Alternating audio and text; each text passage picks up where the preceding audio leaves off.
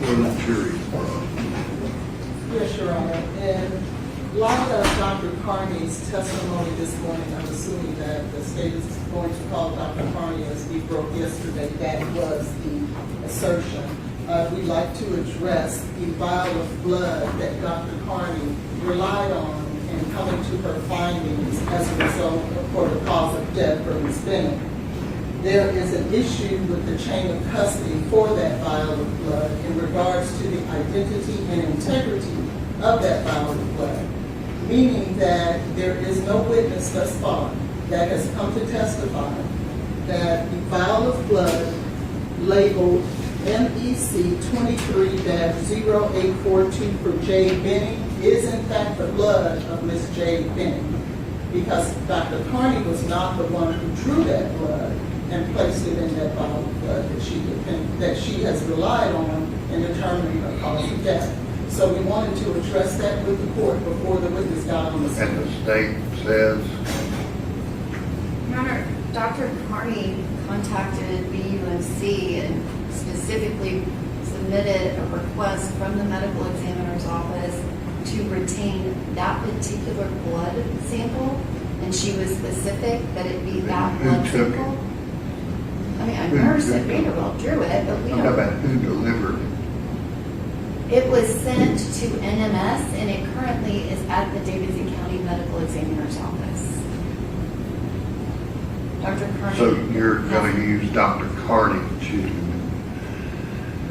give the court reasonable assurance that that's what it is?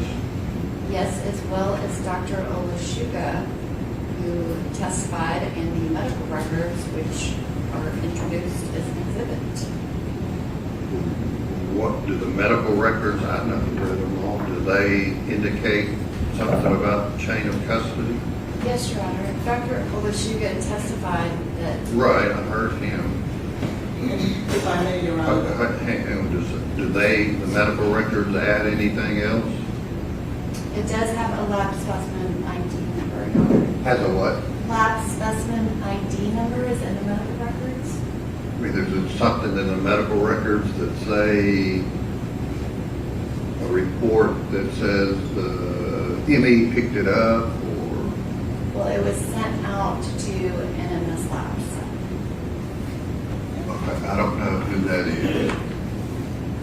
That Dr. Midthun is And the toxicologist for NMS Labs. Midthun, Midthun? Kari Midthun, is he or she here? She is here. Okay, well, why don't you put her on first? Your Honor, Dr. Carney's,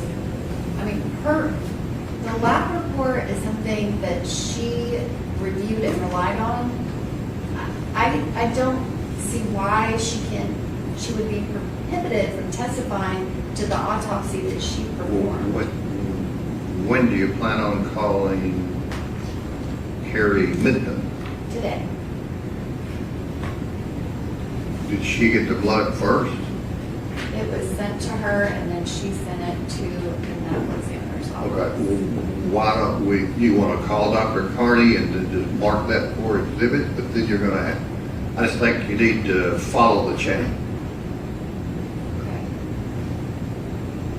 I will need a break because I have people scheduled in a certain order for this morning because we had Dr. Carney here yesterday, Well, but I'm happy to do that. I've got, and I know it's by the preponderance, but I've got a gentleman over here whose attorneys are ranting and raving about the chain of custody, and as we all know, I have to be able to assure reasonable assurance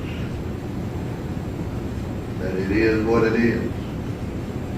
Well, Dr. Olashuga. Are you willing to risk this case on whether you've shown that?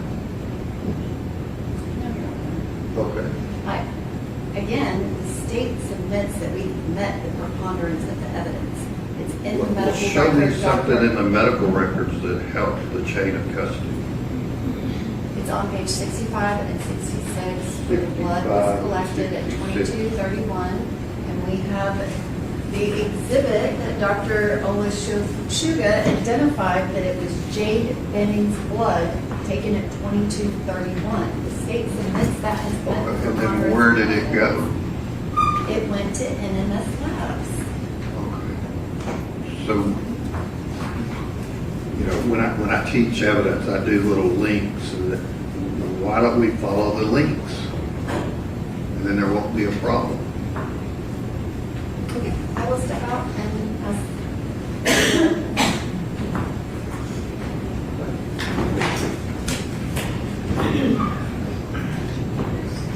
Yeah.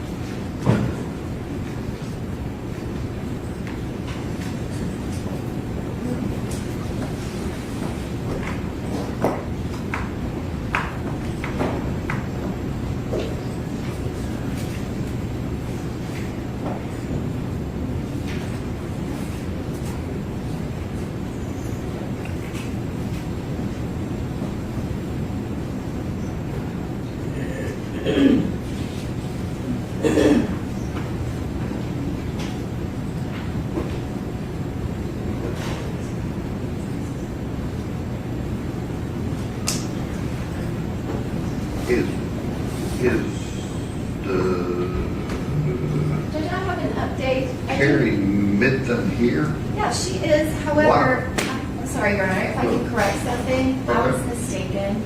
I thought that Vanderbilt sent it to NMS. I knew that Dr. Carney had put a hold on it, but I thought they sent it to them. They did not. They sent it to her. She took that picture of it, and then she sent it to NMS. Okay, well, let And she has it back. Carney, bring Dr. Carney in and just, we'll hear outside the presence of the jury, just any issues about the chain. And who's introducing the defense motion also included urine. Oh, she just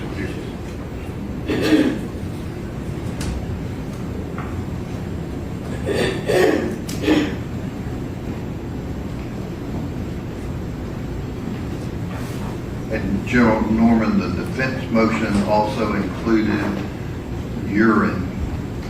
Dr. Carney does not have anything to do with urine samples. Who would? It depends on what urine. I think there's 5. It's a what? So I think there are 5 samples of urine. I don't know which one they're referring to. It says the urine collected on 2/25 and 22/59, and then they footnote that there was a corrected lab report changing the date. Are people going to testify about that? No. I need to know exactly which work order you're referring to, but the one where the date I haven't changed. seen any changed reports, so I'm just, are you going to try to introduce the urine? The one where they changed the collection date, no. Okay. So there's some other urine collected by who? Yes, Detective Reese collected a urine sample from Vanderbilt Okay. Hospital. So the number one on their motion about chain is not going to be an issue, right? Correct. Okay. Doctor, if you'll step up just a moment about this issue about the blood. Do you swear to tell the truth, so help you God? I do. You have that.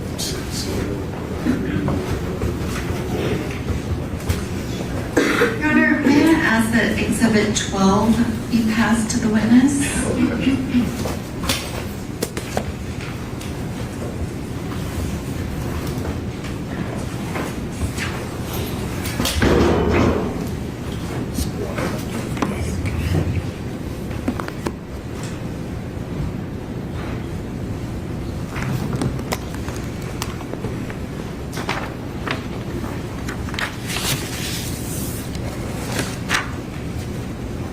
Dr. Carney, do you recognize the item that was just handed to you? Yes, ma'am. And what is that? This is the admission blood sample for Miss Jade Benning that was sent to my office. And did you make a specific request for the first hospital blood sample? Yes, ma'am. And is that the first hospital blood sample that you received from Vanderbilt University Medical Center? Yes. And once you received it, what, if anything, did you do with it? We took a picture of it. I looked to see how much blood was in the vial so I could determine how much volume I had to work with for the subsequent testing. And then we sent it from our office to NMS Labs for toxicology testing. And did you receive a report from NMS Labs on that toxicology testing? Yes, ma'am. And did you incorporate that report into your final autopsy report? Yes. And in preparation for trial, did you have your office take additional photos of that same tube of blood that is pictured in Exhibit 12? Yes, it was, I requested NMS Labs send it back to my office after the testing, and then we took pictures again. Your Honor, I have 3 photographs. If I can Oh, hand these to the okay. witness.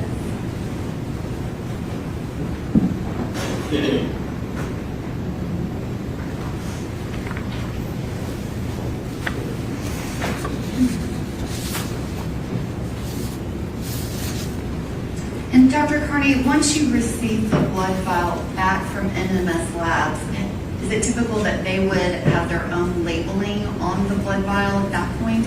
Yes. And do those photographs accurately depict the blood vial as it appears now? Yes. And where is that blood vial? It is actually in the cooler at my office. And our biological samples, they are stored in a cooler, correct? Yes. This is not an item that we could come and put into evidence as an exhibit. Correct. And the NMS laboratory stickers, does it reference a specific work order of 23126-889? Yes, ma'am.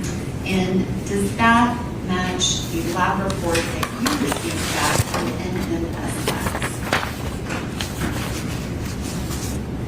Yes, it does.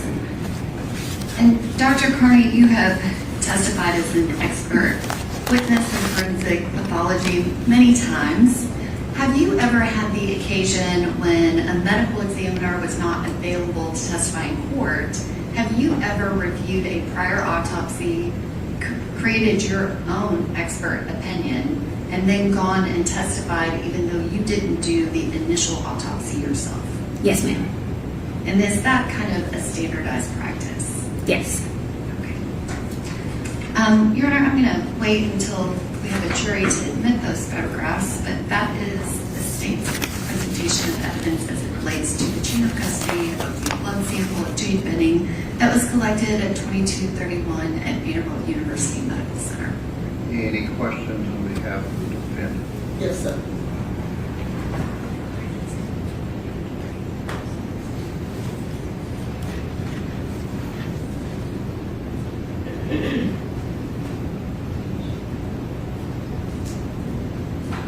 Good morning, Dr. Carney. Good morning. It is good to see you again. I want to ask you a few questions If you remember, I'm Letitia Quinones-Hollins. Want to ask you a few questions in regards to State's Exhibit number 12. Okay. Who drew the blood? Who drew that vial of blood in State's Exhibit number 12 on 2/25/23 at 22:31? I don't know the actual person who drew it, but it was drawn, at the hospital when she came into the emergency department. And so it was not you who drew that blood? No. Okay. Who then took the blood that was drawn purportedly from Miss Benning? What did they do with it at that point? I would appear they sent it to the chemistry lab because that's where my transport service, they picked it up from the chemistry lab. Okay. Who took it to the chemistry lab? I don't know. And when it got to the chemistry lab, can you tell me what day it got to the chemistry lab? I assume it got to the chemistry lab very quickly after so that they could run whatever tests the doctor ordered. But can you tell us the date that it got to the chemistry lab? I don't have that right here. And on what date and at what time was it picked up from the chemistry lab to bring to you? I have that here.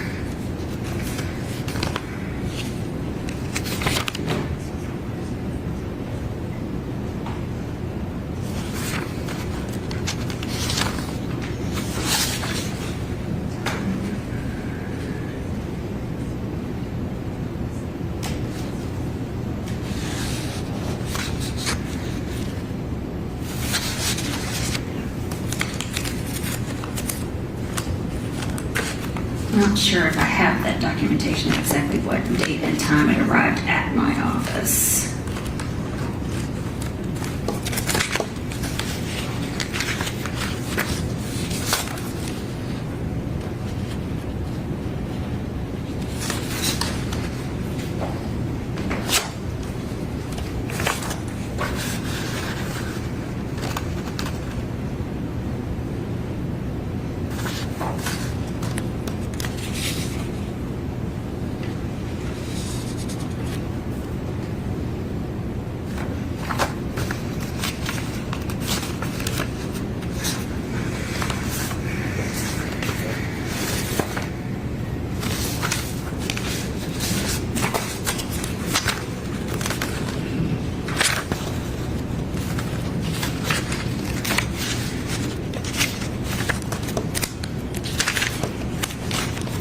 Don't see that here.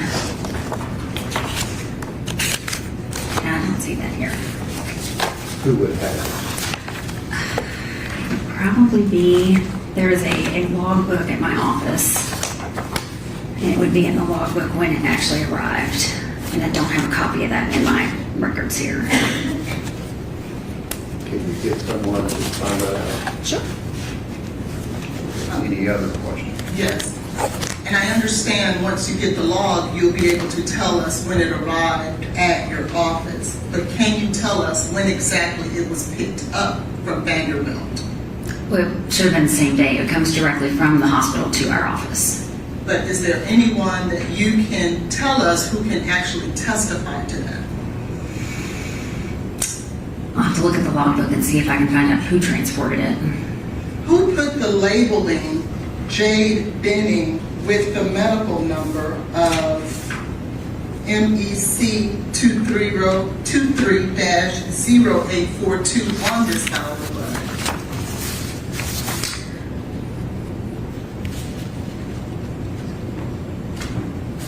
In other words, who affixed the labeling of this vial of blood? Objection, Your Honor, to irrelevant. Okay, do you know? I'm not sure if that was us or if that was NMS Labs. You're talking about the photo when you got it back? Right, so this label that's separate from the tube, that's my office label. The tube, the label that's, Well, she's right. yeah, this one, this is just the hospital label that's on the tube. And then this is my label at the office. Okay. And then when you got it back, So when we got it back, this is, the paper label is from my office.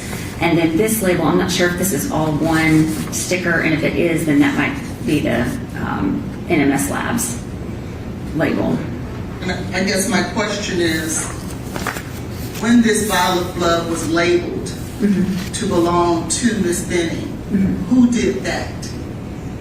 We identified it as Miss Benning's blood at our office and would have sent it as such. And it gets packaged in a way that it's usually enclosed so that it can't be broken open and Yes, ma'am, I understand. altered.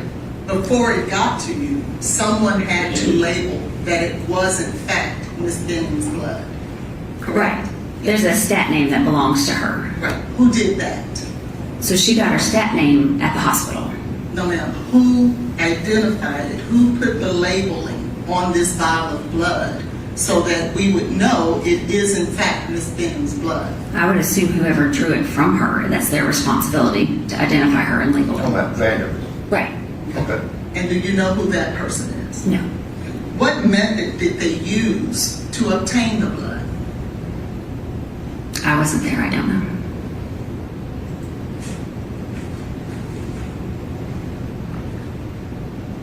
And how much blood did they actually draw from the beginning, from Ms. Benning? I don't know how much there was from the beginning. I know how much there was when it came to me because that's in the report.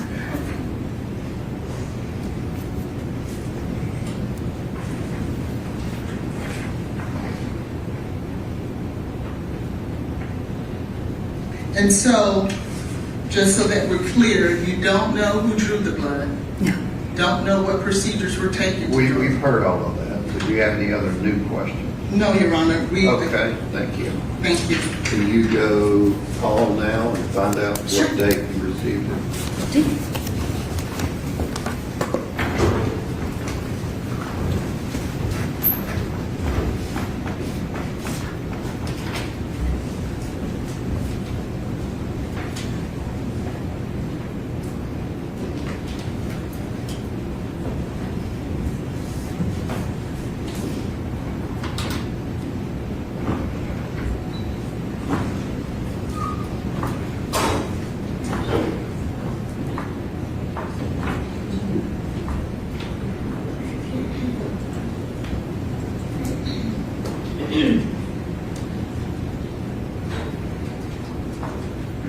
And yes, Your Honor, would you like for me to call Dr. Midthun while we're waiting for that blood?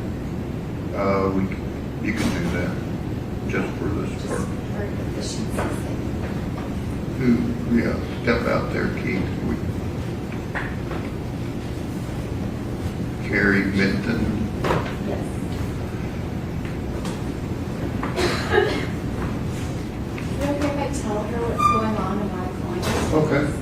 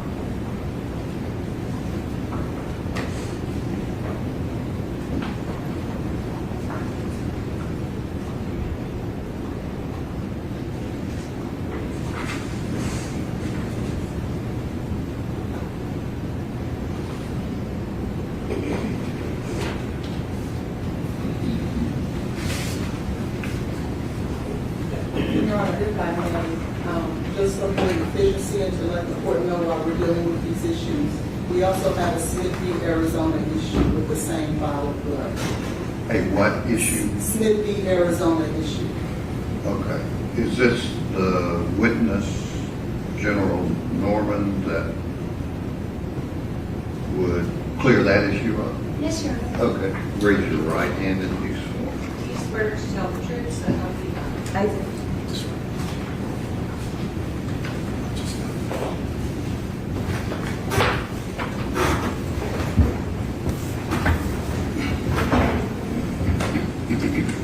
Good morning, Dr. Midthun. Could you please state your full name for the record? Kari Midthun. And could you spell your first and last name for the court reporter? Sure. First name is Kari. Last name Midthun.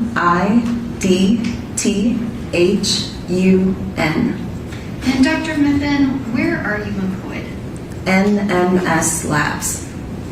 And what is your position at NMS Labs? I'm a forensic toxicologist. And specifically, did you analyze a blood sample of Ms. Jade Benning that was sent to you by Forensic Medical Management Services out of Nashville, Tennessee, with a date of 2/25/23 at 22:31? Yes, the laboratory received a blood vial. And Your Honor, is Exhibit 12 still on the witness stand? Yes, And I believe that there are 3 other photographs yes. that don't have numbers quite yet. Dr. Midthun, could you look at all 4 of those photographs and indicate whether or not you recognize them?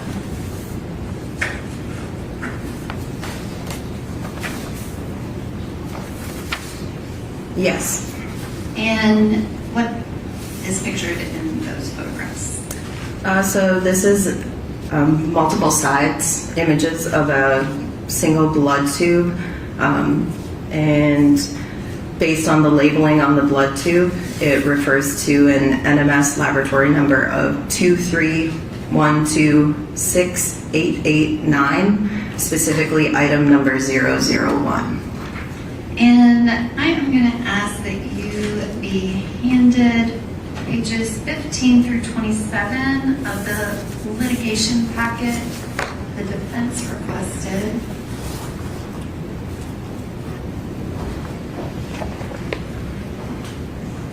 Thank you.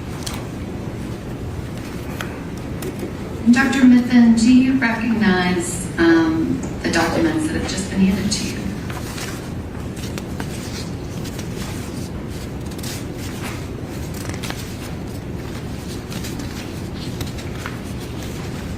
Yes. And are you able to identify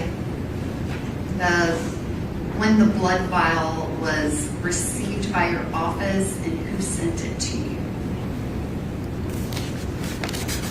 So based on the information here, we have the outer picture, which is the FedEx package label from a package that was captured and received on April 4th, 2023. And then in addition to that, we also have information on here. One second. We have our NMS login verification form, which indicates that a receipt date of April 4th, 2023, also with a receipt from FedEx. And do you also have additional paperwork from NMS Labs that documents after your NMS completed the testing that it was sent back to Forensic Medical Management? There is a specimen return form also included in this packet, yes.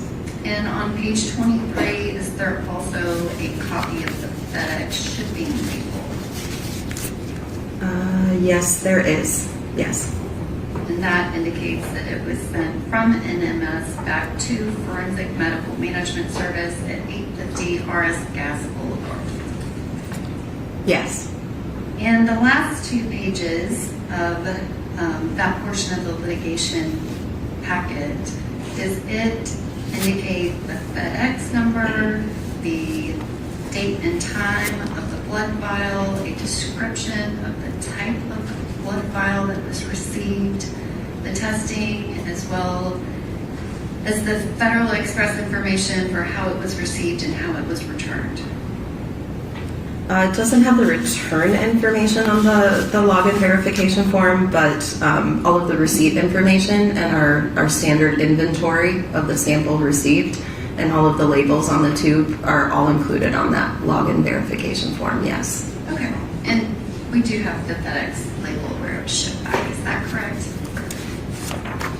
Yes, that was page 23 of what you provided me. Thank you. Your Honor, I'd ask that those 12 pages of the litigation packet give you an exhibit, not for to go back to the jury. I will also do that for the jury, but I would just like for it to be an exhibit to this portion of the hearing if possible. Okay, I could look at it, then if you're gonna make it, if she testifies before the jury, then we mark it then. Okay. Dr. Midthun, can you describe, did you complete the original analysis of the sample related to this blood sample? The original review and analysis, no, I did not. Did you subsequently complete your own review and analysis of the samples related to this blood sample? Yes, I did a complete and full independent analysis and review. And did you form your own expert opinion? Yes. And can you describe what was your expert opinion? So in reviewing all of the data, all of the information provided for that case, the sample confirmed positive for the presence of cocaine and metabolite. And then there was a separate sample also submitted, which also had some findings. And did you create a report that documented your expert opinion based on your analysis? I did, yes. And can you describe at NMS how is that done when you do a re-review on a separate review of a sample analysis and have your own expert opinion? What's the process of reporting that? So a request is made to have the report re-reviewed, oftentimes just because the original analyst isn't available or due to timing. And so the request was made that I personally and independently review the report. I look at all of the data fresh, treat the case as if I have never looked at any part of it before. It's brand new to me. I review all of the paperwork generated for that case from scratch, and then generate the independent report based on my own review of the data and report the findings. In doing so, because it is the second report issued for that case, it is labeled as a corrected report. That is only due to accreditation standards. We need to highlight that this is a different report from the original. And so that is the reasoning behind that corrected label at the top. And I'm going to ask that this witness be handed a copy of Dr. Carney's autopsy report as well as a copy of her 3/19/26 corrected report.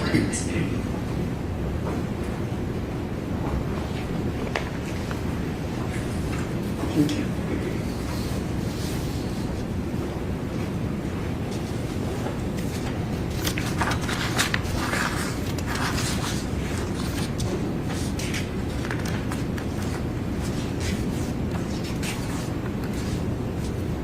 And Dr. Midthun, are you able to say that you reviewed the exact same sample that was originally the sample that was analyzed by Megan Hessler with NMS and the original report sent to Dr. Carney's office?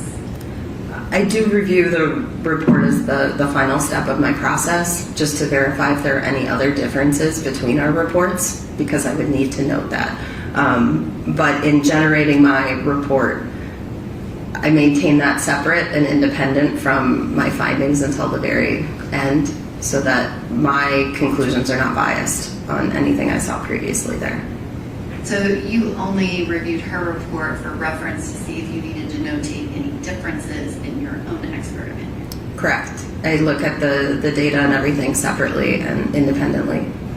But can you compare the two reports and the specimens that are the basis of the reports as well as the work order number and state that those are in fact the same sample? Yes, they are. And does your report include a specimen receipt date? It does. And what is that date? On the bottom of page 1, it notes the specimens were received on April 4th, 2023. And that's the exact date that's in the paperwork that is part of the litigation packet that you just testified to. Correct. Thank you, Dr. Midthun. And one question, and I don't know if Joe Norman needs to follow up or not, but I think you said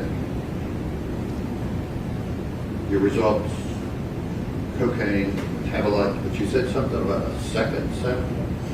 There were multiple items submitted under that work order or that request.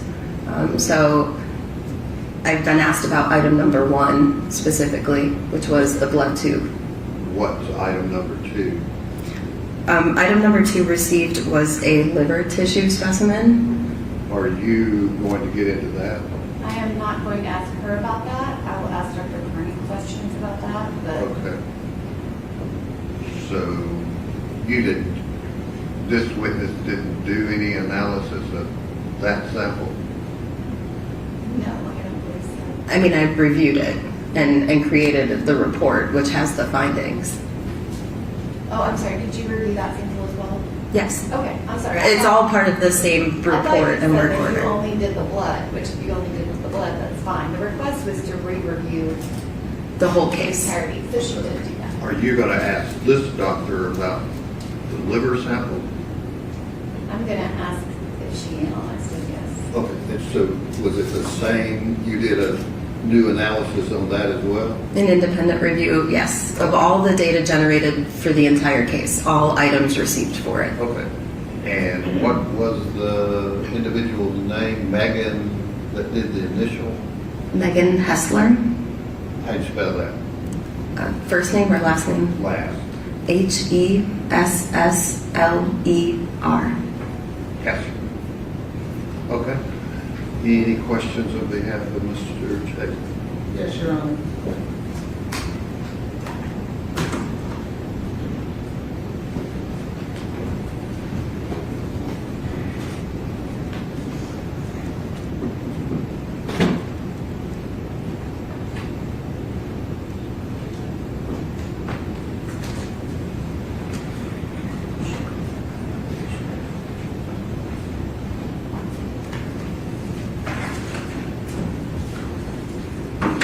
How are you, Dr. Midthun? I'm doing okay, how are you? Good, thank you. My name is Letitia Quinones-Hollins, and I want to ask you a few questions in regards to your analysis of, What's your question?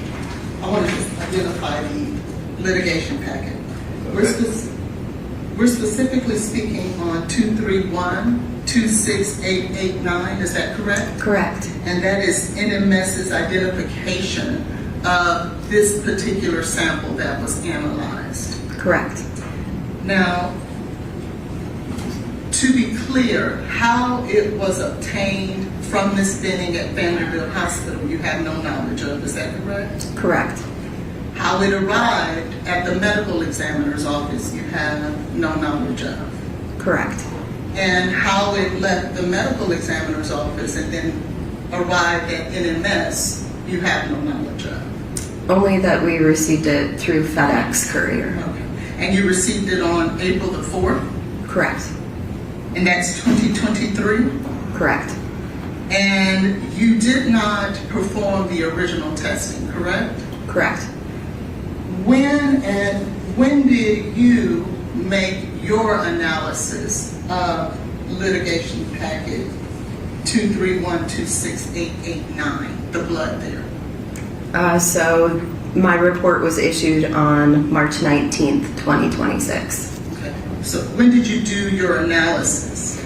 It would have been, that was when I did my final signature on it. I may have started reviewing some of the data a day or so prior. I don't recall the exact date, but my final report interpretation was signed off on the 19th of March, 2026. So are you saying that you started your review of this blood and this analysis prior to March 19th? It's possible. I don't recall if I did it all in one sitting or if I started and then finished the next day. And can you tell us what is all involved in your review in order to obtain a final outcome, a final conclusion? So as part of case review, it's reviewing the specific data generated for the case, reviewing anything that was performed for screen testing, any confirmation testing or more definitive testing that's performed after the fact, reviewing any paperwork received in terms of requisition forms, submission forms, reviewing chain of custody, reviewing that login information form, reviewing phone log communications to ensure that we've performed the testing that was requested, ensuring that the testing was completed in full, that a test wasn't missed, and then ensuring the accuracy of the data. So if during my review I identify an area of concern, I can ask that a test be repeated. I can ask for clarification from one of the analysts in the laboratory. I have autonomy there to investigate if I feel there's a concern during that review. When you did your review of the blood in this case, did you actually have the blood itself to do any review or reruns of tests? In this individual case, no, the blood had been sent back to FMMS at that time because of the distance in time from when the original sample came in and was tested. So when you did your review, it had nothing to do specifically with the vial of blood itself? I would say that's not true. I'm looking at the data that was generated from that specific blood vial. So it does directly relate to that blood vial. But you yourself didn't run any tests? I did not. And when you reviewed the review, is it Dr. Hessler or Ms. Hessler. Ms. Hessler? Did you find that there were any failed runs? For that specific case, there were some repeat testing runs that were required just due to concentrations and some of the information that was showing on the initial results. So there were repeat runs required. Did you review an analysis to determine whether or not those issues for those failed runs were in fact, I guess, corrected? Yes, everything was run in terms of standard operating procedures. So if there was a control issue, that issue was evaluated. If the run needed to be repeated for the control issue, it was repeated for the control issue. In at least one instance, it was repeated just due to the quantity involved here. The quantity exceeded our instrument capability for the test at that time, and so it needed to be repeated on a dilution in order to be within our analytical range possible for that test. Did you analyze directly any issues that you may or may not have with carryover? Carryover is checked on every run, yes. Did you review that in this case? I did. And did you review the actual raw data, or did you just review the data that was printed on a screen or a document? So the raw data is automatically uploaded to our secure storage or data storage. So I am reviewing the data that was generated off of the instrument in my review. So you are reviewing the raw data? I'm not at the instrument, which would be the raw data coming straight off of the instrument itself, but that is uploaded to a secure storage, which I have access to. So I'm reviewing the data files that the instrument directly generated. Okay, so you're reviewing then just documents and records? Yes.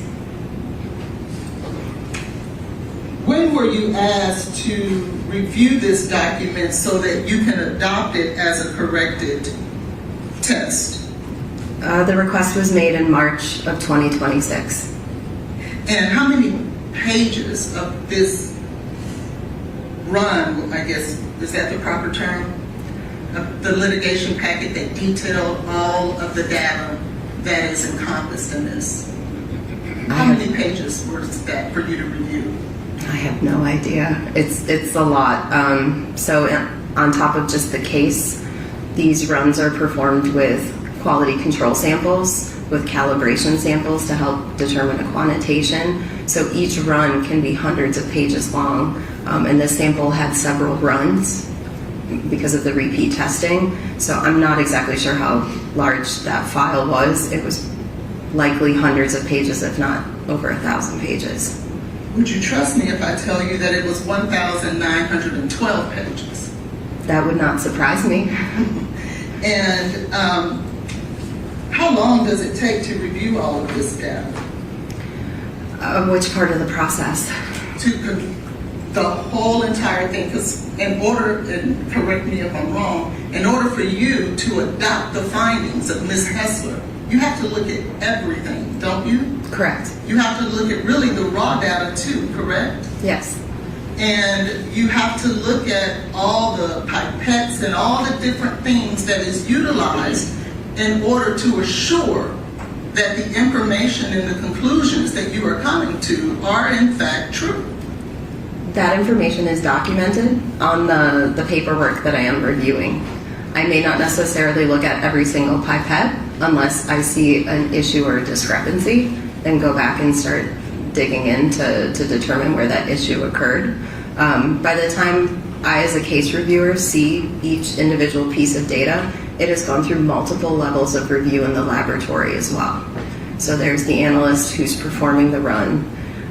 There's an analyst who determines that the run finished and was acceptable, that the quality control samples look correct, they are acceptable. There is an independent technical review of that run after that original analyst signs off.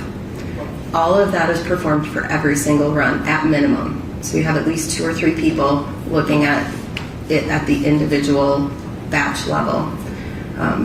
And then once all testing is complete, then it hits my side or my part and my responsibility. So I'm not only looking at their data generated and looking that they've reviewed independently the results, I'm looking at the full picture and piecing the data from multiple runs across multiple parts of the laboratory to ensure that the results are consistent and that they're fitting together, putting the pieces of that puzzle together, that things are consistent. We're seeing consistent responses between a screen run and a more definitive confirmation run. So I'm doing a higher level overview review after multiple levels of review have already been performed before me. Okay. And so then you did not participate at all in any of those runs that you just described? Correct. I'm not directly involved in the handling of the sample or the chain of custody.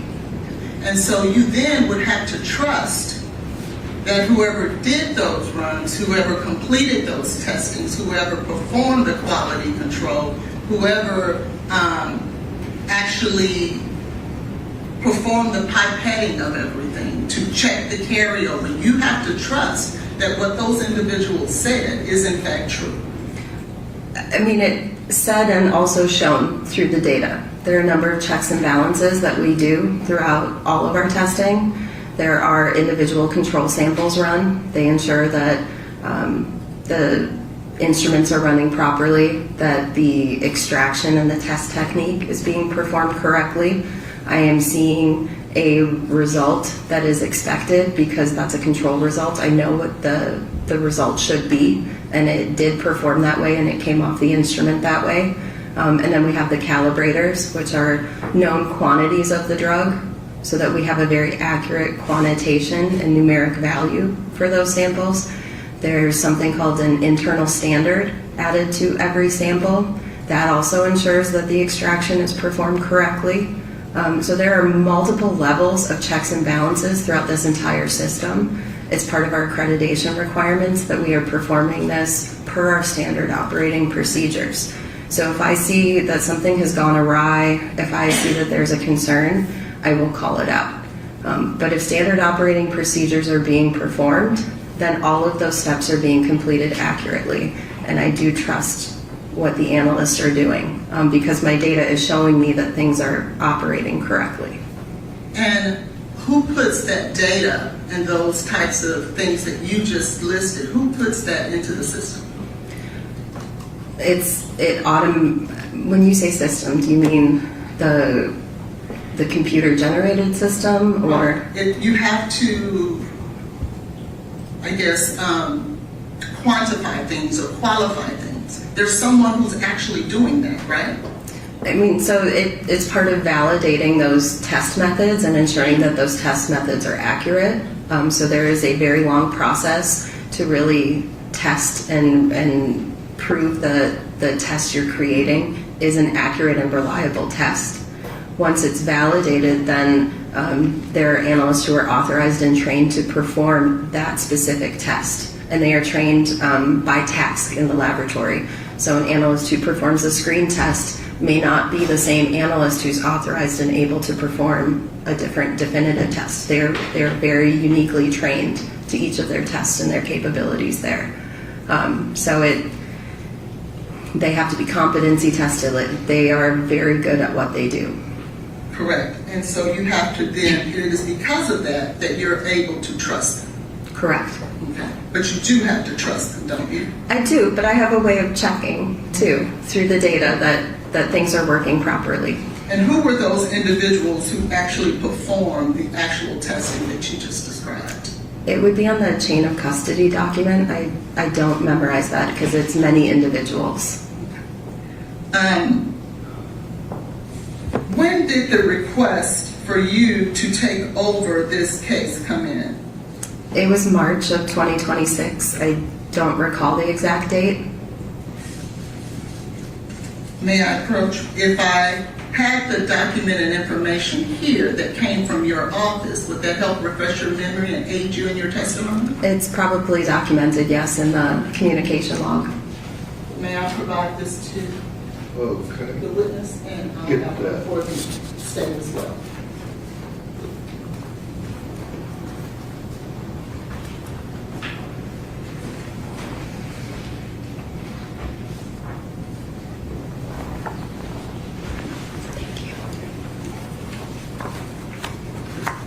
And I'll mark that for identification purposes only, Defendant's Exhibit 1. Can I draw your attention? Hang on. Can you answer the question from your review?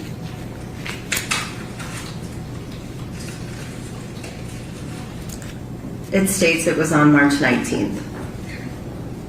Can I draw your attention to page 41? Yes. Entry March 12th of 2026.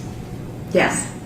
Do you see there where someone from your office received an email from Eric Evans providing a subpoena for MMR, which I'm assuming would be Miss Hessler, used to be Miss Ringel, I believe, correct? Correct. Okay. Requesting that she appear for trial on June 22nd of 26. Yes.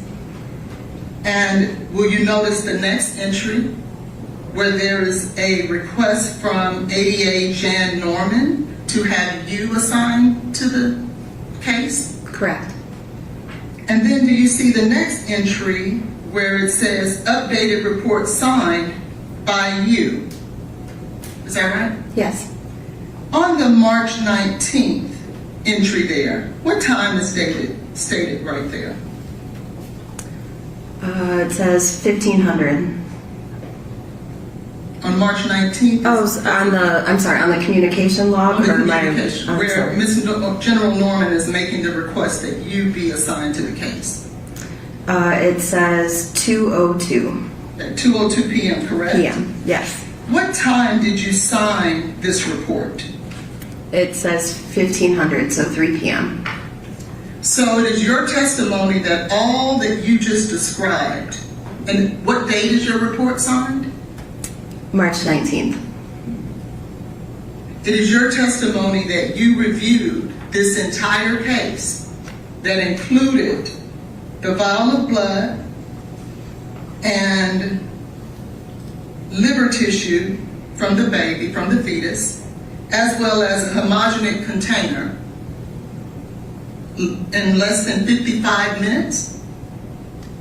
Yes. Is that possible, Dr. Midthun? Yes. From our experience and training, we are trained to do this review, this case review.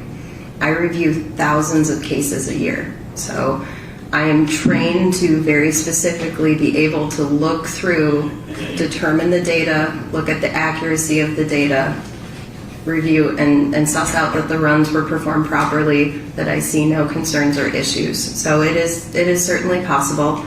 It was 2 samples. I was aware of these cases and have been aware of these cases for quite some time due to the length of preparation.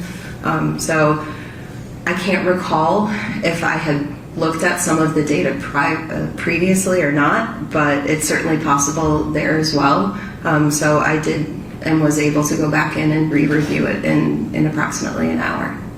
Well, and that may be just the date and time stamp of the message from the communication technician that wrote that in the communication log. I don't know when the actual communication request came in. They may have given me a heads up earlier. This is just when she recorded it in the communication log. So to be fair there, it's unclear if that timing is exact to a phone call or email or just when they logged it into the system that we received this request. isn't the purpose of this communication history report based on the accreditation of NMS is to ensure that the integrity and that the chain of custody and everything that is required with all of these testings is in fact logged every time you touch a sample or have anything to do with the sample. Isn't that the purpose of these documents? Yes. And so are you testifying that there could have been a situation where NMS was communicating about a particular sample and didn't document it? No. It's them officially documenting it on this program that goes in the long-term communication log. Our client services department uses a different system called D365. And so they will receive their phone calls and communications and it's logged in through D365. But then they have to do a separate independent notation to put it into this permanent communication log. So it is logged in other locations. I don't know when they physically received the request from the DA's office. I can only see when they marked it in this communication log. And to be fair, when I'm writing communications, such as when we met earlier this year, I didn't write my notes until after our meeting. So my date and time stamp wouldn't have been completely accurate to the date and time of our meeting because I couldn't write it until after we had finished speaking. Correct, but the request from General Norman didn't come in until March 19th. So how could it have been done previously? It may have come in earlier in the day than 2 p.m. is what I'm saying. That timestamp may not be completely accurate to the physical request that she made. And so then it is your testimony that NMS, when they purport to us that this is all the communications that pertain to this particular vial and all the quality control with maintaining those communications may not be completely accurate. I can't see what's in that D365. I can only see what's on this program. So I don't know if and when a communication was received. I don't believe I saw the email specifically requesting it.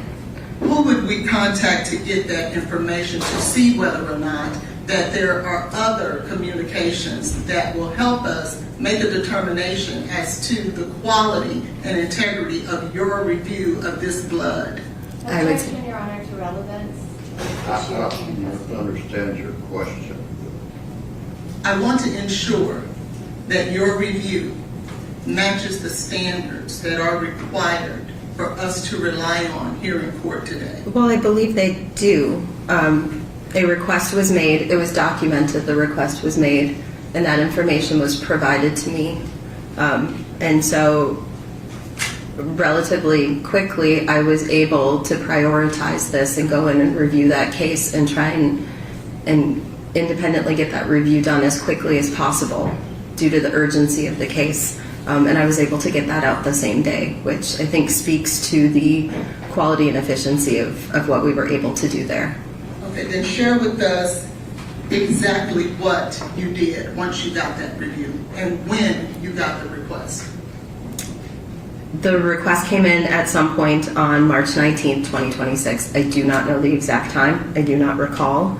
But as part of my review, I then went back through the data. I pulled up that work order in our data storage information system, and I was able. I apologize. What is the name of that system? OnBase. And so there should be documentation of you signing on to do the quality control on OnBase for that day. Signing in and opening up the case, yes, there would be record of me going in and looking at the case. I have reviewed it many times since then as well. And what did you do next? I performed a case level review. So I looked at the independent case data generated, looked at requisition forms, the submission form, looked at the batch review sheets for that run to make sure that the runs were run appropriately, there were no issues noted. As part of accreditation, the analyst would have to note when those issues occur. And I don't recall having any concerns or issues with what I was seeing. I ensured that the draft report that I generate, everything was showing up and looking proper. The results were correct, the numbers were correct. And when I was finished, I move over to our laboratory information system and I say that I have reviewed and okayed the release of this report. How many samples were in this particular batch? I don't recall off the top of my head. And in order for us to trust your ultimate findings, you would have to have to approve each sample that was ran for this particular batch. So I'm doing a case level review, not a batch level review. What's the difference? So a batch level would be looking at all of the cases on that batch or run and looking at the quality controls that were run, the calibration samples that were run, looking at the internal standard in each sample and ensuring that that ran appropriately, or if it didn't run appropriately, what would be the correct action for that sample or QC sample. It may be to re-inject it, it may be to repeat the run, depending on what an issue is. On a case level review, I am looking at the individual case data. And so you're saying you did not then do the internal standard, the re-injections, the quality control for each sample, you did a case data review. For this specific sample, not every sample in the batch, just this specific sample, and then I will go back and look at the information important for that batch. So there are summary sheets that are created for the batch, which will summarize an internal standard. It will summarize how the calibrators and QCs performed. I can look at all of that information in one quick spot. I can also see any notes that the analyst who was at the bench made that day. If they noted that there was an issue, that would all be noted. If a supervisor looked at that run and saw an issue or had to approve something, that would be noted on that summary sheet as well. So I'm looking at the independent case data, and then I can look at the full picture of the run from the summaries and the snapshots provided. If something concerns me on that summary page, I can go in and look at the individual QC data pages and all of that. But I don't have to if everything's being run appropriately and I don't see a cause for concern, because I know it's already gone through so many levels of review before it reached me.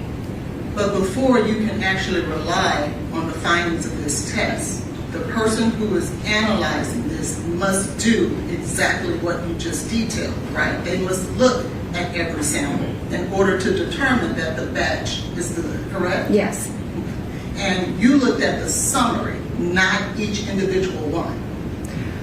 I can say I did not physically look at every single QC for these samples. And in order to come to a reliable decision, you do have to make sure that each individual QC is done correctly, correct?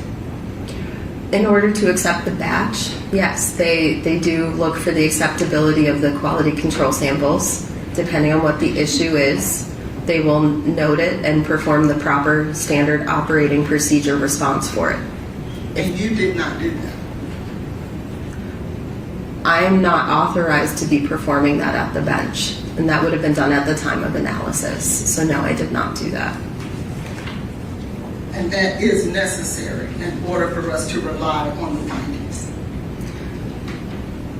The findings are reliable. They've been accepted. They've been peer-reviewed multiple times, technically reviewed multiple times. They met all of our acceptance criteria in order to accept that run. So the findings are accurate and acceptable. Right, I'm not questioning that. What I'm stating is that that person has to do those individual QCs in order to get the reliable findings.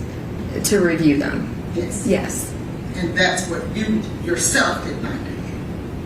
Every single QC for every single run, no, I did not do every single one. I may have looked at some of them. I don't recall. I have prepped for a number of reports for today, so I do not recall exactly which QCs I looked at for exactly which samples. And there are other things in regard to this testing that you yourself could not look at and or do because it just wouldn't have been enough time. Would you agree? Such as? Well, you had 53 minutes to review all of the data. It's impossible for you to have looked at each and every step along the way in order to come to that conclusion. Each QC? Yes. Correct. That I was doing the case data, looking at the summaries. If I had a question on one, I would go in and look at it. So when you narrow it down to that, I had enough time to look at all of the individual case data for those samples.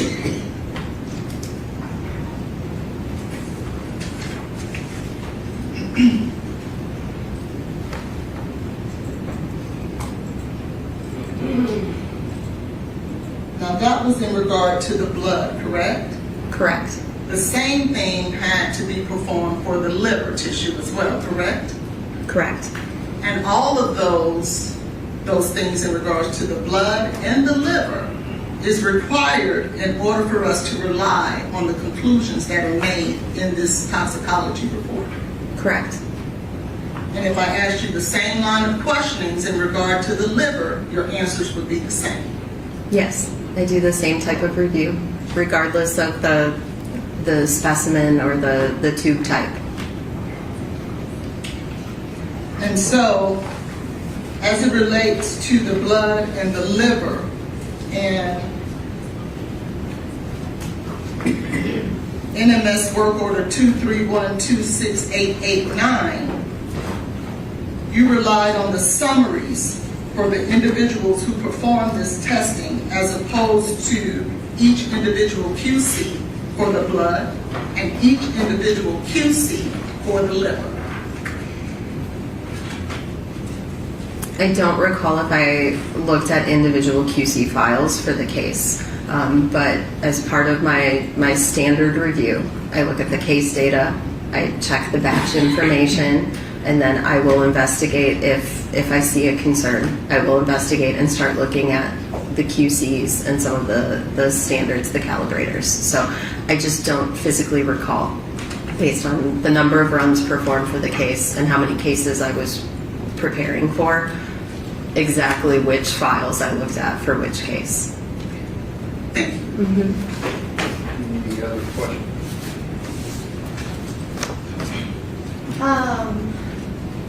Not for this witness, Your Honor. Actually, Dr. Midthun, did you also re-review and reanalyze another report related to a blood sample and a urine sample collected by Metro Nashville Police Department? Yes, I did. And did you form your own expert opinion and issue a separate emergency report? Yes, I did. What happened to Megan Hessler?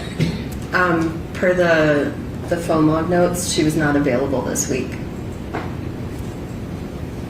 Dr. Midthun, did you also do the original testing on Jade Benning's comforter?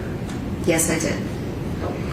Okay, I don't have any issue before me on that. All right, thank you, ma'am. Thank you. And see, Keith, it's Dr. Carney down there.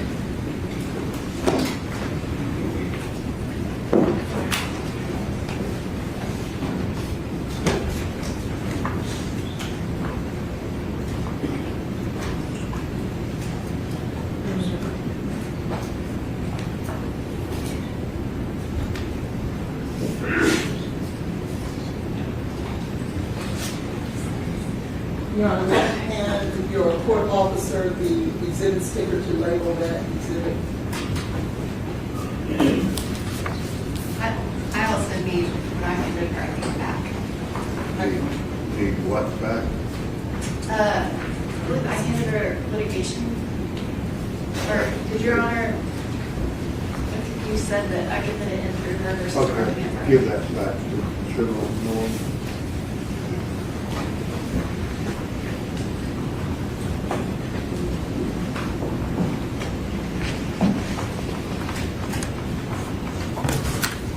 Just you can leave those there like this.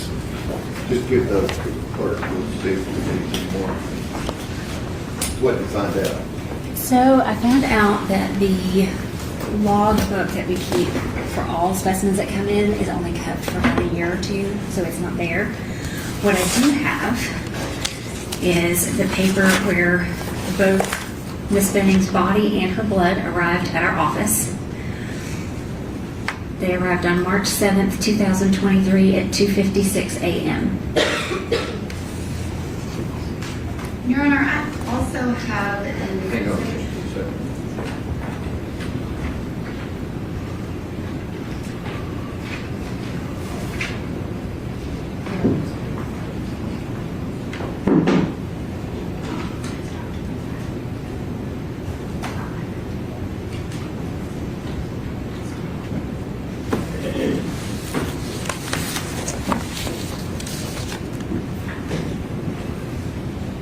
And are you wanting to ask other questions?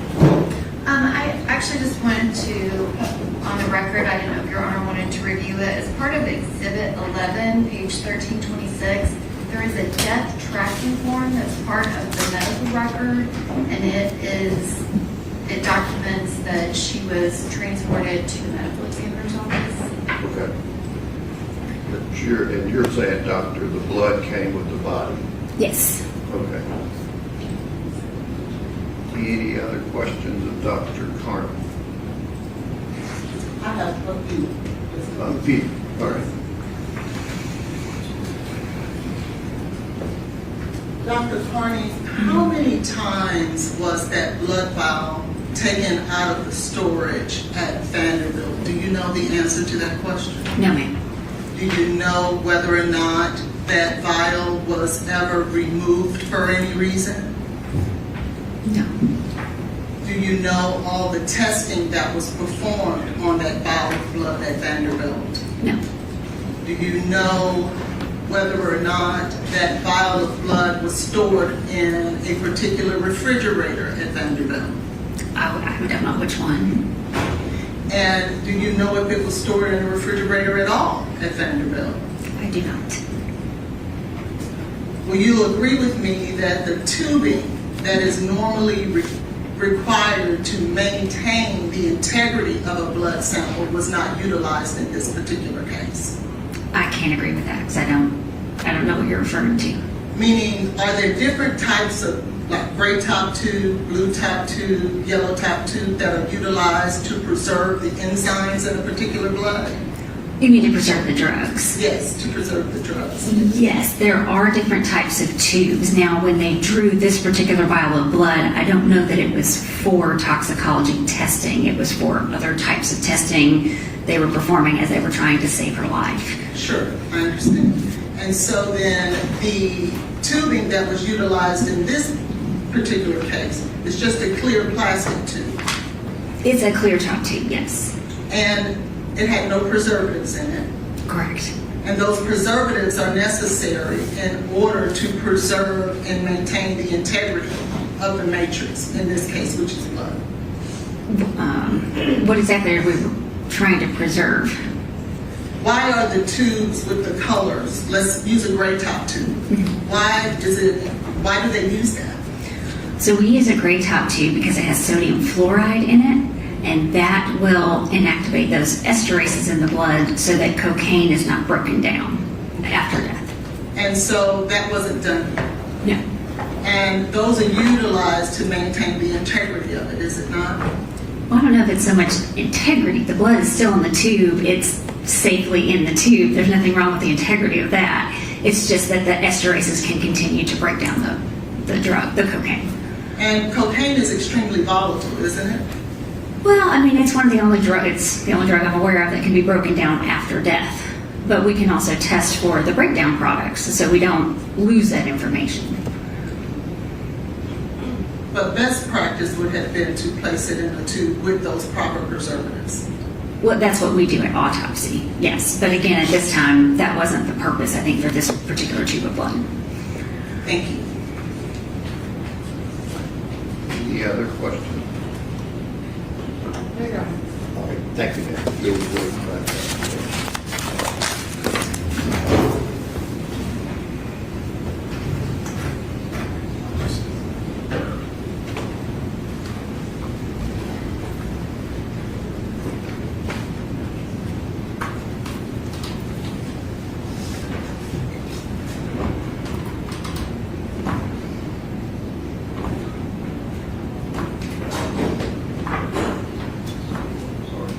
Does the defense care to be heard? Yes, Your Honor, we would re-raise our objections in regards to the chain of custody in this case. This blood is purported to have been drawn from Ms. Benning on 2/25 and 23 at 10:31 p.m. However, there has been no witness to attest that that is in fact accurate. In addition to that, there has been no witness to establish what was done with that vial of blood from 2/25/23 at 10:31 p.m. until the time it reached Vanderbilt on March the 7th at 2:53 a.m. That would be 10 days that we don't have any idea where it was, how it was stored, who touched it, and for what purpose. That evidence has not been established here today, and as a result of that, the defense would challenge the chain of custody as it relates to that particular vial of blood. In addition to that, in regards to Dr. Midthun, she has testified that she had to rely on the summaries of those individuals who actually performed the QCs for each sample in that batch run of 231-26889. She stated that in order to trust and rely on the findings that are purported in this toxicology report, that those testings and all the quality controls that performed would have had to be accurate. She has testified that she did not do that for each sample, and therefore, as a Is the result... first report testimonial? Yes, Your Honor. How so? It's testimonial because in order for Mr. Taylor to be able to trust that this is in fact an How about the accurate... lab didn't know anything about Mr. Taylor or whether there would be any charges? Could you repeat that, please? What's the lab doing in MNS? NMS, What's their primary purpose of testing the blood? is Was to... it to determine whether there was a crime? No, they're testing whether or not there was cocaine in the blood. in order to be a crime. Well, I don't know that the mere fact cocaine is in the blood makes it a crime. Right. Neither do they. So what is their primary purpose?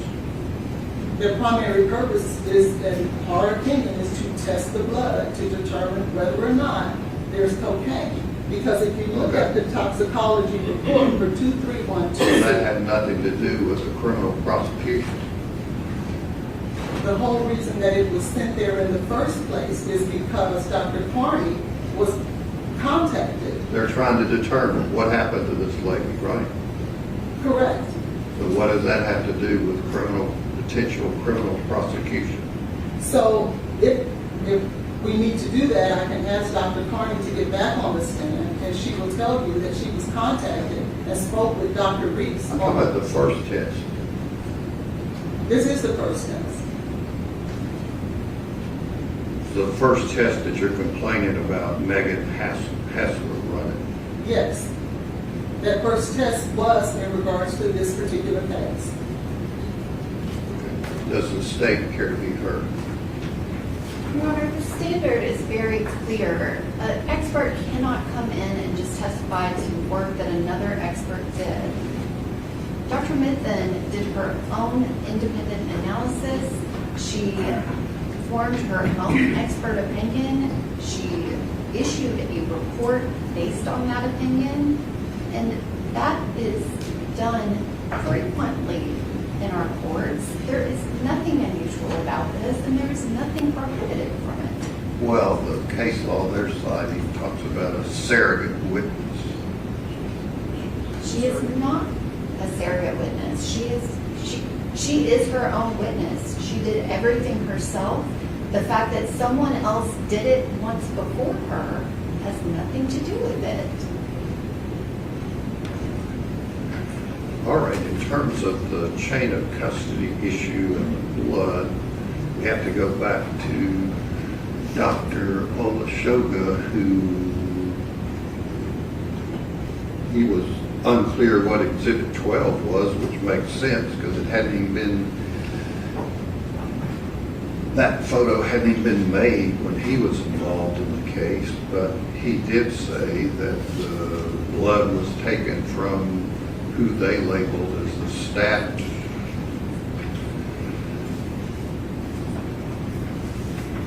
patient.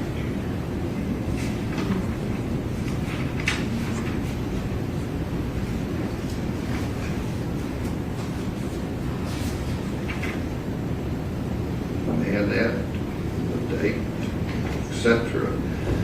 That the blood was taken. The hospital records show that. I mean, the state doesn't have to show every runner that touched it or every person that touched it in the chain, but to give the court reasonable assurance that we're talking about the same vial of blood. The defense attorney cross-examined until the jury goes to sleep about whether or not this landed us here today an accurate result.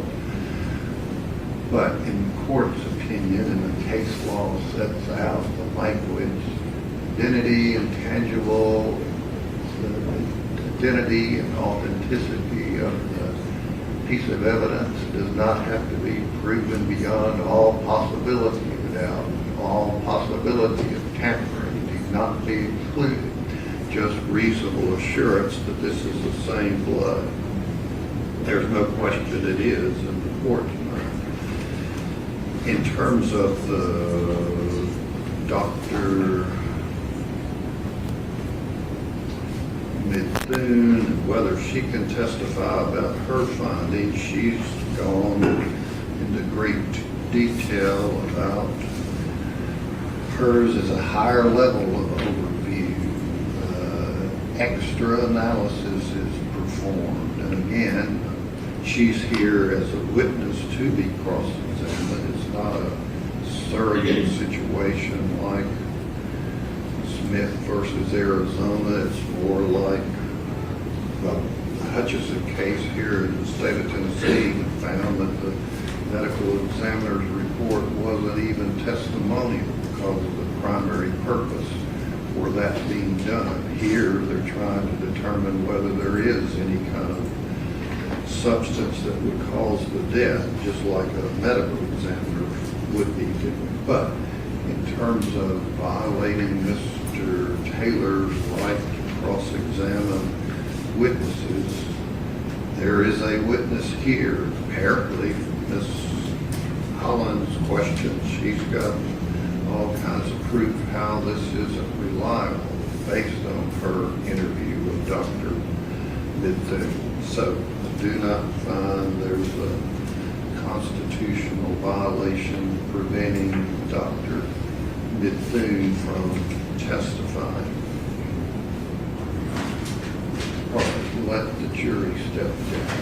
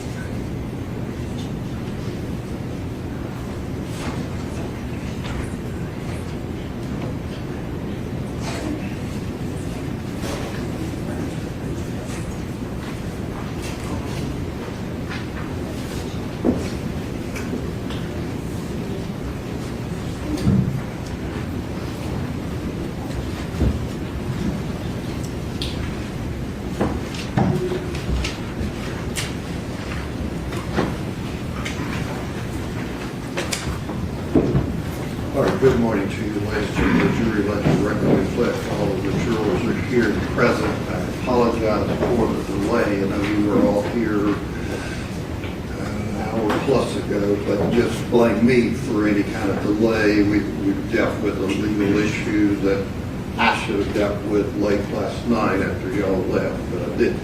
So just blame me for any issues you have with the delay. All right, Doctor, if you'll step up.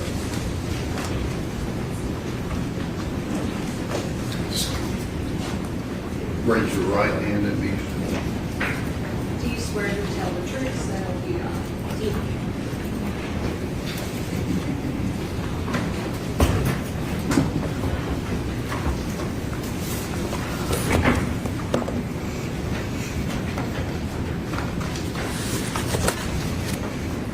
Judge, at some point I had 3 photographs that were sent out. I don't think what is these.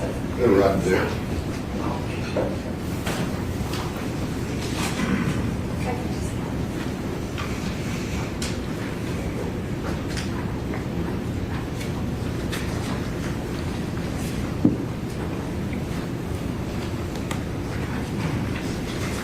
Good morning, Dr. Carney. Good morning. Could you please state your full name for the record? Yes, it's Erin, E-R-I-N, last name Carney, C-A-R-N-E-Y. And Dr. Carney, where are you employed and what is your position? I work at the Center for Forensic Medicine. We serve as the Davidson County Medical Examiner's Office and the Regional Forensic Center for Middle Tennessee, and I'm a forensic pathologist. And what is your current position? I am the Interim Chief Medical Examiner for Davidson County. And how long have you worked at the medical examiner's office? Been there, it'll be 13 years next week. And prior to that, what did you do? So prior to that, I did my education and training to become a forensic pathologist. I earned my Bachelor of Science degree in biology with a concentration in biochemistry and cellular and molecular biology at the University of Tennessee, Knoxville. I attended Vanderbilt University School of Medicine, where I earned my Doctor of Medicine degree. I completed residency in anatomic and clinical pathology at the Johns Hopkins Hospital and a forensic pathology fellowship at the State of Maryland Office of the Chief Medical Examiner. And do you hold any certifications or medical licenses? So I have medical licenses in the states of Tennessee, Texas, and Kansas, and I am board certified in anatomic, clinical, and forensic pathology. And can you describe, do you do any teaching in the field? Yes, so we teach residents in pathology who rotate through our office, and I am an assistant professor at Vanderbilt. And approximately, can you estimate how many autopsies have you performed in your 13 years at the medical examiner's office? I've performed over 3,000 autopsies. And that's you yourself? Yes. And Your Honor, if I can pass the witness the document. Okay.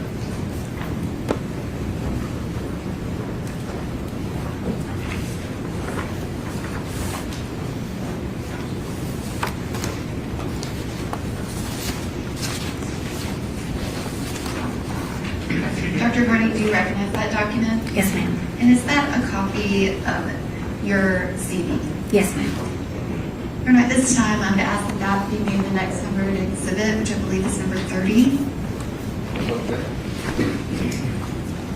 Dr. Carney, can you describe what is an autopsy? What is that process? So an autopsy is an examination of the body that consists of two parts. There's an external examination and an internal examination. For the external examination, I'm looking at the outside of the body. We will record the length of the body on the table to estimate their height in life, look at the hair color, the eye color, and I'll look for evidence of disease or injury that would help me understand why this person died. Then we'll do an internal examination that starts with a Y incision on the chest and abdomen, where we reflect the skin and soft tissue so I can see the ribs, look for any rib fractures. We'll cut through those ribs and take off that sternum and ribs, the chest plate, if you will, so I can see the internal organs and look for any bleeding or fluids around those organs maybe that shouldn't be there. And then I'll look carefully at each of the organs for evidence of disease or injury. And then finally, we do an incision behind the ears, across the top of the head, and reflect the scalp forward, and that way I can look for any bruising that might be hard to see if we have a lot of hair.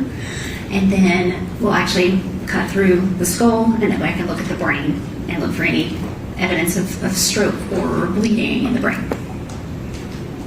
And when you're completing an autopsy, what is kind of the ultimate determination that you are making as a medical examiner? So the goal of the autopsy is to determine the cause of death. And obviously there's many causes of death. Is there another determination that you assess? Yes, so I'll want to determine the cause of death from autopsy. And then from the autopsy findings, in combination with the investigation into the circumstances surrounding the death, I will come to a conclusion for the manner of death. That's a classification of death, and it typically fits into one of 5 categories. There's 6 on the death certificate because there's a pending option if we're still waiting on information. And that determination of manner of death, is that for purposes of the death certificate? Yes, ma'am. Is it a legal determination that has anything to do with this criminal process? No, ma'am. And what are the 5, or you said actually 6, possible outcomes as to the manner of death? So it's homicide, suicide, accident, natural, could not be determined, and then the 6th one, like I mentioned, is the pending investigation. So if I don't have all the information yet to make the determination in one of those 5, then they'll get a pending death certificate until I have everything. And that is a separate standard that you use just for the death death certificate, is that correct? Yes, ma'am. So if you labeled something a homicide, it would not mean that a criminal homicide occurred, is that right? Correct. And many times it would not be determined from your perspective for purposes of the death certificate. Yes. But you still come to court and testify in criminal cases, even in that situation, is that correct? That's correct. And did you perform the autopsy of Jade Benning on March 7th of 2023? Yes, I did. And at this time, I would proffer Dr. Carney as an expert in forensic pathology.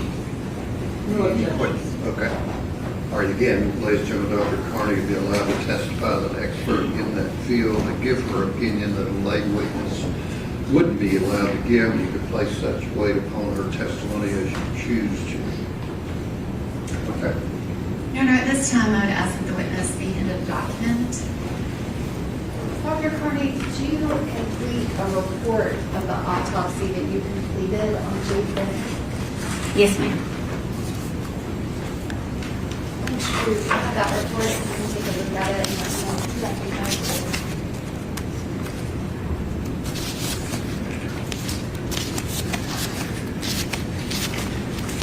Yes, this is my autopsy report with the attached toxicology report. Dr. Carney, how did you first get notified of Jade Benning? Was it when she was received by your office at the medical examiner? Objection, Your Honor, leaving. Okay. The question was, when did you get notified about the death of Jade Benning? Well, my office was called actually a few days after she went into the hospital because she had experienced this anoxic brain injury and it was believed that her death was imminent. Is that a typical thing that happens? Yes. And once you were contacted, did you engage in discussions with people at Vanderbilt? Yes. And specifically, who were you speaking to at Vanderbilt? I had a lot of dialogue with the toxicologist at Vanderbilt because initially Ms. Benning's reason for her brain to be deprived of oxygen, the reason that her heart stopped, was unknown. And so there was a lot of testing and trying to determine why this happened. And so we were in discussion trying to determine what might be her cause of death and what I might need to test for or look for when she came to my office. And did you actually make requests related to Jade Benning before her body ever arrived at your office? Yes. So when we are notified that a death is imminent and they're in the hospital for an extended period, and I think the toxicology could be very important in the case, then we want to make sure that that initial blood sample that was taken when they first came to the hospital is saved and not discarded. So we contacted the laboratory at Vanderbilt Hospital to make sure that they saved that blood for me to be able to test after her death was pronounced. And Your Honor, I'm going to ask that the witness be handed Exhibit 12, which I have, as well as 3 other photographs.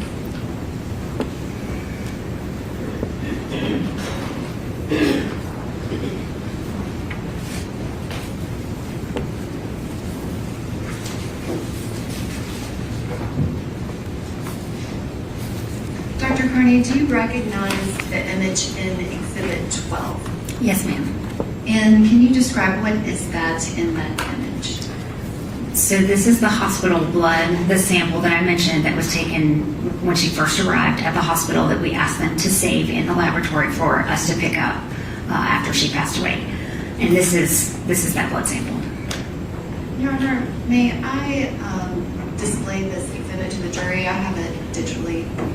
Okay. And that exhibit has been talked about before. The photo, who made that? Who made this photo? The photographer at my office took this picture. This was when the blood sample was transported to the medical examiner's office. And Dr. Carney, does this have the specific date and time the blood sample was collected from Ms. Jade Benning? Yes, ma'am. So you can see on the label, it says 2/25/23 at 22:31, so 10:31 that evening. And is there a Vanderbilt University medical record number also on that same label? Yes. And I guess, can you describe, does it have Ms. Benning's date of birth? Yes. So her date of birth is listed there at the top of the sample. It's upside down in this picture, but yes. And the labeling underneath it, can you describe what that is? So whenever an individual comes to my office, they are given their own unique medical examiner case number. So the MEC number 23-0842 is Ms. Benning's specific case number. And then the date underneath it is the date that she died. Your Honor, at this time, I would ask that Exhibit 12, which was previously marked only for identification, be entered as Exhibit 12. Okay, Yeah, may I object and may I approach? okay. All right.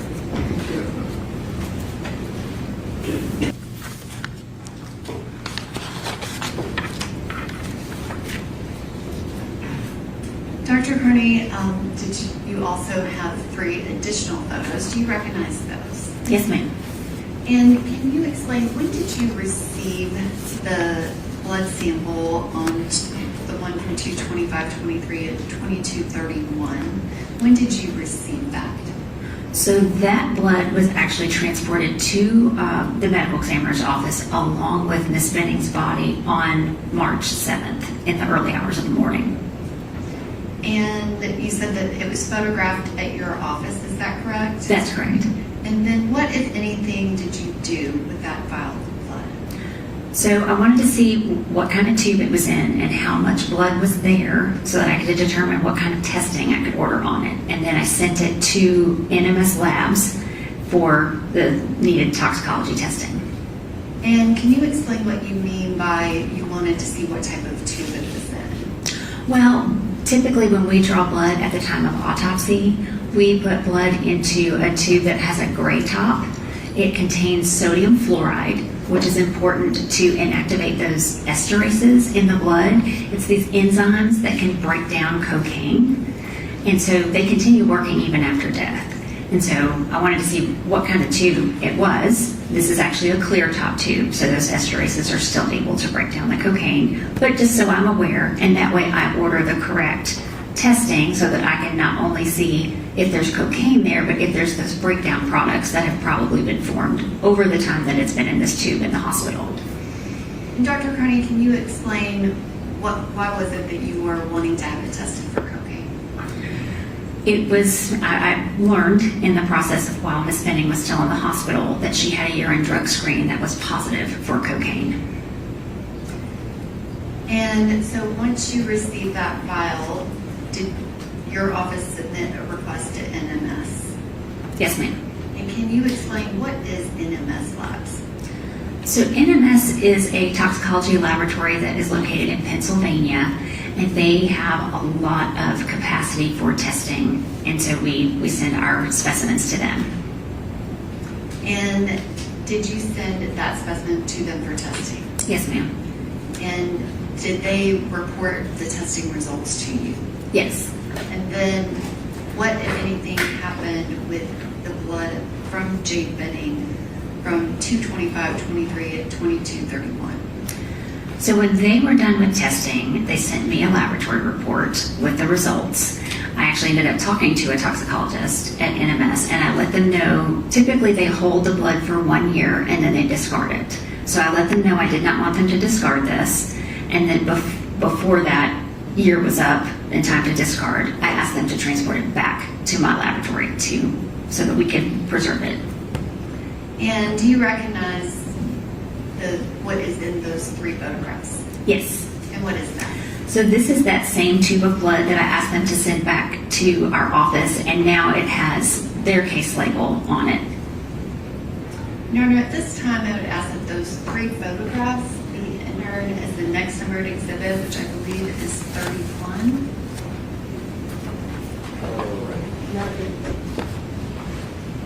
Yes, Sure.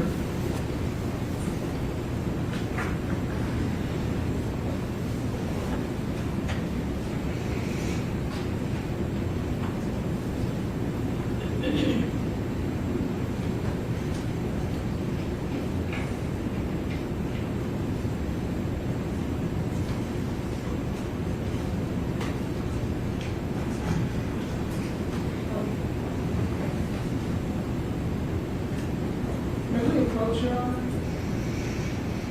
Okay. Wait a minute, huh? Okay. All right, show those 31. And Your Honor, may I have permission to publish the photographs for Exhibit 31 to the jury? Okay, you need these? Yep. Okay. Dr. Carney, can you see the image that is on the screen? Yes, ma'am. And can you describe what's in the image and how you were able to identify it? So if you see on the tube, it has the case ID, which is her unique medical examiner case number and her name. And then the label at the bottom is one that we printed at my office to take the picture. And the next image, which is 31B, can you describe what is shown here? So here we have a barcode and we have a series of numbers. That 231-26889 number, that is the unique work order number that is attached to her laboratory report, her results. And if you need to reference your autopsy report, do you recognize that work order number from NMS? Yes, and even the 001 identifies it as the hospital blood for this particular case. And can you, just for the record, read out what the work order number is and verify that it's the same in your autopsy report? Yes, ma'am. 231-26889, which is the work order on the report as well. And the next image, which is Exhibit 31C, can you describe what's shown here? So this again confirms this is her hospital blood. It shows the date that we entered the order into the computer. And then the date, it looks like the date they received it. So we didn't ship it out the day that we ordered it. We usually send it out twice a week. So it got sent out likely on the 3rd for overnight shipping for them to have it first thing in the morning. And it's sent with cold packs to keep it in the best quality. And where is that tube of blood now? It is at my office. And it is still at your office, is that correct? That's correct.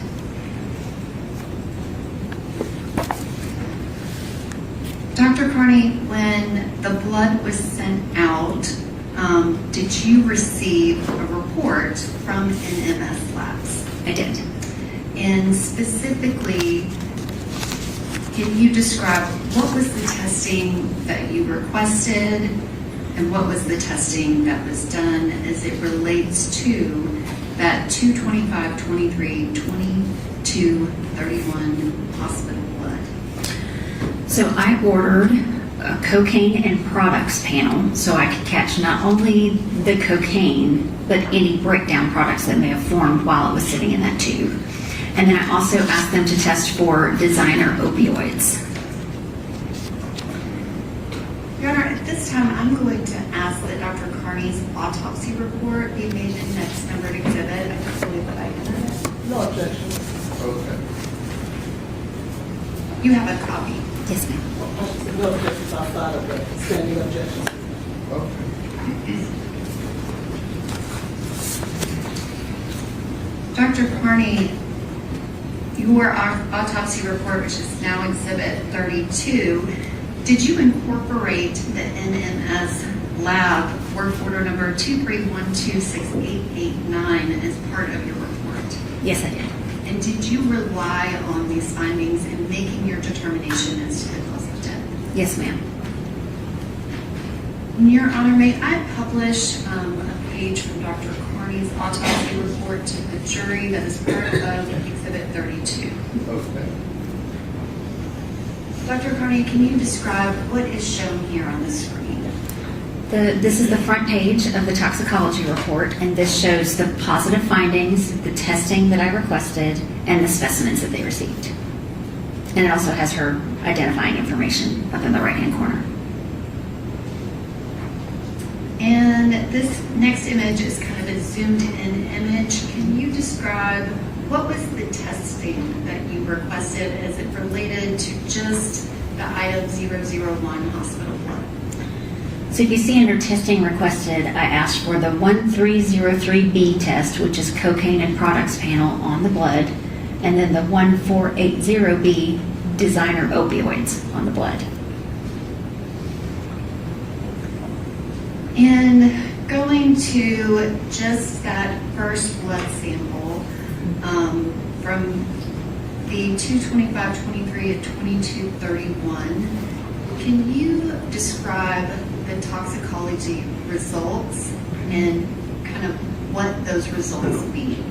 What is the result related to cocaine with a result of 78? So this is the actual parent drug, cocaine, that was present at 78 nanograms per milliliter in the blood. And can you describe what that means of parent cocaine? When someone ingests cocaine, are there things that happen within your body, and are there other substances that are created? Yes, so the body, you'll absorb the cocaine and have this parent drug, cocaine, in the blood. And then, like I mentioned, the enzymes will break it down, and so you have breakdown products. So these other two that are listed, the benzyl ethgonine and the ethgonine methyl ester, are the breakdown products. And can you describe the difference between the two? So you typically don't see a large amount of ethgonine methyl ester circulating in a live person's blood, but it very well can form post-mortem in a tube of blood or even in the body as the blood sits there and they're awaiting to have their blood drawn, for example, at an autopsy. So when we look at these breakdown products in the autopsy setting, this ethgonine methyl ester was likely parent cocaine at the time of the person's blood draw. Your Honor, But it's I would object to this witness testifying to things that relate to toxicology as opposed to a pathologist, as she has not been qualified as an expert on toxicology. Okay, do you want to ask whether she can, from her experience, make that connection? Yes, Your Honor, I'm happy to. Dr. Carney, do you have training and experience in toxicology and interpreting these findings because it is required for you to determine a cause of death? Yes, ma'am. That's part of my job, is to take toxicology results in the autopsy setting and apply them and determine a cause of death. Do you perform autopsies where the outcome of the circumstances is the person overdosed on narcotics? Yes. And so is this something that you do on a regular basis? Yes, ma'am. Are you extremely familiar with the topic that you were speaking about? Yes. All right, I'll overrule objection. Go May I take ahead. the witness on word item? I'll overrule the objection. Go ahead. If you could continue, you were explaining that the ethgonine methyl ester, that it was most likely the parent cocaine. Can you describe what you mean by that? So like I mentioned, this cocaine is about the only drug that does this, where the enzymes in the blood can continue to break it down after death. Most everything else relies on being circulated through the liver, and really nothing changes after death as far as if you get them to autopsy soon after death. In this case, the ethgonine methyl ester has formed because the esterase is in that clear top tube that didn't have the preservative to stop the breakdown, has broken down the cocaine into ethgonine methyl ester. So if you add the cocaine number and the ethgonine methyl ester number together, that will give us an idea of how much cocaine was in her blood at that point in time on February 25th, 2023 at 22:31. And so is it your testimony that that amount would be 7,878 nanograms per milliliter? Yes, ma'am.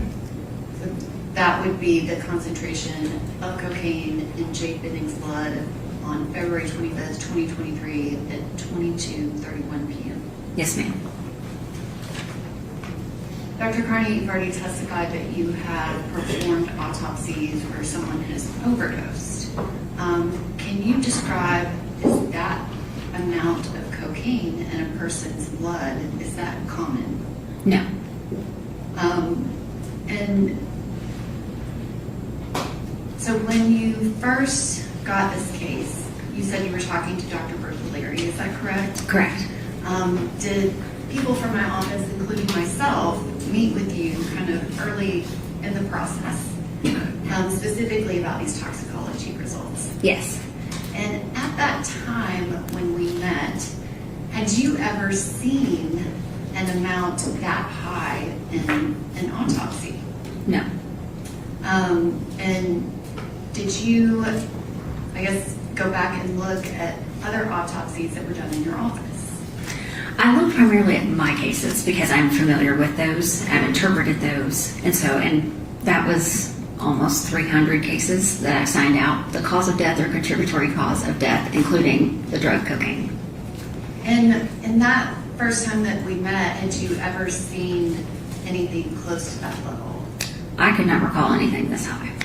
What would a typical level be in a overdose where it's just cocaine, no other substances, that you were familiar with from your 300 cases? So I went back over the acute cocaine intoxications, and they're pretty much all under 1,000 nanograms per milliliter. 2 or 3 were in the 1,000 to 2,000 range. And since that first meeting that we have, did you do another review looking for anything that compared to this particular result? I did go back through looking at all of my acute cocaine intoxications, really trying to look at those carefully. I even looked at dozens of the ones that had cocaine plus other drugs involved. And did you find anything that was similar to that amount of 78 nanograms per milliliter? I found one.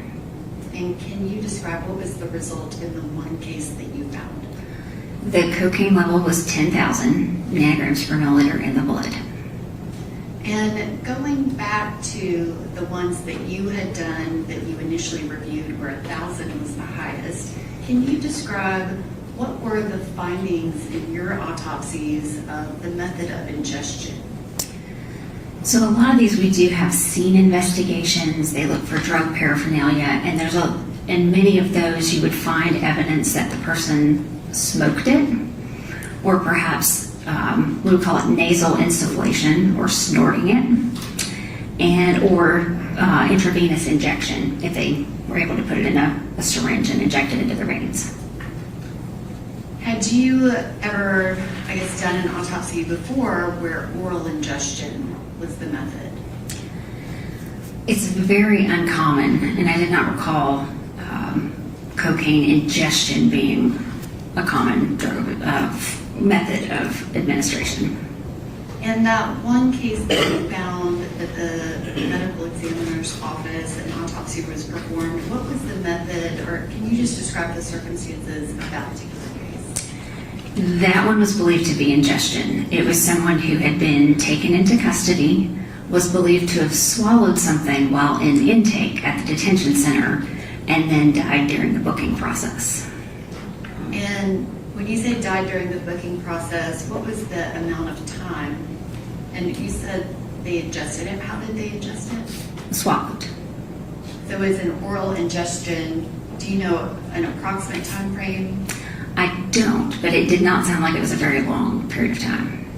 So something that happened fairly quickly, comparatively speaking. Yes, ma'am.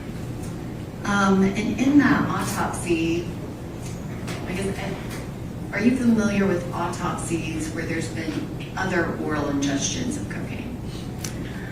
I did have another one with oral ingestion of cocaine, but it was mixed with another drug. And we knew that it was oral ingestion because I found the bag with the crystalline substance that had broken open that was still in the stomach. And typically, what is the result going to be for cocaine in a case like that where someone swallowed a balloon? Have you looked at any data related to that? Yes. So in the literature, it shows that those are the cases where they swallow cocaine in an attempt to transport it somewhere internally, not to use it for its effects, or they swallow it to avoid perhaps being caught with it. In those cases, the cocaine level is high. Is it as high as the 78 or the 10,000 in the other case? Yes. And specifically that case with the 10,000, in that autopsy, was there a bag found? No. And can you describe what would the bag potentially have to do with what the cocaine level would ultimately be? Well, if you have a bag or some sort of protective covering, then that's going to delay the time because then the acid in your stomach has to kind of break through that bag in order to get to the drug. So it should delay it. And can you describe what information did you have about the method of ingestion related to Jade Benning and the subsequent cocaine testing? I found from the police investigation there was concern that she may have ingested it by drinking it. And are you familiar with the additional testing from NMS Labs, specifically of the substance on the comforter? Yes. Objection, Your Honor. What's your objection? The line of questioning that she's going into in regards to any findings on that comforter at this stage. Okay, do you care to be heard? Yes, Your Honor. I'm asking her for... She factored in something from further test of the comforter. Correct, Your Honor. Okay. All right, let the lawyer look at it. This testing of the substance on the comforter. Can you describe when you're making your determination for cause of death, are you considering other testing that's done, things from the scene? What do you consider? So forensic pathologists don't work in a vacuum. We do need that information from the scene, from the police investigation, so that way we can appropriately direct our testing, especially in a case like this when I don't have a lot of admission blood to work with. So we do look at that in totality. And can you describe what information did you have? Did you make a determination as to how Ms. Benning ingested the cocaine that resulted in that toxicology report? Well, yes. So based on the high level of cocaine and knowing even from the literature, from the toxicology textbook, that you really see this in an oral ingestion, which is consistent with the investigation, I actually signed her death certificate to say ingested cocaine. And going back to kind of the toxicology, when you're looking at you said ingestion and levels, are there any studies that you sometimes reference to make a determination about maybe when this substance was ingested compared to when the level of the toxicology report is done? Yes, so there are studies, and they've kind of pulled everything together, even in our toxicology textbook, that looks at the time frame from the time that it was taken into the body by whatever method, and the kind of high level, the peak level, is found. And in those studies, I guess, can you describe what do you mean by peak level?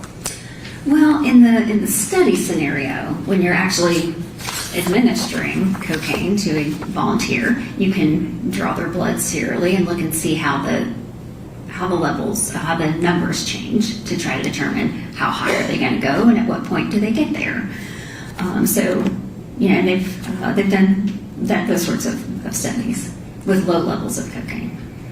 And is those types of studies, are they looking at the half-life of cocaine or whatever the substance is? They are. So they look at how quickly it shows up in the blood, what the numbers are, and then how long it takes for the parent cocaine to be broken down into those breakdown products, including that inactive metabolite benzoyl that you see. And you referenced the studies that they were giving test subjects cocaine. What form of cocaine are given in those studies? So there was one that I found that was for the oral ingestion. It was a capsule form, and it was, I believe, 100 and 200 milligram capsules. In those studies where we have this capsule, are the peak levels anywhere near as high as the studies? No. Can you explain what would happen if they were? They would be deceased. And looking at those studies, which obviously you've explained, it's a capsule, it's a low dose, what is the peak time generally? So usually for those, the oral ingestion takes a while. I mean, the absorption from oral ingestion takes a while. So like 45 minutes to an hour. Now, they did have one where they looked in this country, ingestion is not a common thing, but in other countries, they may be able to chew those powdered coca leaves, and then they looked at those individuals with the low levels of cocaine chewing the leaves, and they saw the levels peaking at 24 minutes to an hour or two. And that's not in the capsule form. And you said for the capsule, 45 minutes to an hour was kind of common. Yes. Are there any studies on anyone ingesting liquid cocaine? No, not that I'm aware of. Is it possible to liquefy cocaine? Sure. And kind of comparatively speaking, those studies with the capsules, you can't really relate it to a liquid cocaine. It's different.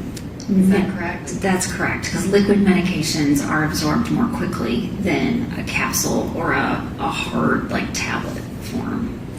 And the testing that we have from 225, 23, and 2231, where Ms. Benning's cocaine concentration was 78 nanograms per milliliter, are you able to say if that is a peak level? No, that's what it was when she came into the hospital and they drew her blood, but I don't know if that's as high as she would have gone had she continued to live, or if she had already peaked. I really don't know. That's what we have at this point in time. I don't have subsequent blood samples to compare. So any of those studies, they're not really comparing the two same things, correct? Correct. And can you go through and describe the autopsy of Ms. Benning and what your findings were, and explain the cause of the death? Yes. So Ms. Benning came to my office and I examined her body. I found that, like I mentioned before, she had the period of time where she didn't have a pulse and she wasn't able to supply her brain with enough oxygen. So she had what we would call an anoxic brain injury. When the brain is injured, it does one of two things. It bleeds or swells. It bleeds typically if it's been injured, like by blunt force injury or a gunshot wound. And if it's not, then it usually swells. So her brain was very swollen. Unfortunately, there's only so much space in the skull for the brain to go. So when it gets really swollen, it pushes down on the bottom of the brain where you control your heartbeat and your breathing. So her brain had actually begun to herniate down out of her skull. So I saw brain swelling, cerebral edema, and herniation.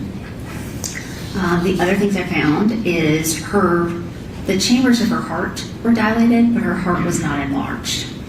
And she was pregnant. So I saw the fetus, a baby girl, approximately 25 weeks gestational age. I examined the baby, and there was no anatomic or congenital malformation with the baby. It looked like a healthy, normal 25-week gestation pregnancy.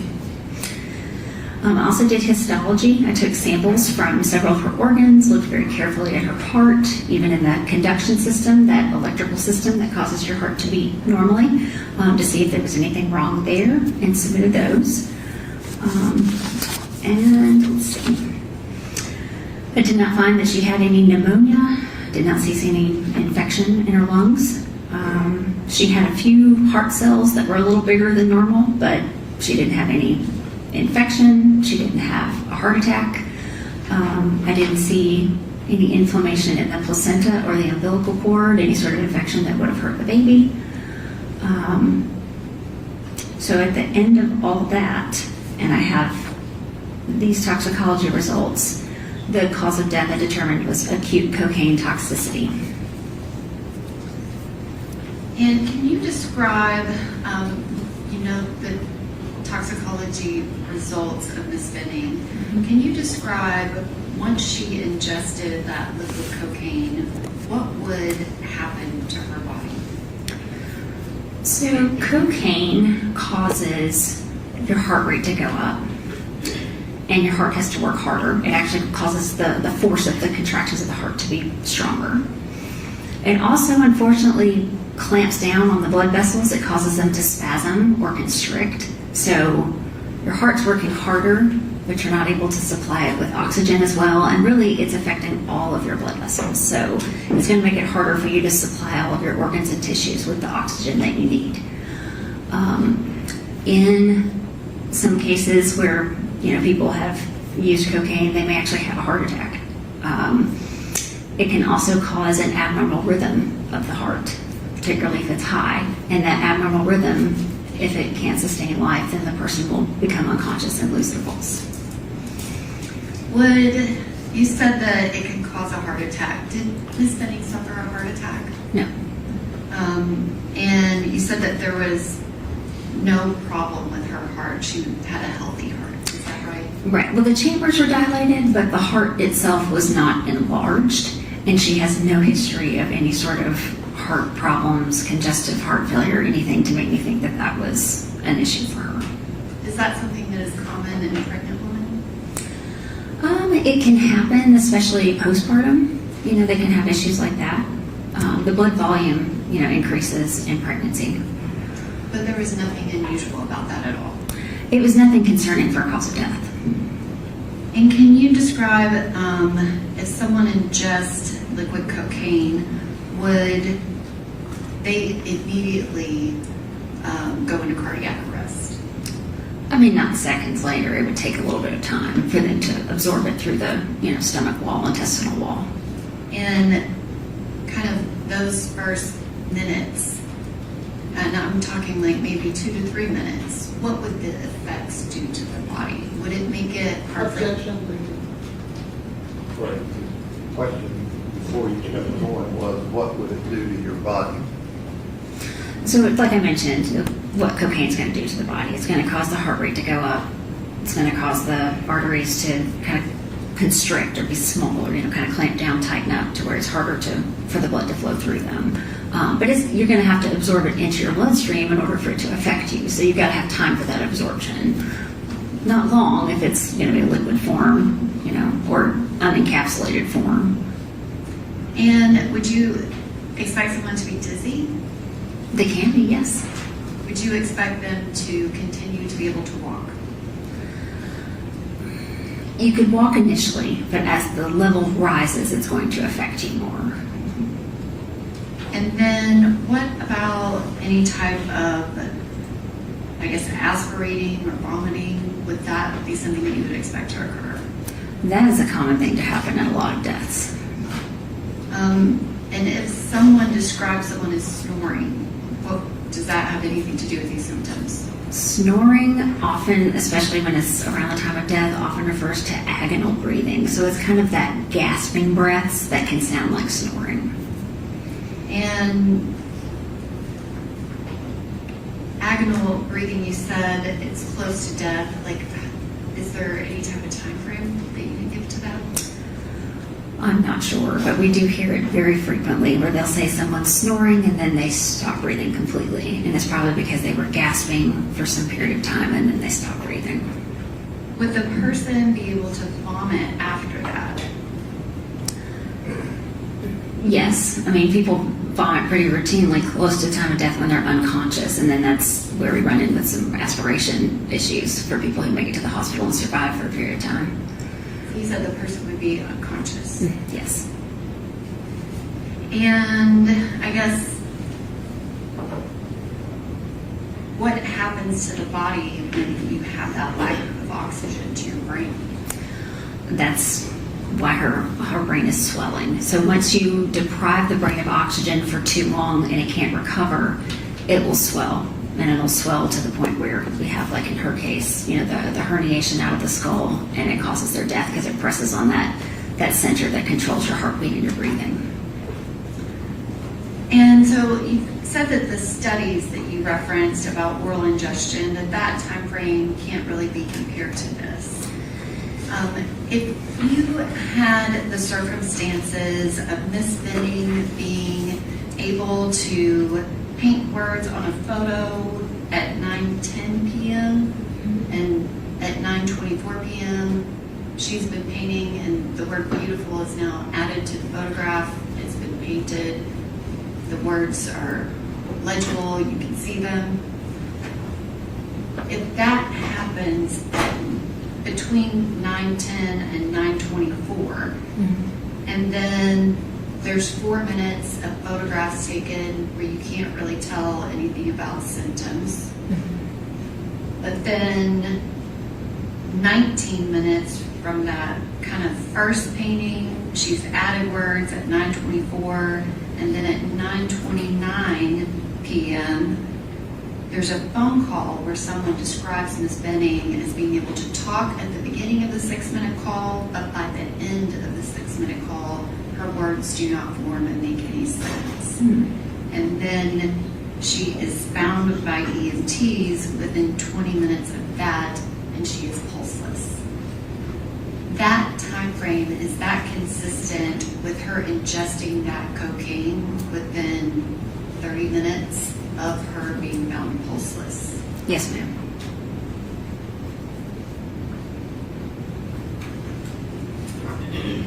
I want to talk about Miss Benning's unborn baby girl. You did an autopsy on the fetus as well, is that correct? Yes, ma'am. And can you describe what actually caused Jade Benning death? So acute cocaine toxicity caused Miss Benning to die. So it was the cocaine in and of itself. Yes. And she was pregnant. Yes. Is there anything about cocaine and pregnant women that is, I guess, something that you know about?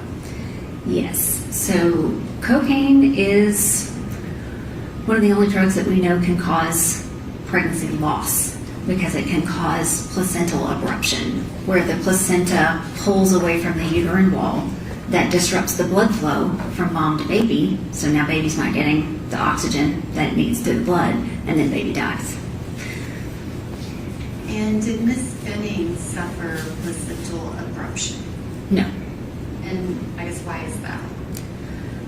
Well, she died of the cocaine toxicity, and so the abruption maybe didn't have time to occur, or just didn't occur in this case. And I guess if she maybe had been given less cocaine, is it possible that it could have caused a placental abruption? It could have. And this information about cocaine and pregnant women and the cause that it causes placental abruption, are there studies on that? Oh, yes. And you said, oh, yes. Can you describe how many studies are there on that? I don't know how many studies, but they're out there. Because that's something that I searched early in my career to learn the connection between drugs and pregnancy loss, and that was one of the clear connections was cocaine and placental abruption and pregnancy loss. And are those studies available on the internet? Yes. Can you describe, you said that there was no placental abruption to Jade Benning's unborn baby girl. Can you describe the autopsy of her unborn baby? Yes.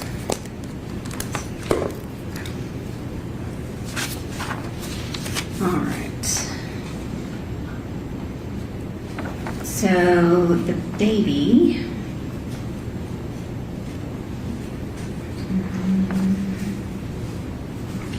Sorry, I was looking for the weight here.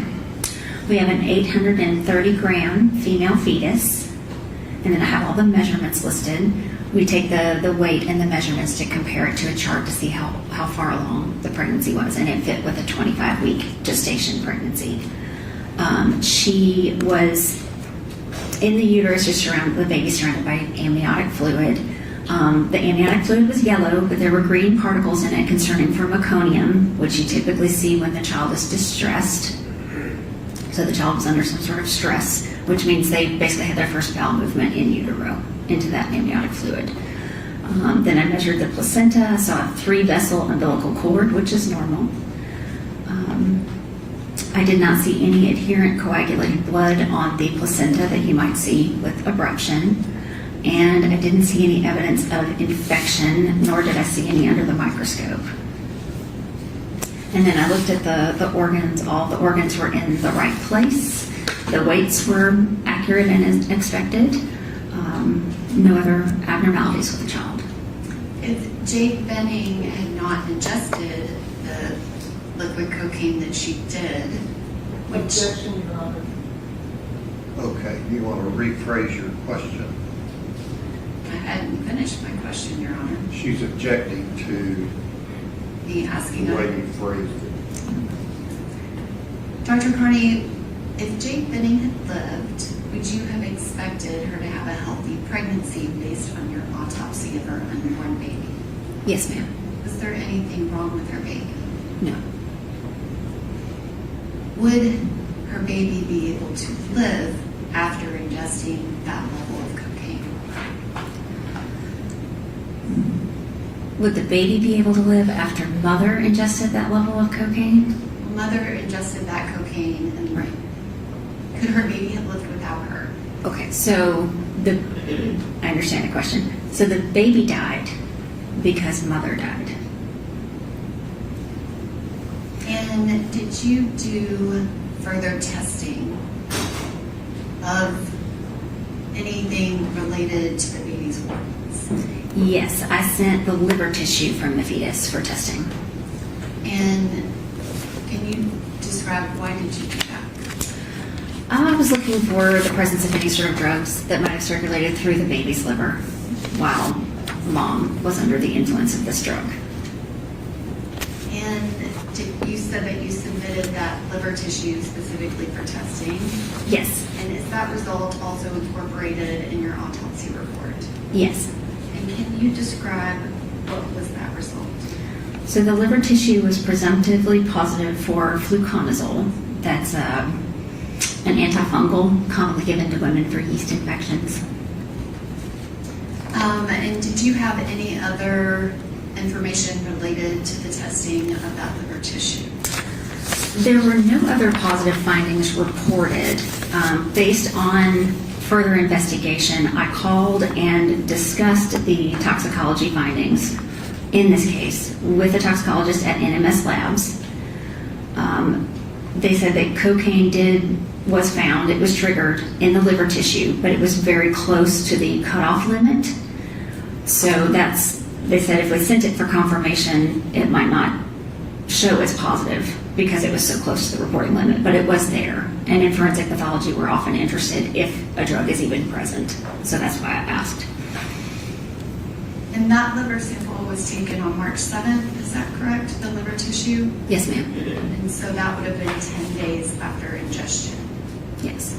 And can you describe what would happen to, I guess you were talking about the ingestion of cocaine, that it clamps down on the blood vessels. Yes. That ingestion of cocaine by Jade Benning, what would have been happening to the baby in that moment? Well, everything that's in mom's blood goes into baby's circulation as well. So clearly the cocaine in her blood did make it into the baby and was still in the liver even 10 days later. Unfortunately, because the cocaine causes that difficulty for the blood to flow to all the organs and tissues, including the uterus and the baby is likely deprived of oxygen during this time. So by the time EMS makes it to Miss Benning, she doesn't have a pulse, so she doesn't have enough of a blood pressure to supply her own brain with oxygen. She's not going to be able to supply the baby with adequate oxygen either, because she doesn't have enough of a blood pressure. They worked very hard to try to save her and took her to the hospital, but they didn't get actual circulation back for some time. I mean, there's I believe a 12-minute gap between the time they left the scene, they get her to the hospital, and at some point after that, they get her circulation back. And my understanding is the first evaluation of the baby, as mentioned in the medical record, is the heart rate was already low. So she had already been deprived of oxygen as well. And Dr. Carney, you referenced the medical record. Did you review other, records related to the medical health of Miss Benning as well as her unborn baby? I did try to obtain as many of the OB records as I could find. So you had her records from Dr. Mullally and the UMC? I believe that's where it was, yes. As well as her Jade Benning's medical records from being in Vanderbilt University Medical Center, is that correct? Yes, ma'am. And you were mentioning the baby's heart rate. Mm-hmm. Can you describe what happens I guess medically, what does that mean when a baby has a heart rate as low as Miss Benning's unborn baby that I believe went down to 30 beats per minute? It's very concerning because, again, she doesn't have, her heart is responding to not getting enough oxygen. It's not beating normally, because normally the heart rate is much higher. So I know there was a lot of concern that, the baby wasn't getting enough oxygen and was already in the same kind of scenario as mother with that anoxic brain injury. Is it possible if anyone made a decision to do a cesarean section and take the baby, is it possible the baby would be in the exact same condition as Miss Benning?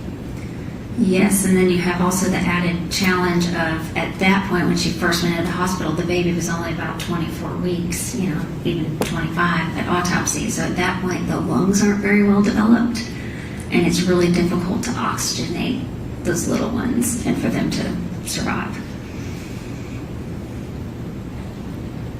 Thank you, Dr. Carney. I don't have any other questions. All right, questions? Actually, I'm sorry, I did forget to ask something. Excuse me? I did forget to ask a question. May I ask? Okay. Dr. Carney, did you determine a manner of death? Yes, And what was the manner of death? could not be determined. And you did not make a determination on that, correct? Correct. The circumstances surrounding her ingestion of cocaine were very concerning, that she ingested this unknowingly. Most cocaine intoxication, someone is taking the drug for wanting to get the effects, and so we would call it an accident because they didn't take it to try to kill themselves. In this case, police investigation did not show any history of illicit drug use. Everything that they found that as soon as she found out she was pregnant, she wanted to do everything she could to take care of herself and take care of that baby. And it didn't really fit with your classic using drugs for the euphoric effects and accidental death. It was much more suspicious that someone gave it to her without her knowledge, but it didn't have enough to get to that, homicide determination. And your autopsy report, that was completed, I believe, August 11th of 2023, is that correct? That is correct. Thank you, Dr. Carney. Okay.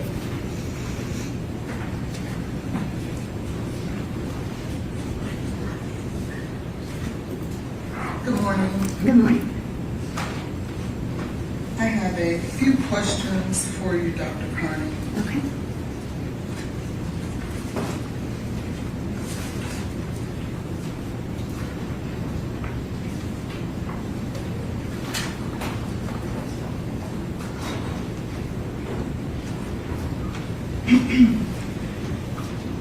Just so the jury knows, we've met before, correct? That's correct. Okay, thank you. Let's talk a little bit first about your qualifications. Okay. You are, in fact, a pathologist medical examiner. Correct. And that's what you went to school to learn to do, correct? Yeah, for my training, yes. You are not a toxicologist That's correct. and have not been to school to become a toxicologist. That's correct. You'll agree with me that is a totally different area of expertise. That's different because that's taking the blood and taking it through the machines and interpreting the data. So that's not what I do. And it takes a whole nother specialized training to understand the toxicology, let's say, for example, cocaine, and the metabolites like the BZE and the MEE, which are the metabolites of cocaine, correct? It takes training to be able to test for those, interpret them in the data, yes. My training is in taking those toxicology results in the setting of that autopsy. I did actually spend a whole month in the toxicology lab as a resident, and then I rotated again as a forensic pathology fellow so that I could learn how this is done, what's important in the autopsies, and how to interpret them to determine cause of death. But just so that the jury is clear, that doesn't make you a toxicologist, correct? That's correct. And it takes, if we were to ask a toxicologist, if 1 month in a lab is all it takes to be able to become an expert with a degree or disagree? Well, I'm not an expert in performing the toxicology. My expertise is in taking those toxicology results in the setting of the autopsy to determine cause of death. A toxicologist will not determine a cause of death. No, of course not. Tell me exactly then, outside of that month, what other trainings have you had in regards to toxicology? So in my fellowship and in the 13 years that I've practiced since, it's been my job to take these toxicology results in almost every autopsy I perform and apply those to that case to determine if it is a toxicologic cause of death or not. But my question was the training. What training, and not on-the-job training in terms of, I have a body in front of me that has toxicology results. Mhm. What specific schooling and training do you have outside of that month for toxicology? Like I said, in your fellowship, you learn how to apply results. You have attending pathologists that you can ask questions of. There's toxicologists to ask questions of. And then you continue to do that in your practice. So no schooling. There's no specific schooling for that, no. You don't go to a special set of training in order to learn how to do this as part of forensic pathology. It's part of your forensic pathology training. I'm speaking about toxicology. That's the question before the jury. Toxicology schooling and training. But I don't perform the toxicology testing. I take the results and apply them. That's part of forensic pathology training and practice. And that's a different area of training and schooling as well, to interpret toxicology results, is it not? And that's what I do. That's what I was trained to do in my forensic pathology fellowship and what I've been doing for years. Okay. And what school did you go to for that toxicology training? I went to the State of Maryland Office of the Chief Medical Examiner for my forensic pathology fellowship in which I was trained. Okay. And you were there though for forensic pathology, not toxicology. Let's go now She said she's to. gotten training in interpreting toxicology. Very good. So let's go now to your duties here with Ms. Benning. Okay. When did you first learn about this case? I first learned about the case when she was still in the hospital in the intensive care unit. And do you remember when that was? That was February 28th. My office was notified. Who were you notified by? The initial note mentions a physician at Vanderbilt, but it did not have a name.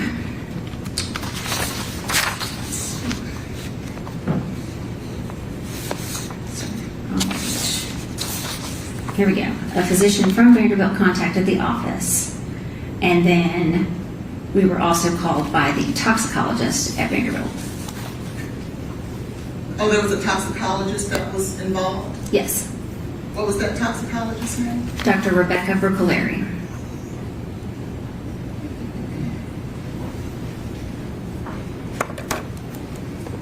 And do you remember the purpose of the call?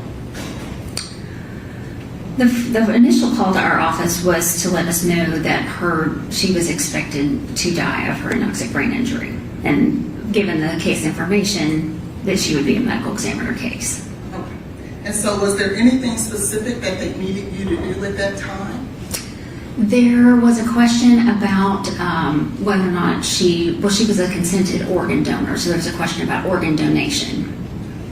Were you aware that at some point prior to her coming to your office, and speaking about Ms. Benning, that there was an investigation going on in regards to whether or not she ingested some type of drug? Yes. And over the course of that time, did you ever have an opportunity to speak with the homicide detective, Adam Reese? Yes. Did you also have an opportunity over the course of that time to speak with General Norman? Yes, I think I did speak to General Norman during that time frame, or shortly after.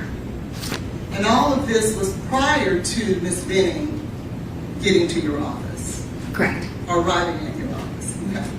So when Ms. Benning arrived at your office, you performed the autopsy, correct? That's correct. And you'll agree with me, I was very early on, that an autopsy is not done in a vacuum. Have you ever heard that phrase? Yes. Can you tell the jury what that means? Well, it means that we need to know what the circumstances are surrounding the death, because there are some deaths that don't have specific autopsy findings, or they have very few. So we need to know how to interpret that in the setting of the circumstances surrounding death. And that just basically means sometimes you just can't look at the body and the body itself Correct. in order to determine the manner of death. Or even, yeah, that's true. Okay, fair enough. And so would you say then that you would consider Ms. Benning's case one of those cases where you had to look at circumstances outside of the body? Yes, ma'am. Now, knowing that you now are looking for a specific drug, perhaps, that there is a homicide investigation going on, what did you do to try to determine what, if any, drugs Ms. Benning would have been involved with? There was more than one urine drug screen that was performed at the hospital.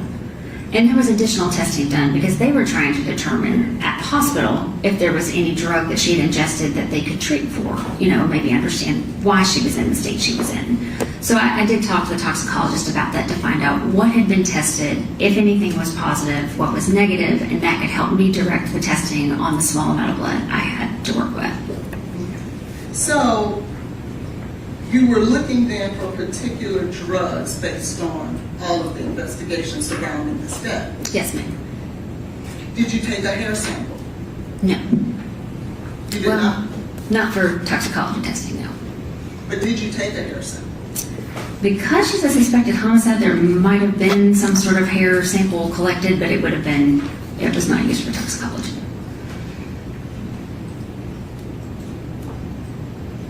May I ask that I pass an exhibit for identification purposes? Would it help you if I showed you a couple of pictures that were a result of your testing and or collection to refresh your memory? Okay.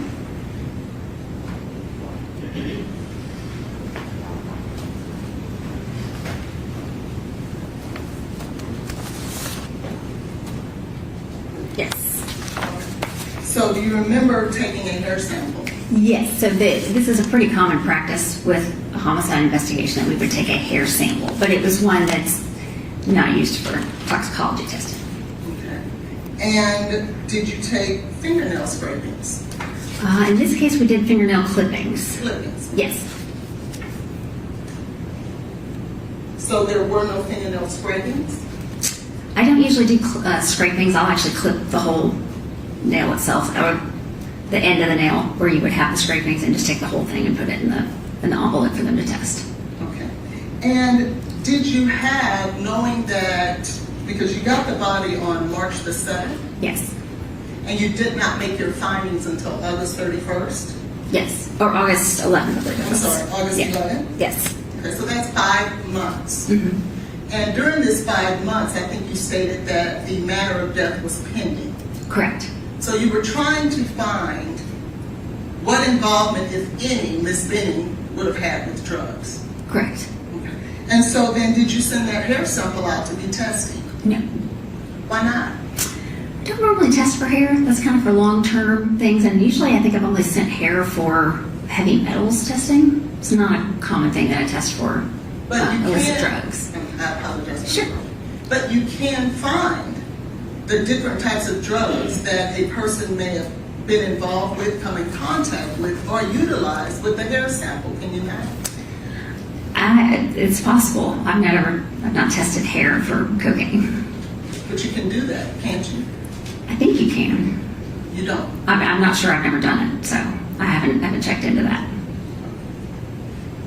What about to test the fingernail clippings? Did you have any of that tested? No, actually, I gave the fingernail clippings. I believe that was picked up by the police department. Have you ever heard of someone taking cocaine with their finger and doing it like that? It is possible. So wouldn't it have been important in trying to determine what happened truthfully to Ms. Benning to have those scrapings tested? I've never sent clippings for drug testing. And so you did not do that either. No. So you landed on the testing for the blood. Yes. And did you try any other means or methods to determine what types of drugs she would have been involved with? Any other means other Are than there testing? any other means that you as a pathologist can engage in to determine what type of drugs that Ms. Benning could have been involved with? Well, blood is really what we want to know, you know, if there's any drugs there, because that's what's going to be circulating through her system. And we have a peripheral blood sample, which is ideal. So from that, we know what drugs are circulating in her system at the time that she goes into the hospital. There was other testing done, and I did try to gather all of that in order to direct my testing. What about the vitreous fluid? Did you do that? Or can you educate the jury what the vitreous fluid is? Vitreous fluid is the fluid of the eyeball, and we do collect that on every autopsy. You can test that for, occasionally I will test it for drugs. Usually I want to use that to look at their electrolytes to see if they were dehydrated, if there's any chance they might have had high blood sugar, died of, you know, a diabetic crisis. But yes, so we do have vitreous fluid that we draw in each case. Did you draw that from Ms. Benning in your search for what type of drug she was using? I believe we did. Verify that.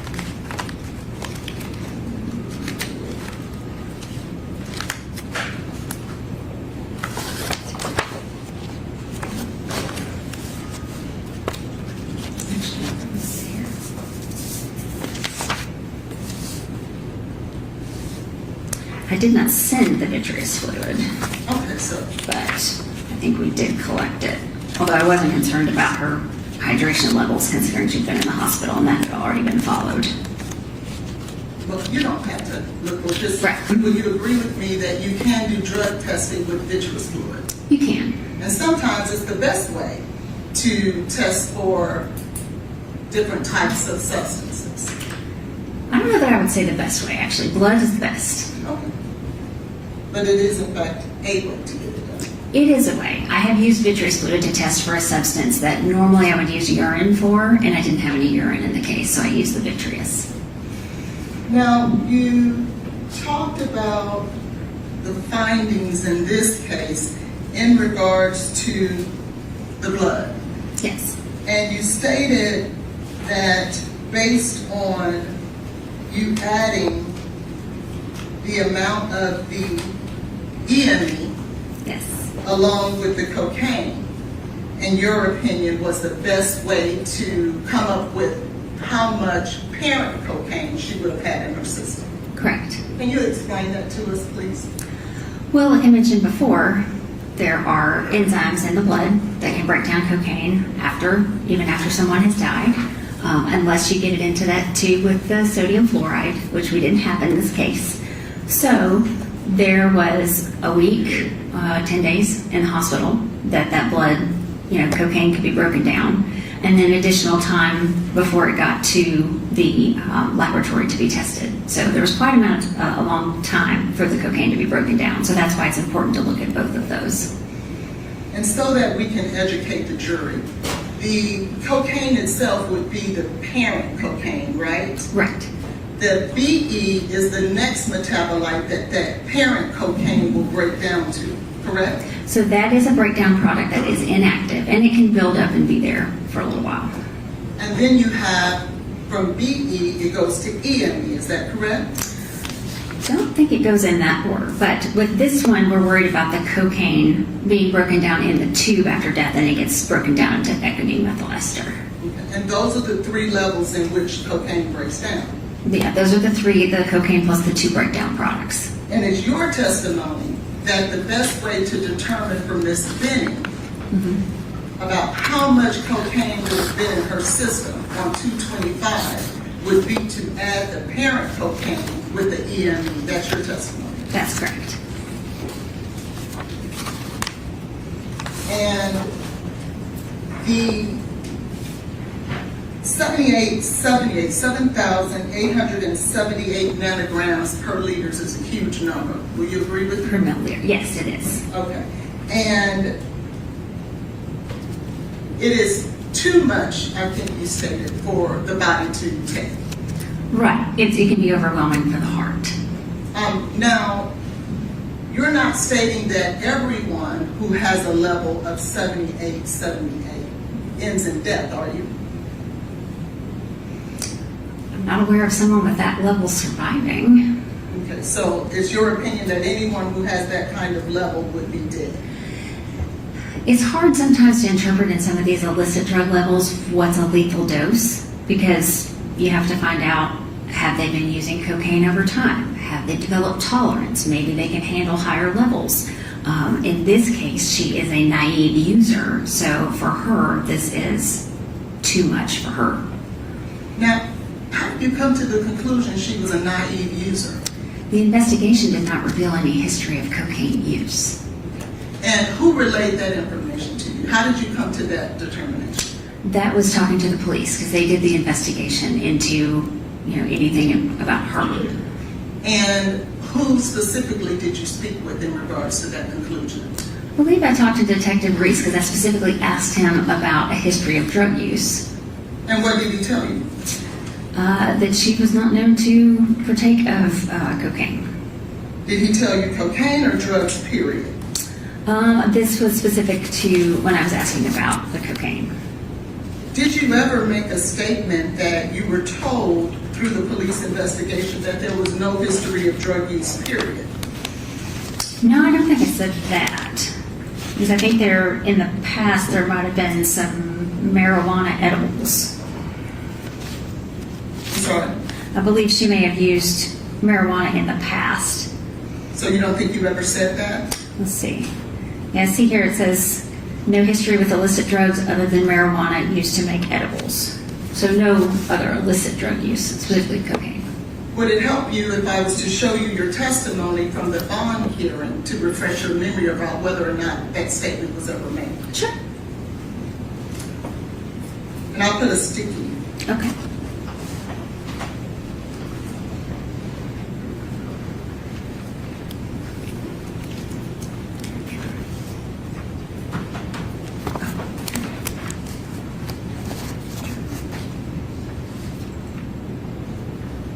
So if you're referring to this, I stated,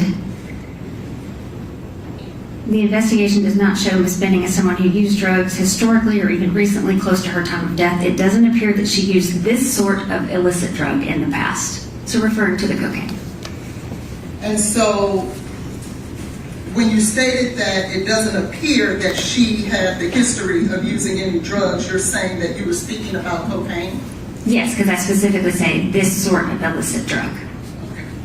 Now, can you tell me when you talked about things that you look for, when you talked about cocaine, seeing it in the past, things that were in the system? You remember talking about that? Yes. And did you see other things in her system that that at least would have caused you some concern or to consider? In my testing, no. No, and Ms. Benning's history in any of the testing?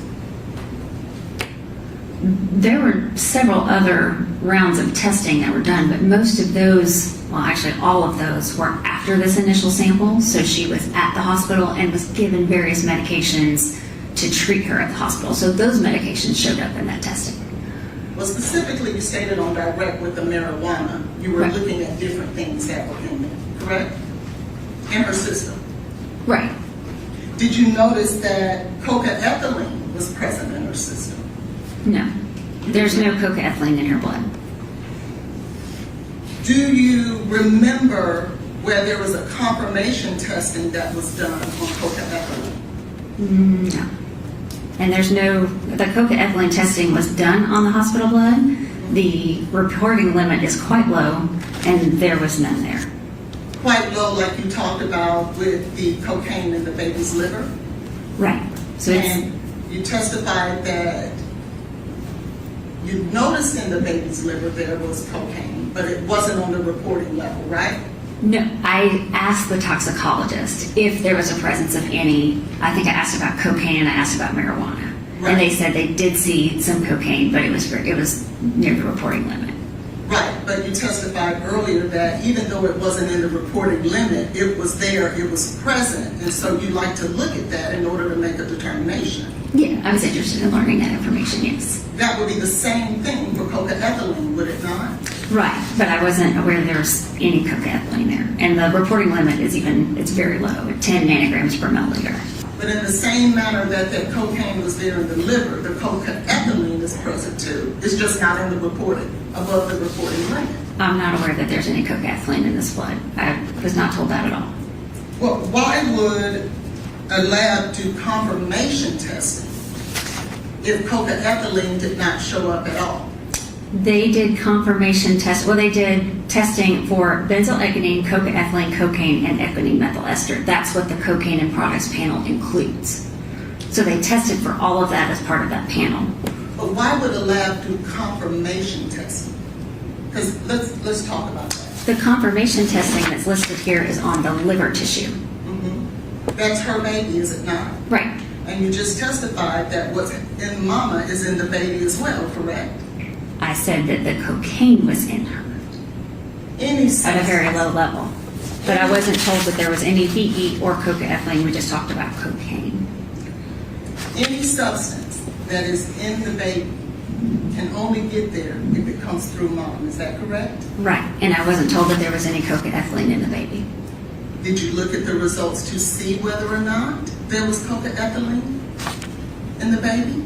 There's no cocaine, cocaethylene, or benzoylecgonine reported on this for the baby. I specifically called and asked the toxicologist about the presence of cocaine and was told yes. That's not my question. I understand what was reported here. I'm asking whether or not the presence of cocaethylene was present in the baby liver at all. I was not told there was any cocaethylene in mom or baby. If the baby did have the presence of cocaethylene, but just not above the reportable limit, what does that mean? I don't know what you're getting at. I asked about cocaine and I was not told there was any cocaethylene. Right, but I'm asking a different question. So we're getting into hypotheticals now. If there was cocaine and ethylene, because there's not any. So if it was there. So is your testimony today, there was no cocaethylene in I'm- Ms. Benning, if I could finish? Sure. And Ms. Benning and or the fetus? It's a simple question. Is that your testimony? It is correct. I'm not aware of any cocaethylene in mom or baby, If you, either on the report or in my discussions with the toxicologist. if you were to learn later that there was in fact cocaethylene in the baby or in mom, how would that change your evaluation? It wouldn't. What is cocaethylene? Cocaethylene is formed when cocaine and ethanol or alcohol is in the blood at the same time. And that would mean whoever has cocaethylene in their system was drinking alcohol and taking cocaine at the same time. You want to correct? show her something that shows that? And She says she does not aware. well, I can show her the lab she's looking at, where it specifically states that there was a confirmation test for cocaethylene. Okay, she's got that. Do you see? Yes, the confirmation test was for benzoylecgonine, cocaethylene, and cocaine, and none of them came up as positives on this page. There's a screening test that's done before a confirmation test, is it not? Correct. And if something doesn't show up on the screen test, then it doesn't pass on to the confirmation test. Would you agree? Correct. Because you could have a false positive. You want to confirm it. Right. I'm not talking about false positives. And a lab will not move from screening to confirmation unless something shows up positive, correct? Correct. And in this case, there was a confirmation test for cocaethylene. Sure. That means that during the screening process, there was a presence of cocaethylene, not what the ending results end up, but there was a presence that made them move from screening to confirmation. There was something of concern that appears for them to further test. Now, let's talk about your conclusion in regards to Ms. Benning and the ingestion of cocaine. Okay. In order to arrive at the number of 7,878 nanograms per liters of cocaine, Milliliter. Yes. milliliters, I'm sorry, of cocaine, can you tell us how you believe that Ms. Benning would have had to ingest that? When you look at the literature, it shows that you do not get these levels with all the other routes of administration. You really only get it with ingestion. And is your testimony that ingestion from Ms. Benning would have been through a liquid cocaine? I don't know how it was ingested. I just know it was ingested.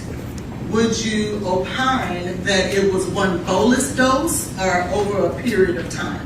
I don't know. I know from obviously the investigation, she doesn't have a prolonged period of symptoms. So you believe it would have been one bolus dose more likely than not? It could be, yes.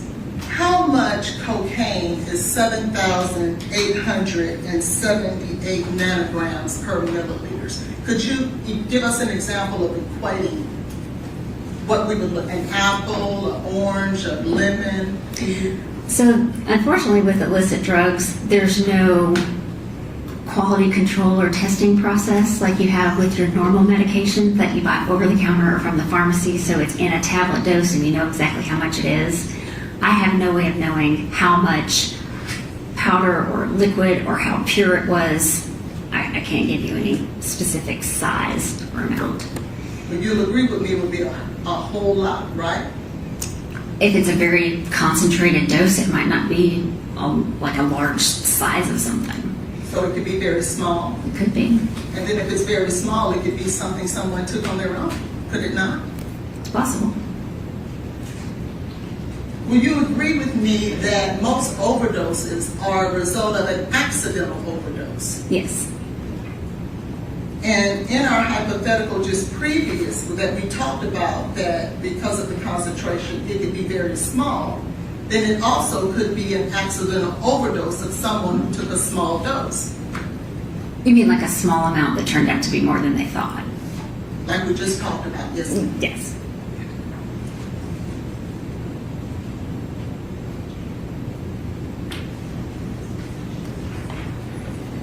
You're stating today that you've never seen prior to this dose or this case doses of that amount of cocaine. Yeah, I only found the one. Okay, so there was one you've seen before. There was one, yes. Okay, just making sure. Let's talk a little bit about the heart cells. Okay. Ms. Benning had enlarged heart cells, not major, but they were a little larger than normal, were they not? Correct. She had focal myocyte hypertrophy in the left ventricle. Okay, and what does that mean? It's a small focus where the heart cells are a little bit bigger than normal. And an occasional, hypothetically, an occasional cocaine user would have enlarged heart cells similar to what you described, would they not? You know, I'm not sure about that. I've seen chronic cocaine users who have developed high blood pressure and thickened left ventricles, but I don't know about the occasional, if it affects the cells on the, it's possible. It is possible. It's possible. Now, did you learn at some point that Ms. Benning tested positive also for fentanyl? Yes. And you familiar with the opioid crisis in our country today? Yes. Objection, Your Honor, to the relevance. What's your next question? And you'll agree with me specifically during this time that Nashville itself had an issue with fentanyl overdosing. Objection, Your Honor, to the relevance. Do you care to be heard? Yes, this goes to our defensive theory, Your Honor. Do you have any studies that show in Nashville how many fentanyl overdoses there were? I don't have them handy, but it's definitely been on the rise over the last several years and has been followed. And there is currently an issue with what they call a fourth wave of the opioid crisis, where there's a mix of fentanyl and a psychostimulant such as cocaine. Would you agree with that? Yes. Fentanyl is often mixed with other drugs. And that would be something similar and analogous to exactly, well, let me back that up. If someone was to overdose on fentanyl and cocaine, that would be consistent with the current rave of the opioid crisis today. Yes. Given that Ms. Benning had fentanyl as well as cocaine in her system, Objection, Your Honor. Counsel is mischaracterizing. Is what? She's mischaracterizing. Okay. Do you want to ask her where that came from her opinion? no, I wanted to ask her whether or not, You can do whatever redirect you want. if What is Ms. your question? if Ms. Benning had fentanyl and cocaine in her system, certainly that fentanyl could have contributed to her death, couldn't it? It could. However, the fentanyl that I've learned about that was found in that testing was after she was given fentanyl at the hospital in course of her treatment. Were you aware that she tested positive for fentanyl prior to being administered fentanyl in the hospital? Objection, Your Honor. Counsel is misstating the evidence. Your Honor, no, I'm not. You know, can you help them understand when it was given? And So fentanyl was ordered at the hospital and was given to her. And I believe there's been a lot of work to clarify the blood samples, but the blood sample that is positive for fentanyl is after she was given fentanyl at the hospital. okay. Are you aware that at 22:59, that there was a urine sample that tested positive for fentanyl from Ms. Benning? Are you aware of that? And again, objection, Your Honor. Counsel is misstating the Okay. evidence. Dr. Olashuba testified all negative in urine results from 2259. Your Honor, we have direct evidence, and I'm Okay, asking well, her. we haven't gotten there. I mean, they're objecting to your question is not accurate. So whatever proof you want to put on that it's not, then that's fine. Hypothetically, if Ms. Benning tested positive for fentanyl prior to being administered fentanyl in the hospital, would that affect your decision as to what could have caused her death?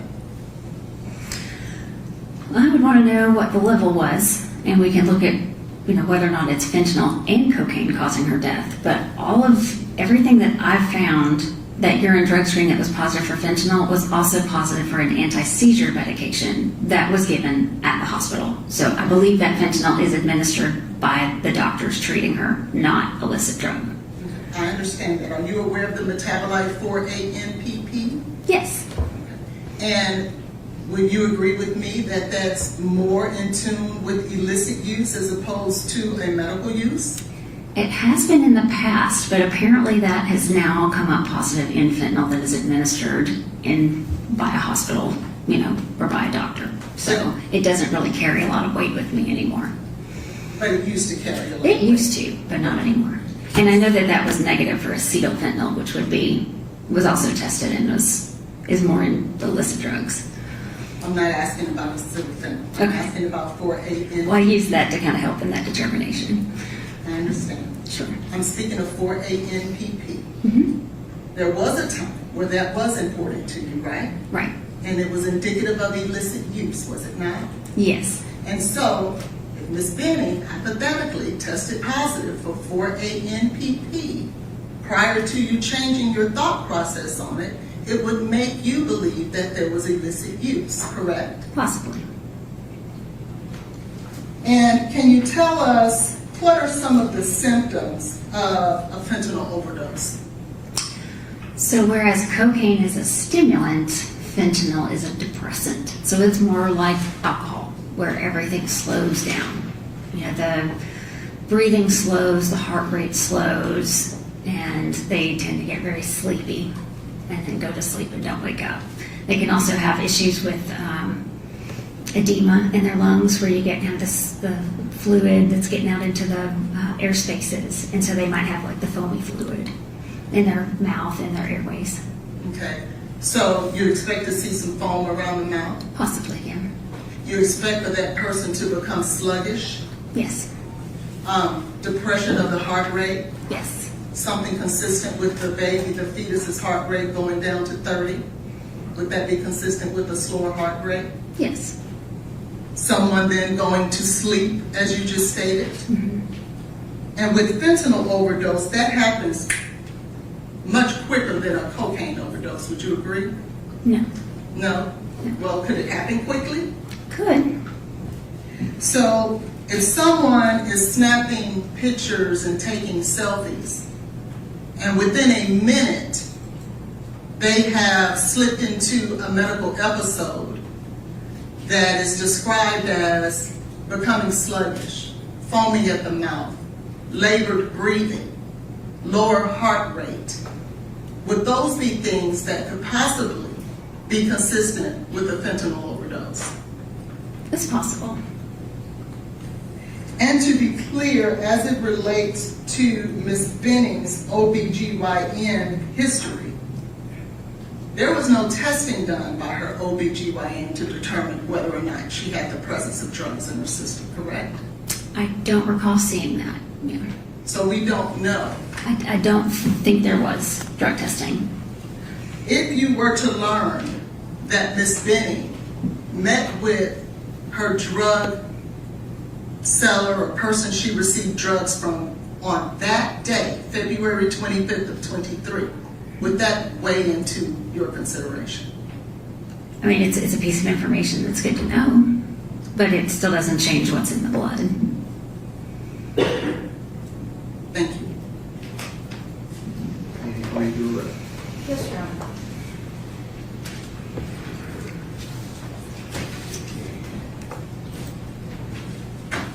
Dr. Carney, Ms. Hollins just asked you a lot of hypothetical questions, beginning with fingernail clippings and whether or not you sent those off for drug testing.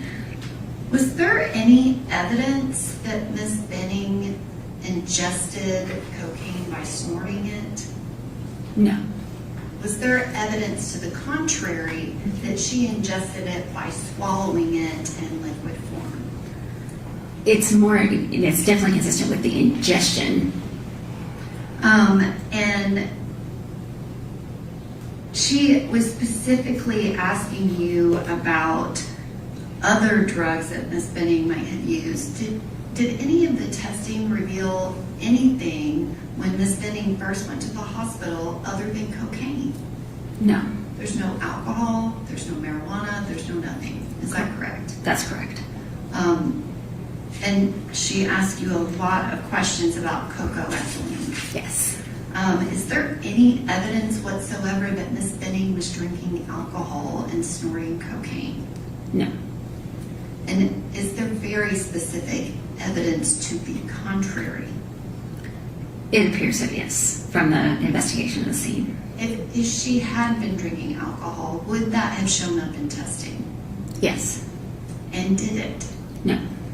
And if she had been using any other drugs, would that have shown up in testing? Yes.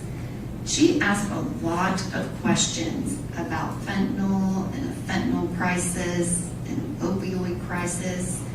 Dr. Carney, is there any evidence whatsoever that fentanyl was ingested by Ms. Benning when the dose of cocaine was ingested? No. And specifically to that dose of cocaine, can you say exactly how much it was? Like What amount? size-wise? Yes. In the other case where the amount was 10,000 nanograms per milliliter, the circumstances of that person was in police custody, is that correct? That's correct. Were you provided with the facts of that case as part of the autopsy? Yes. And was it a large amount of cocaine? It would have had to have been something he had with him that he could swallow quickly. And so something that you could have a small rock, pop it in your mouth, swallow it, and that would do it. Yes. Thank you. Do you have other questions? I do, Okay, just a few? yes. Okay.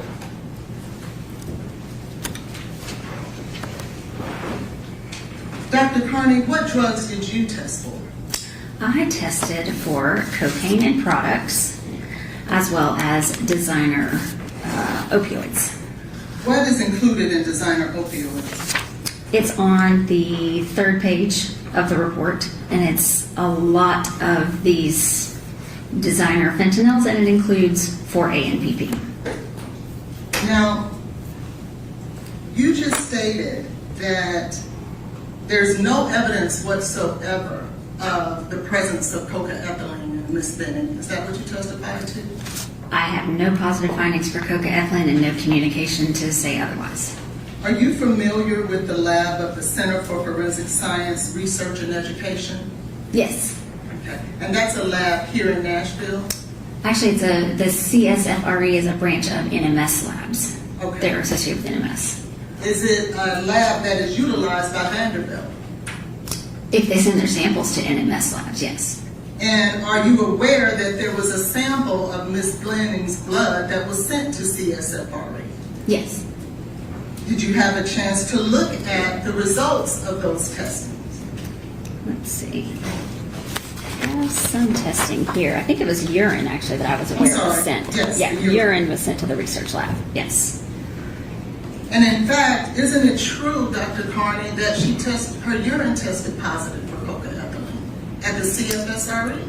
I was not aware of any cocaethylene, no. If I may, Your Honor, if I can show the witness.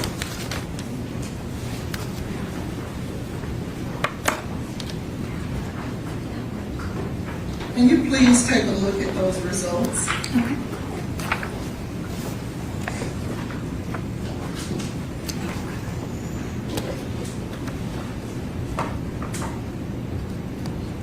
Okay. Do you see there where Ms. Benning tested positive for cocaethylene? I do see a positive for cocaethylene here. So the statement, conclusion, or testimony that there is nothing, nowhere else to suggest Ms. Benning tested positive for cocaethylene isn't true, is it? There's a positive here in the urine. And so if it's positive for her urine, that means at some point Ms. Benning had to consume alcohol and cocaine at the very same time. It's a product of cocaine and ethanol. So yes, there's some sort of ethanol there. No other way around that, is it? No. I'll pass the witness. Any other questions?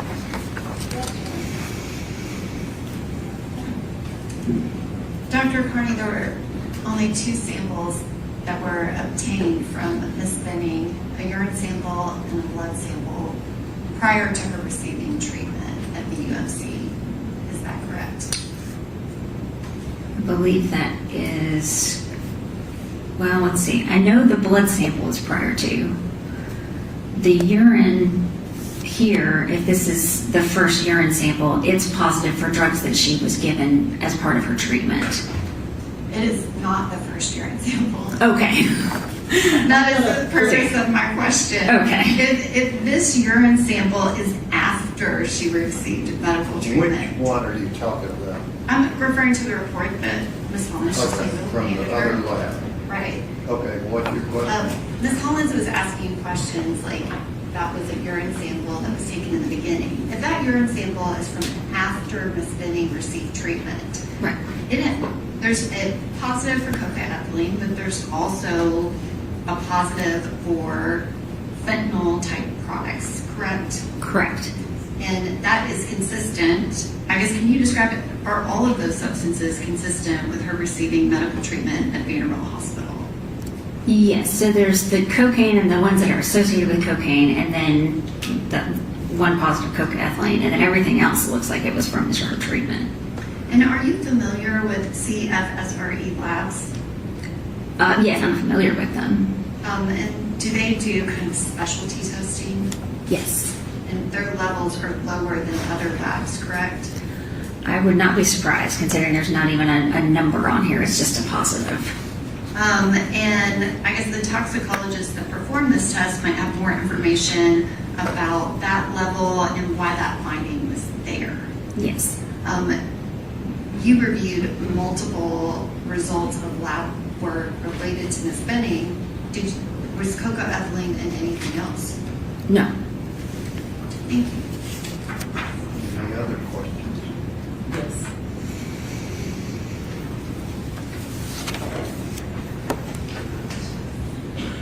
You're not telling this jury that Vanderbilt gave her alcohol and cocaine, are you? No. Okay. So regardless of when the urine was taken, she had it in her system, didn't she? There's a positive there. I don't know what level, but And if the original urine that was taken from Miss Benning was notated at 2259 on 225, and her first administration of fentanyl was not until after midnight that night, that means that that urine testing was prior to her getting fentanyl. Would you agree? so she had a seizure disorder? Because she has an anti-seizure drug in here that was given at the hospital. I'm not talking about seizures. Then I don't think that we can say that this is prior to treatment. This is after treatment. She very clearly has other drugs in here that were from treatment. I don't think you're hearing my question. I'm not speaking Objection, to Your Honor, it's been asked and answered. Okay, what is your question? My question is, if her urine was taken at 10:59 p.m. from Vanderbilt, and fentanyl was not administered until after midnight, if that urine tested positive for fentanyl, that would Objection, be... Your Honor. Counsel is misstating the evidence. That report No, is I'm not not. related to that sample. She can just answer the question. The evidence is going to come out as Did you it have is. multiple urine samples? So there are urine samples, and they're clearly after she's received treatment. And I believe this has been all worked out as far as the timing. So the fentanyl from this is from her treatment. And you're right, it has been worked out. Because So this is originally- not illicit fentanyl. What This is- is treatment fentanyl. Originally, up until as late as a few... Objection, Your What Honor. is your question? Counsel Why is don't you stop misstating me the from asking? evidence. I can't answer. I can't ask. What is your question? For the first year and a half to 2 You didn't years, start out with that. What is your question? the original urine wasn't 9, it was taken at 22:59.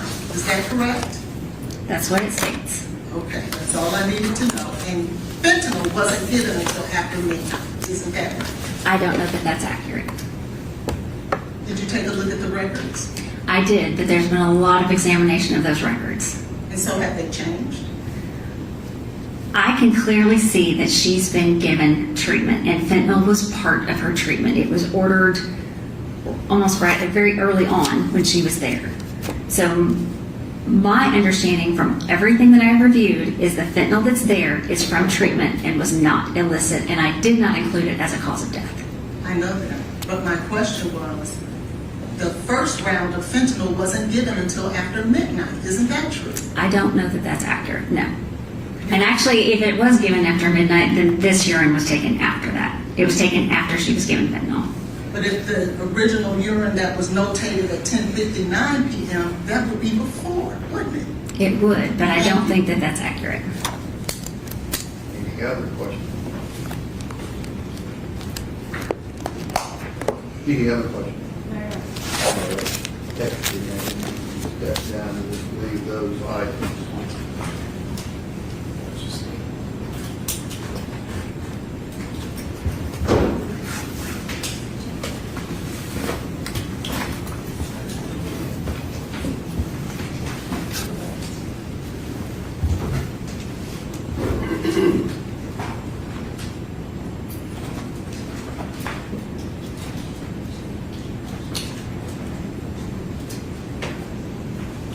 All right, ladies and gentlemen, the jury will break for lunch till 1:40. Could step down the hallway.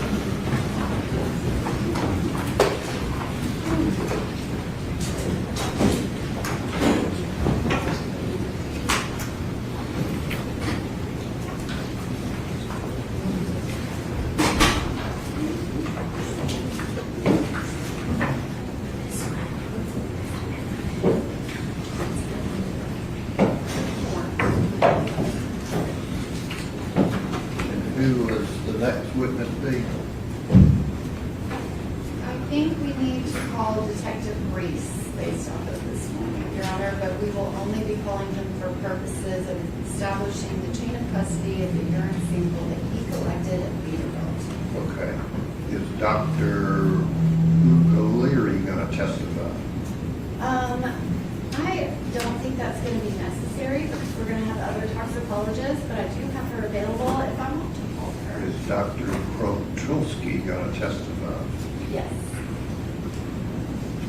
And Your Honor, while we're talking about it, we will call Dr. O'Leary if they do not.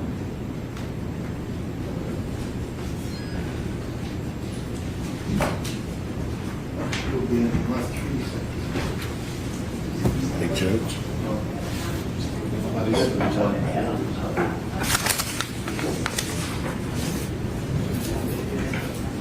Go to the lunch recess.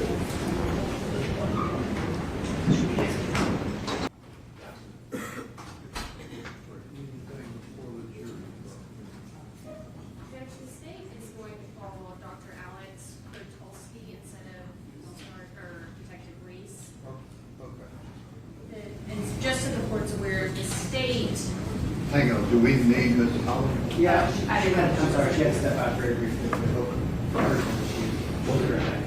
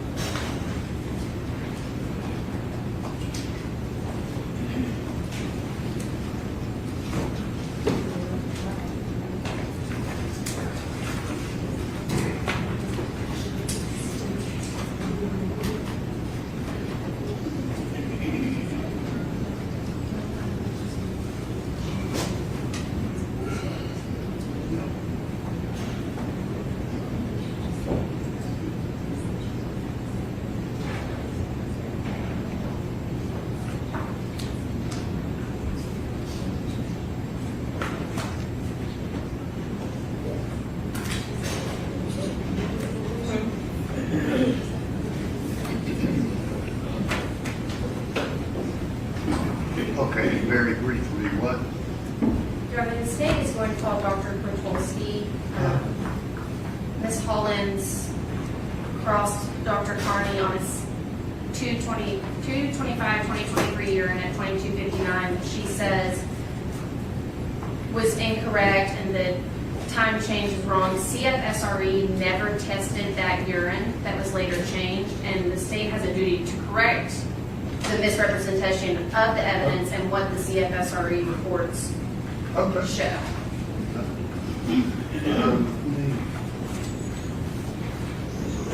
Sorry, let Dr. Krotulski.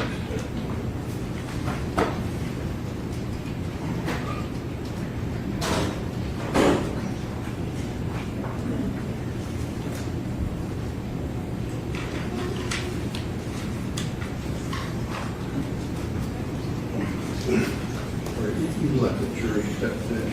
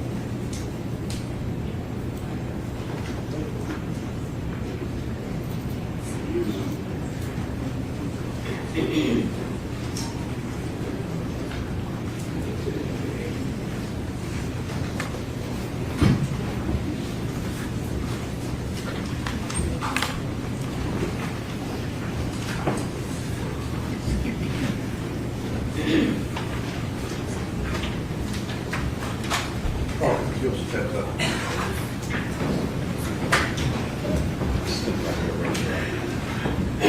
swear the testimony you're about to give to be the truth, Yes, I will.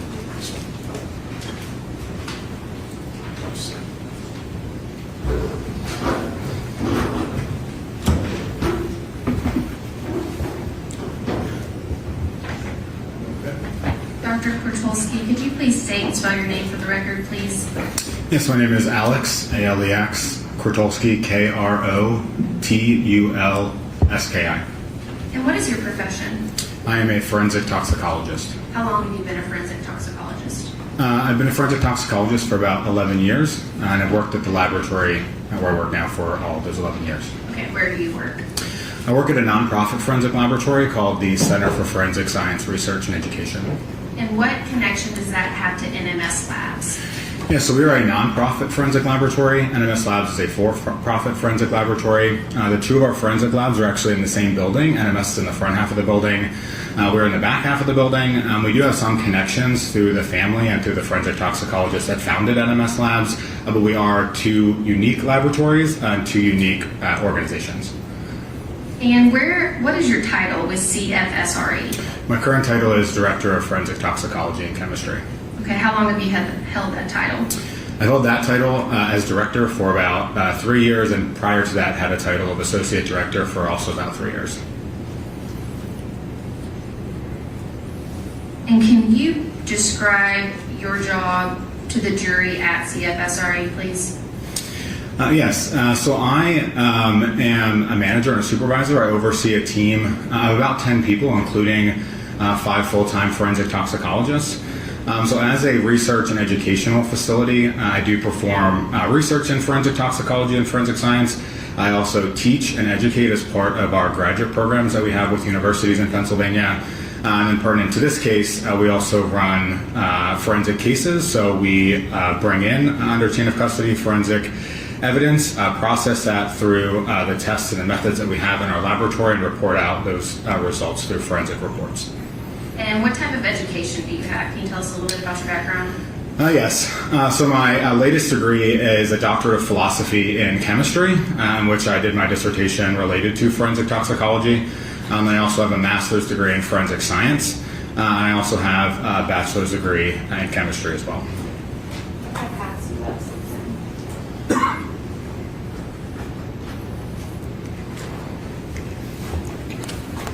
Dr. Krotulski, what is that? So the document you just passed me is my CV, or my curriculum vitae. Okay. Are you required to have ongoing training? Yes, as part of really the field of forensic science as a whole, forensic scientists continue their professional education, whether that be through courses that we take, through conferences that we attend every year, through a variety of other means like reading journal articles and whatnot. And have you ever testified as an expert in toxicology? I have, yes. Okay, about how many times? Once before. Your Honor, at this time, I could make Dr. Krotulski's CV the State's Sex Exhibit 33 Okay. and tender him as an expert in toxicology. No objection. Okay. All right, again, ladies and gentlemen, Dr. Krotulski will be allowed to give his opinion as an expert in that field and place such weight as you choose to apply. Okay. Dr. Krotulski, did you get involved in a case involving a patient, Jade Benning? Yes. Okay. Do you recall about when you became involved with Jade Benning's cases? Yes, that was in March of 2023. Okay. And how did you become involved? At that time, so our laboratory takes in cases generally for different unique scenarios. We do testing for a variety of different drugs and toxins in the field of forensic toxicology. So generally, the way we get involved in cases is that there are biological specimens, whether that be blood, urine, whatever it may be, that need advanced toxicology testing. So with our relationship with NMS Labs had contacted us about samples that they had that they were interested in getting additional testing performed on, and that's how our laboratory got involved. Okay, did you also talk to Vanderbilt doctors? Yes, I talked to Dr. Krotulski as well at Vanderbilt. Okay, did you issue a few reports in in regards to Miss Benning's urine? Yes. Okay. All right, so I can pass.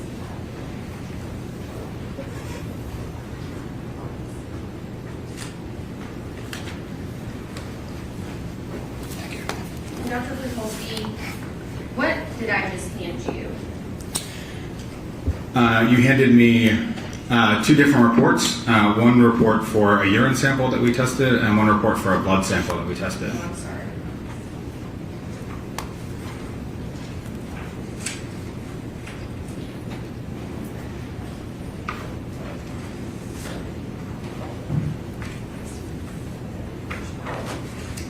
What is the case number? The case number for the urine is 2023-0092. The case for the blood is 2023-00989. Sorry. And these are pretty thick. Can you explain to the jury what is with the report? Yes. So this second report that I was handed is for a second urine specimen that we tested, 2023-0090.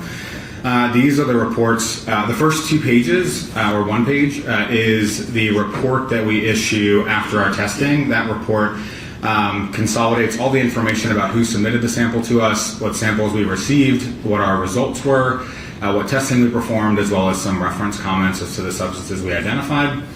And then the rest of the page is the rest of the packet for the case. There are a few pages that include the chain of custody, as well as the sample preparation documents that we use to prepare the samples in the laboratory for analysis. And then the bulk rest of the pages are the data associated with the identifications for the drugs that we made.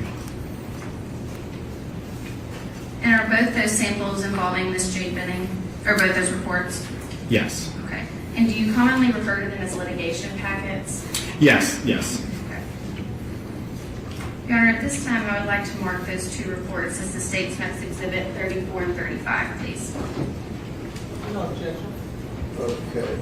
Which you want to delineate? 34, Your Honor, that could be 0092, and 35 be 0090. They're Different the data. report numbers. No, sir. Okay. Your Honor, if I could publish it for the witness, we have it on a PowerPoint. Okay. Dr. Krotulski, can you walk the jury through this first page and what we're looking at and what kind of identifying information is on this page? Yes. At the top, you can see that this is the toxicology report that we issued. That's the logo for our laboratory, as well as the date that we issued it. So it was issued in July 18th, 2023. This report was issued to Dr. Rebecca Bruccolari at Vanderbilt University Medical Center. On the top right there are the different case numbers associated with the case. So every agency is going to assign generally their own case number to a case. So our laboratory assigned our case number, the CFSRE case number, but then there were additional case numbers, including the NMS case number, as well as the agency's case number that we include as well. Next down under items received is the item that we received for that case number. In this case, under the description, you can see that it was 1 vial containing urine. The next section is the results and conclusions. So these are the substances that we've identified. In this case, the analytes, benzoylecgonine, norcocaine, and cocaine.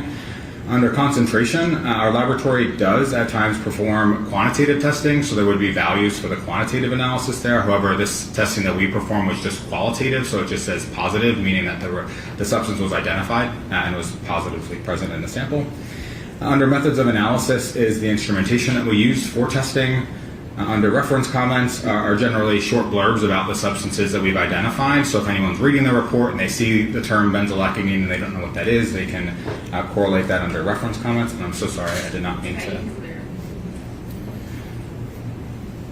Next is laboratory comments. That just says that we took the sample into our possession under chain of custody, seals and everything were in order. And also notes that when we discard the specimens. And then finally at the bottom is again the case number, the date that we're signing this, my signature, as well as another toxicologist signature at our laboratory. And Dr. Krotulski, you've already talked about how you were in communications with Vanderbilt. from your knowledge, when was this first sample taken? In my communications with Dr. Krotulski, it's my understanding that this was the first urine specimen collected when the individual presented to the hospital.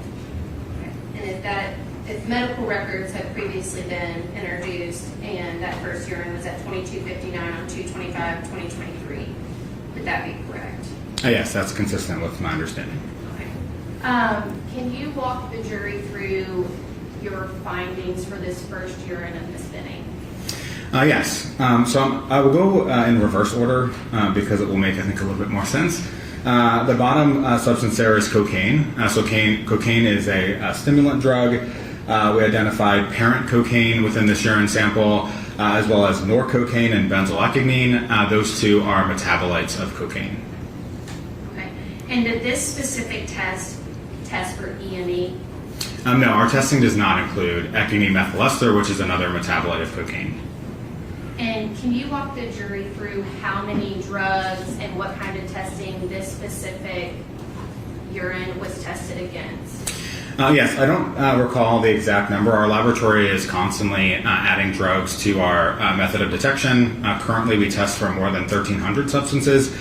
This time in 2023, our scope was probably around 1,100 substances. If the substance is not listed on this report, it means it was not identified through the testing process. Okay, so we can say out of at least 1,100 drugs, the only one that was tested positive was cocaine. And its metabolites, correct. Yes. Okay. And what, if any, what is your threshold for cocaine and the metabolites for a urine sample? Yeah, our cocaine threshold is about 20 nanograms per milliliter. Sorry, I don't believe I said that correctly. Our threshold for cocaine in urine is about 20 nanograms per milliliter. That would be the same for its metabolite norcocaine. However, benzoylecgonine has some different chemical properties, and our testing limit for that is about 100 nanograms per milliliter. And from your discussions with Dr. Krotulski, what were you advised that Vanderbilt's threshold was? Yeah, so it's my understanding that in the hospital, as many hospitals do, they perform a urine drug screen. That's done by a different type of test than we perform. That's done by something called immunoassay. Whereas our testing is performed by mass spectrometry. Through my conversations with Dr. Krotulski, it was my understanding that the cutoff for benzoylecgonine in the hospital was 300 nanograms per milliliter. And again, our cutoff was 100 nanograms per milliliter. So is it consistent that if Ms. Benning's blood or urine tested in the hospital negative, but then was positive with you, is that consistent with just the different thresholds and Vanderbilt being much higher? Yeah, so when you have differences in thresholds, you can have concentrations that are between those thresholds. So one laboratory may report it negative because it's below their threshold, and another laboratory may report it positive because it's above their threshold. Both of our tests were not quantitative, though, so we don't know exactly how much benzoylecgonine was in this sample.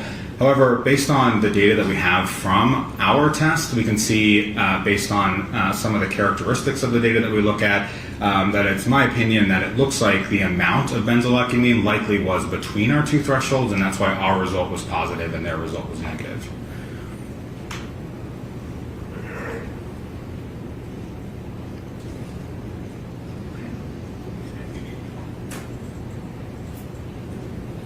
And before I move on, can you walk the jury through what typical effects of cocaine are and then what the severe effects of cocaine are? Sure. So cocaine is a stimulant drug, so it does a lot of things to stimulate your body.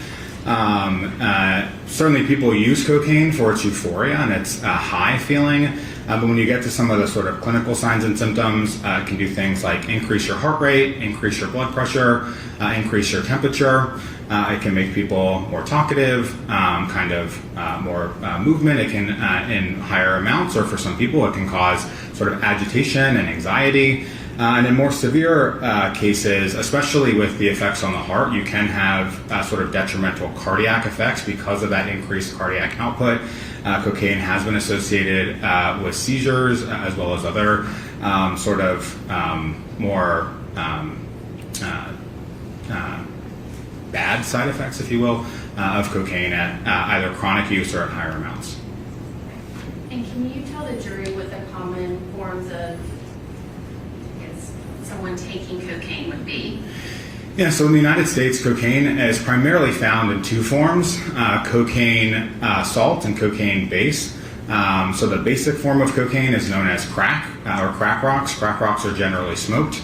The salt form of cocaine, or known as coke, is a powdered form that people typically snort. Okay. Is oral ingestion of cocaine common? No, from my experience, oral ingestion of cocaine is not common. Okay. And for symptoms and side effects, how would oral ingestion of cocaine differ from IV, snorting, something like that?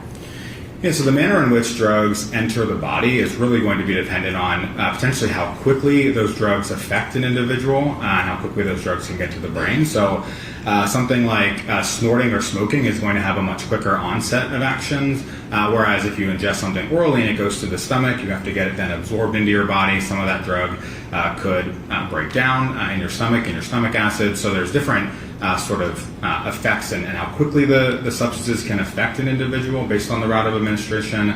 But then also there's other things that can be important about how the drug is metabolized or how it's breaking down throughout the body based on the route of administration as well. And in preparation for this trial, did you research to see if you could find any sort of studies on oral ingestion of a liquid cocaine? Yes, I did. Okay, were you able to find any studies for liquid cocaine? I did not. There are a few studies that have looked at oral cocaine administration, but typically they're through capsules or tablets, in large part because that's how a lot of substances are taken orally as capsules or tablets. I could not find any studies looking at liquid cocaine oral administration to humans. Okay. And I want to talk to you about your research that you found for capsules. Can you walk the jury through how quickly symptoms appeared in your research?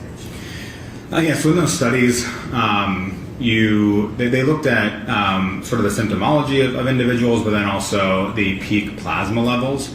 So plasma is sort of a form of blood in terms of the way that drugs are in the body. They collect blood and then can convert it to plasma. So they found, one of the studies found that the peak plasma concentrations were between 50 and 90 minutes. And that just means that the cocaine has gotten into the bloodstream, it's circulating around the body, and as they test serial amounts of, serial meaning replicate amounts of blood over time, that in 50 and 90 minutes it was the highest amount of cocaine, and then it started falling down. Okay, and is it your opinion that liquid cocaine would work quicker than capsules? Yes, when you have a capsule has to get into your stomach, the capsule has to be broken apart, in order for those substances to then be absorbed into the body. In a liquid form of the drug, generally, compared to a capsule or a tablet, that liquid is already ready to be absorbed, so that process can be a bit quicker. Okay, so if we have Ms. Benning, who at 9:10 is painting words on a canvas, 9:25, a photo of a new word that she has painted on a canvas, and then we have a lieu of about 4 minutes of taking photos, and then 9:29, so about 19 minutes from that 9:10 to that 9:29, there's a phone call, and it's 6 minutes long. At the beginning of the phone call, you can understand Ms. Benning for the most part, and by the end of it, you cannot understand her. During that phone call, she's saying things like, "I can't feel my legs," and then by 9:50, when EMS finds her, she's pulseless. From that 9:10 to that 9:50, is it consistent with a 30-minute window of Ms. Benning ingesting that cocaine and then feeling those side effects and becoming pulseless? So as I mentioned, you can get peak cocaine concentrations orally in about 50 to 90 minutes. So the effects certainly are presenting sooner than that. So that is consistent with that time frame and that the results or the data that's in the scientific literature.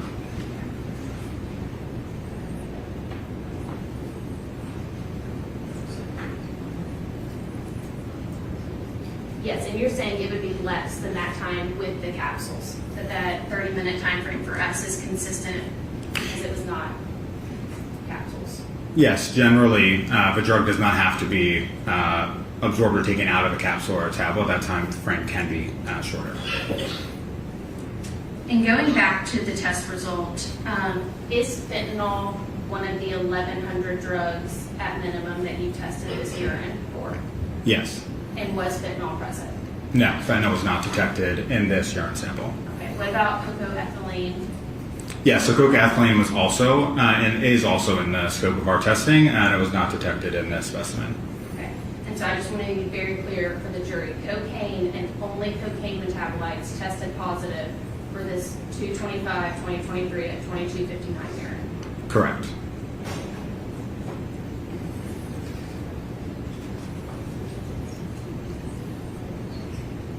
And Vanderbilt's threshold was 300 and was only testing for the benzo, is that correct?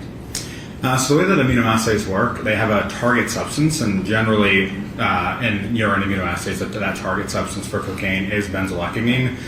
Some of the other metabolites will have cross-reactivity, so their amounts could sort of combined in total potentially reach that threshold. But in this case, with the result being none detected, those combined amounts of the substances still did not reach the threshold for them to produce a positive result. Your Honor, if I could have the witness pass exhibit number 32, please.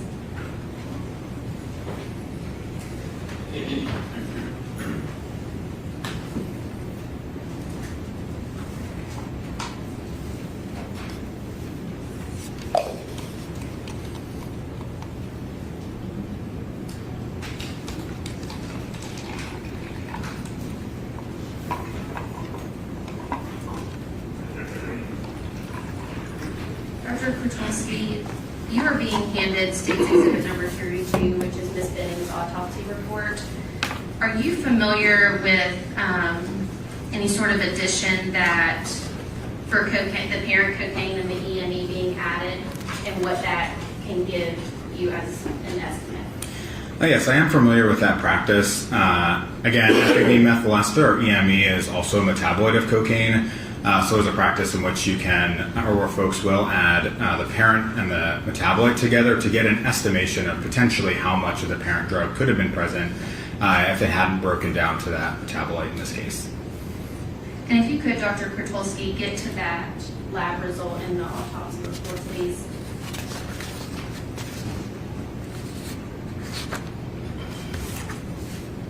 And could you tell the jury what the EME and the cocaine was, and then how we would get to that number of the estimated concentration of cocaine in Ms. Benning's blood that night? Yes, this is the NMS Labs toxicology lab report. That reports cocaine at 78 nanograms per milliliter and the ethylene methyl ester at 7,800 nanograms per milliliter. Okay, and what would that bring us to if we were doing that addition? Yeah, so if you were to do that addition of the two, it would be about 8,000 nanograms per milliliter. Okay, and is 8,000 nanograms per milliliter a high concentration of cocaine? Yes, if there was 8,000 nanograms per milliliter of cocaine in someone's system, that would definitely be considered, in my opinion, a high amount of cocaine. What is typical that you see? Do you see anywhere near 8,000 nanograms per milliliter on a daily basis? Yeah, so we do quantify cocaine in blood samples, not as routinely as NMS does. I do not recall what the highest amount of cocaine we've seen in a blood sample is, but I would think that we have seen concentrations of cocaine in the thousands. I just don't know exactly what those concentrations are.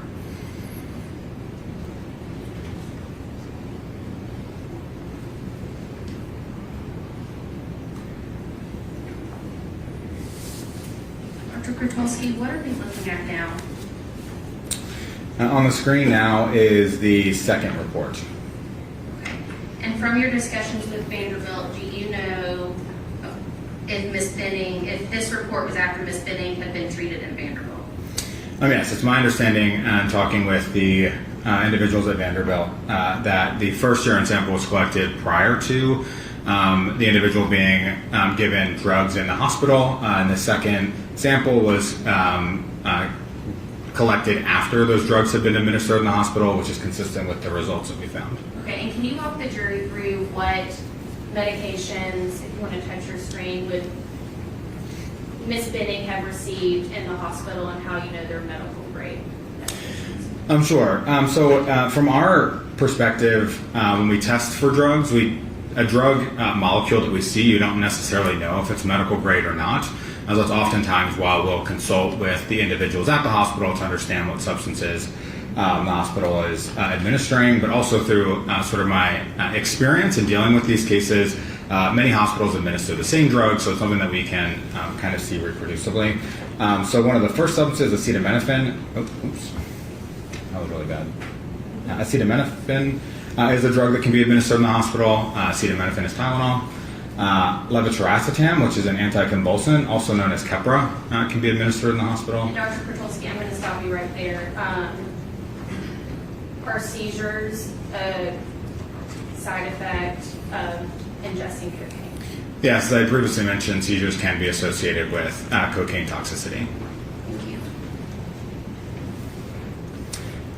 Next on the list is lorazepam. Lorazepam is a benzodiazepine, which is also, benzodiazepines can also be administered as anticonvulsants for seizures.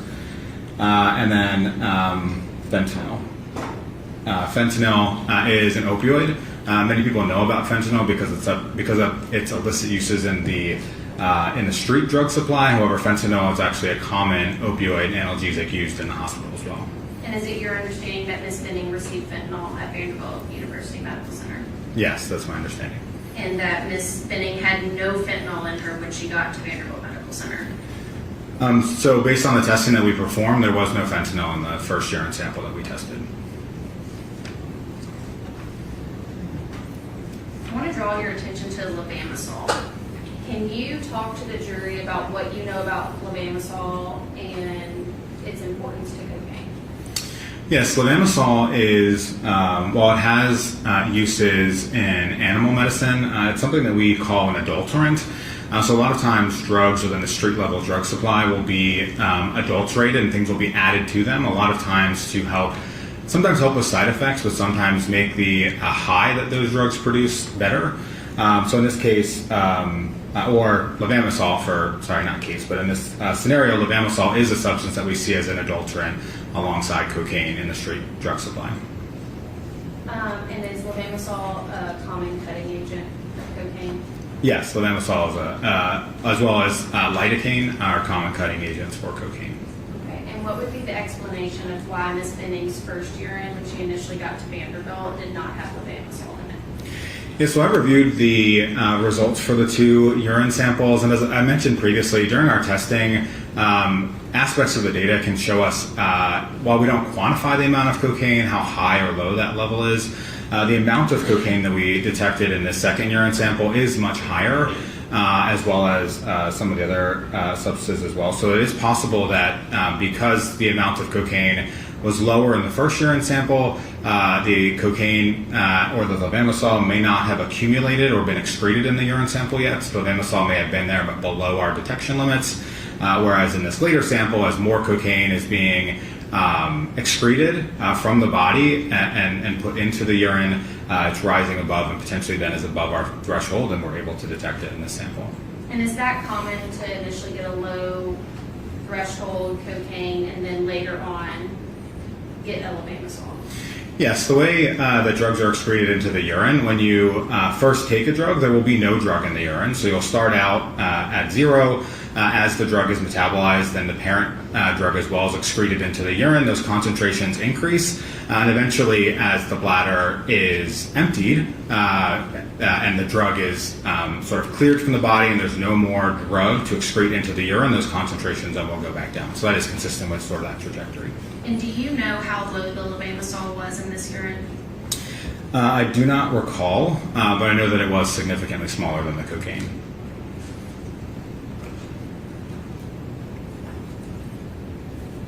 Let's talk about cocoethylene. What can you tell the jury about cocoethylene? So cocoethylene is an interesting substance in that it forms in the co-ingestion of cocaine and ethanol. Okay. Was cocoethylene present in Ms. Benning's first blood or first urine? No, it was not present, but similar to the explanation I gave for levamisole, it could be that it was present but below our detection limits, therefore we weren't able to see it because maybe it hadn't been excreted fully yet. And do you know how low this sample of cocoethylene is in Ms. Benning's urine? Yeah, so I did take a look at that, and again, comparing those responses that we get from the instrument the amount of coke-ethylene that we detected was about 1% of the amount of cocaine. So again, quite a small amount of coke-ethylene compared to the amount of cocaine that we saw in this urine sample. And this 1% of cocoa-ethylene, would that be consistent with Ms. Benning drinking alcohol and then taking a bump of cocaine? So from my experience in those scenarios, you wouldn't have that small amount of coke-ethylene, although it does depend on sort of the timing of when the urine sample was collected. But generally, when we see coke-ethylene with people who are co-using larger amounts of alcohol, we do see it at more appreciable amounts than the small amount that we saw in this sample. Can you dissolve cocaine in alcohol to make it a liquid cocaine? Yes, cocaine, like many drugs, are dissolvable in what we call solvents, and ethanol would be an example of a solvent.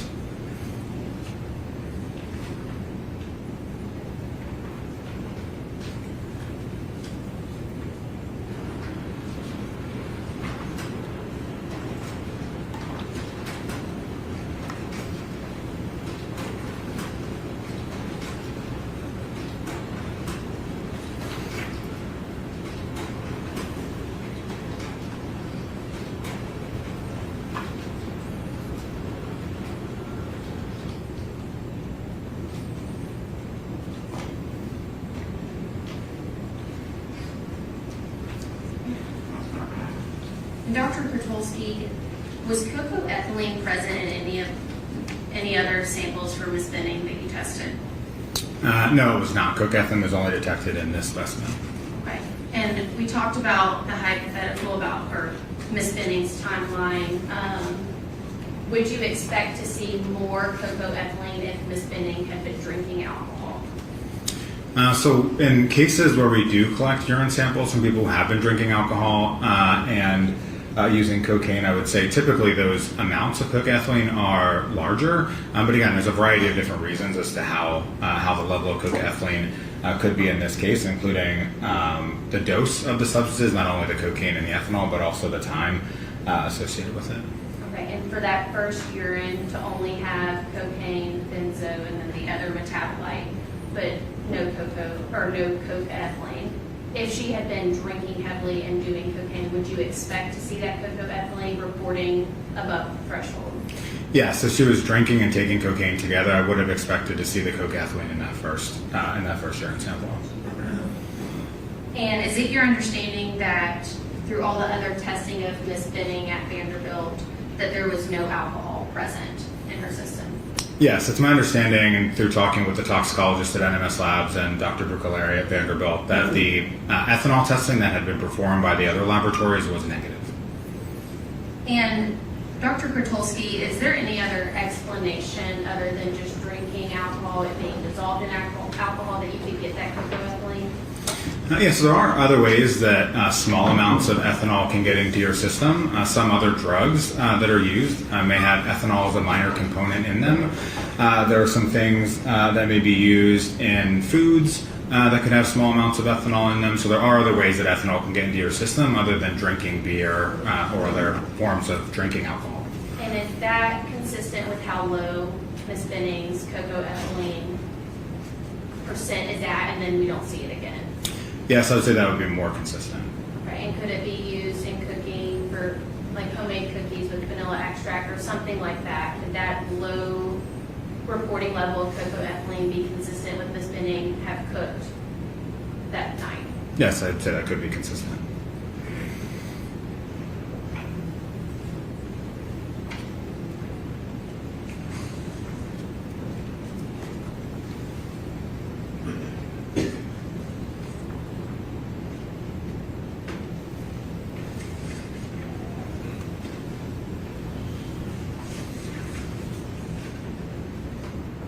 Governor, give me one moment.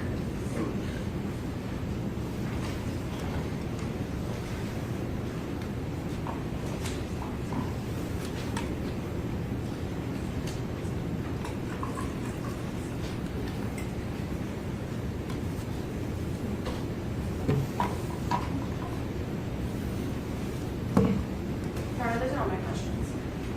Questions on behalf of the defense? Yes.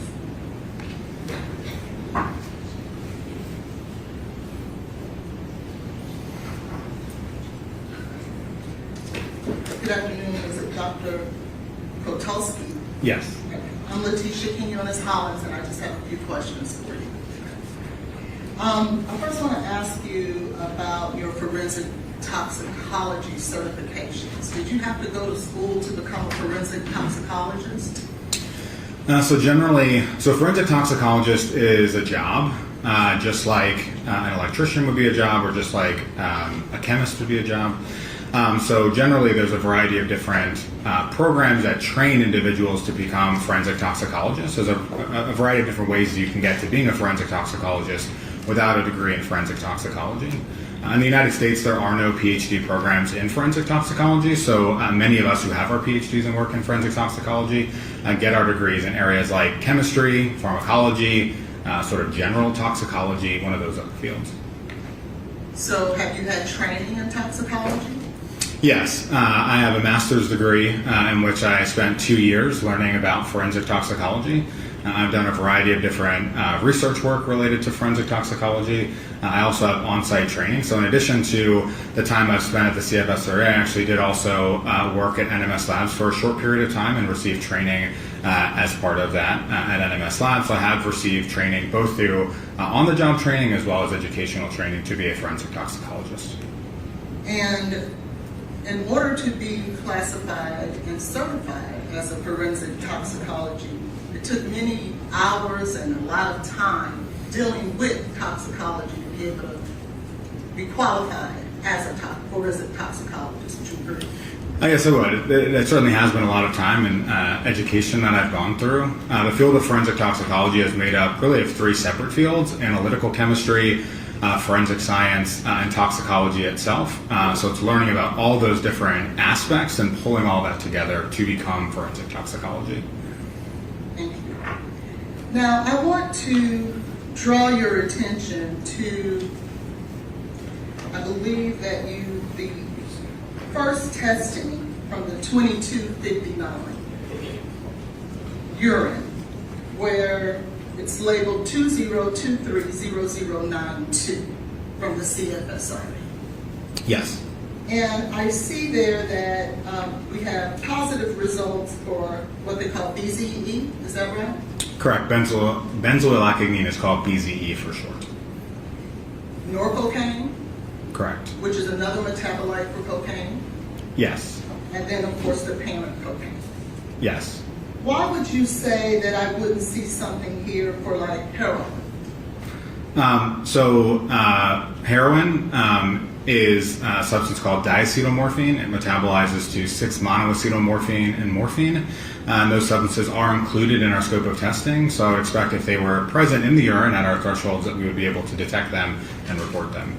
Okay. So the fact that that isn't there, it means that it doesn't appear that it was in this matrix of the urine, is that correct? Correct.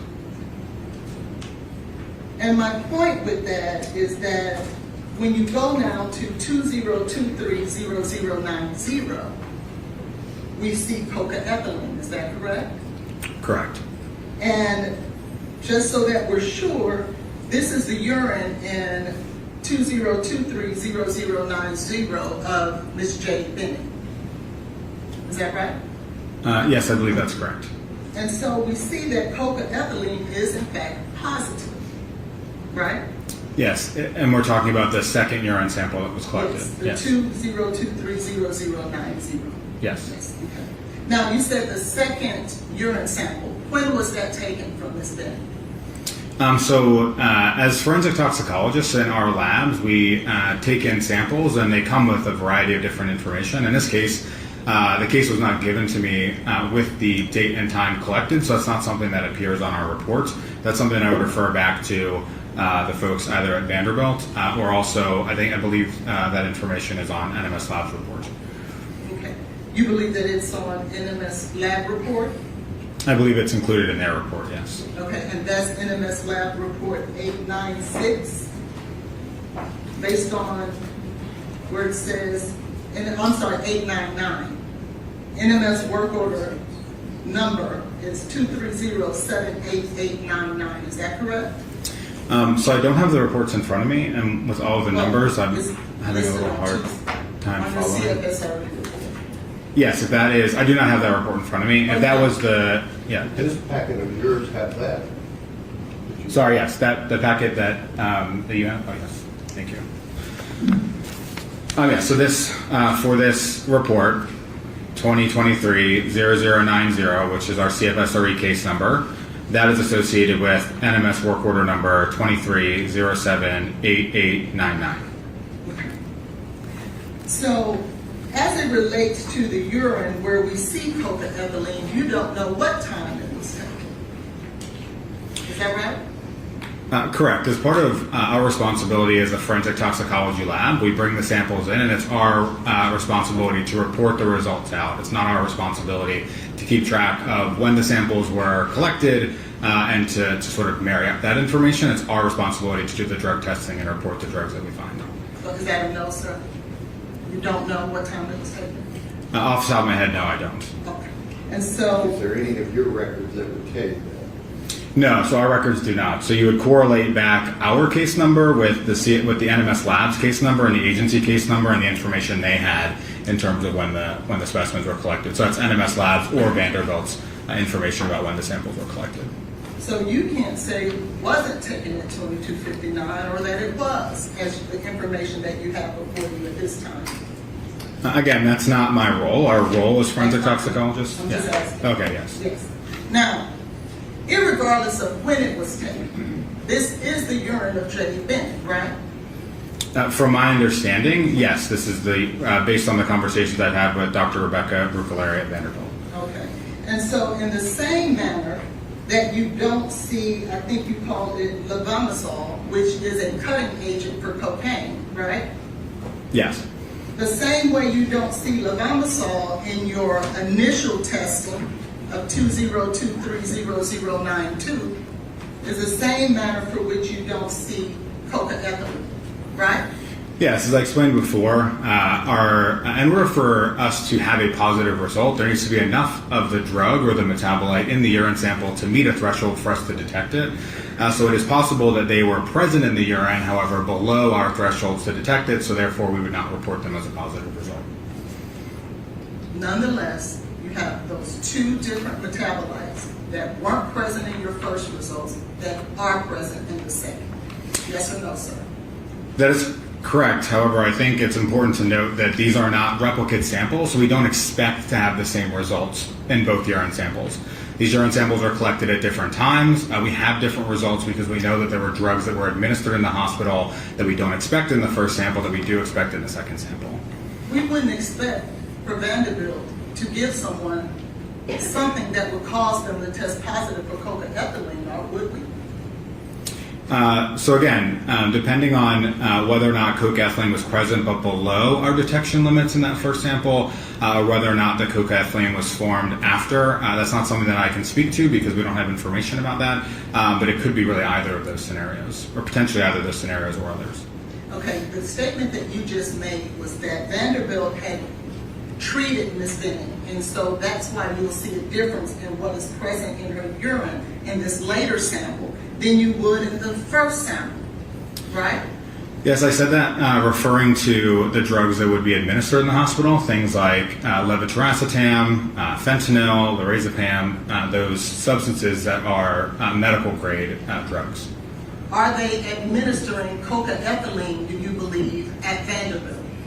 No, I would not believe they would be administering cocaethylene at Vanderbilt. And so, if we see this in her system, then it is safe to say to this jury that she had to get it from somewhere other than the treatment she received at Vanderbilt. Wouldn't that be right? And I apologize if I hadn't explained this well, but cocaethylene is really not a substance that's available out there. People don't go out on the street and buy cocaethylene. You can't sort of get it as a prescription drug. Cocaethylene is something that's formed in the body when someone uses cocaine and ethanol. So again, this wouldn't be something that could be administered. This wouldn't be something that is ingested. It's something that's formed through those two substances. Exactly. That person would have had to have ethanol and cocaine in their system at the same time. Yes or no, sir? Correct, yes. Now, so what we do know, and the reason I gave you the hypothetical of the heroin is because the only reason that it's going to show up positive is because there was alcohol and cocaine taken at the same time from Miss Benning, right? Yeah. That's why your testing came positive, yes or no, sir? So I don't want to confuse the terms ethanol and alcohol. Ethanol is a small molecule. Alcohol, while we refer to drinking alcohol as alcohol, alcohol is really a class of substances. Methanol, for example, is also an alcohol, and there's other alcohols as well. So what I'm saying is that cocaine and ethanol come together to form cocaethylene. The source of that ethanol, as I previously testified to, is unknown, but there are different sources as to where that ethanol could come from. Right, you said that it could have come from the vanilla extract that she put in her cookies.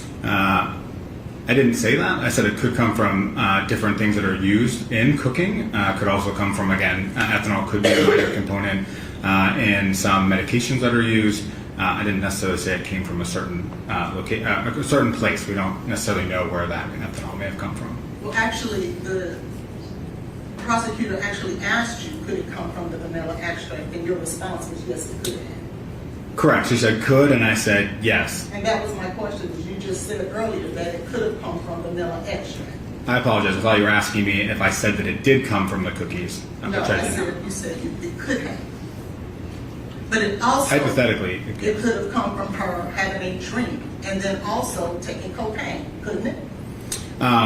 Yes, that is possible, again, depending on the amount of ethanol consumed. Ethanol can come from, as I mentioned, those other sources. It also can come from drinking alcohol as well.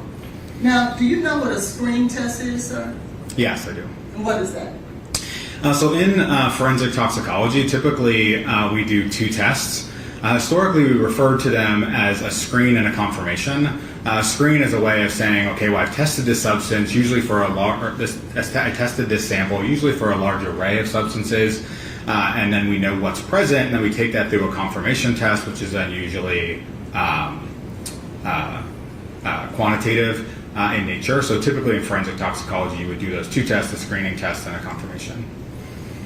And so, is it fair to say that you don't go, a lab would not go past a screen test to a confirmation test unless something is coming up positive in that screen? Is that correct? So the field of forensic toxicology has really advanced in recent years.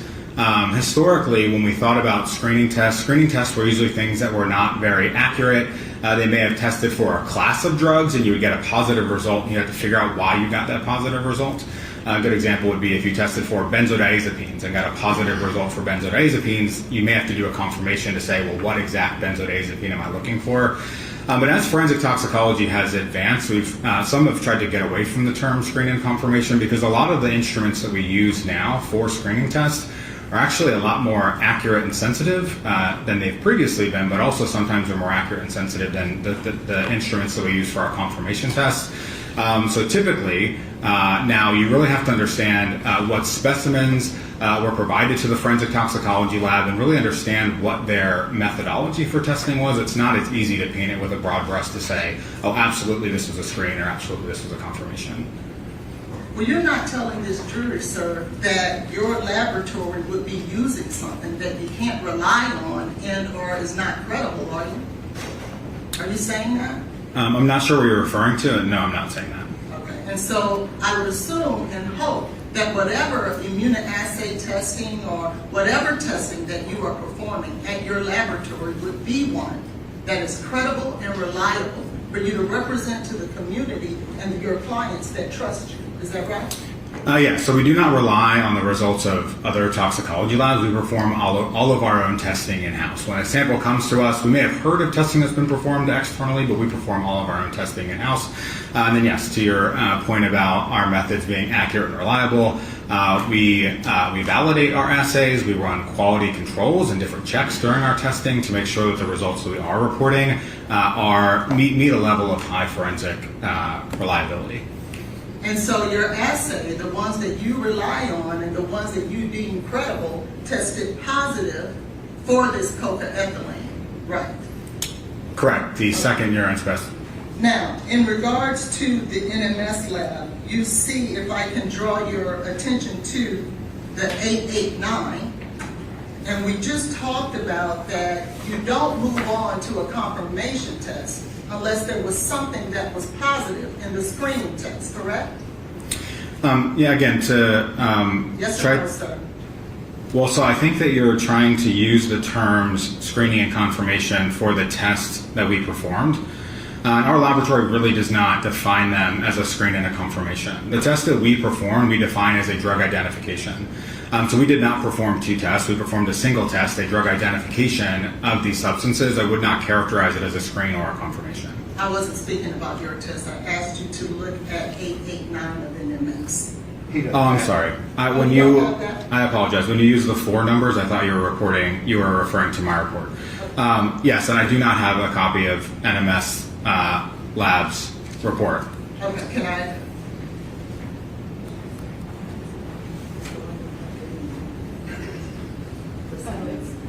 I thought it was okay. It's in the autopsy report, Dr. Oh. Krotulski, if you have that. I apologize. I do have that in front of me. Yes. You see there that NMS moved on to a confirmation test for coca-ethylene. Do you see that? Can I just ask a clarifying question? So I'm looking at an NMS Labs toxicology report that has a work order number that ends in 6889. Correct. Is that correct? Okay. Yes, sir. And do you see a confirmation test performed for coca-ethylene?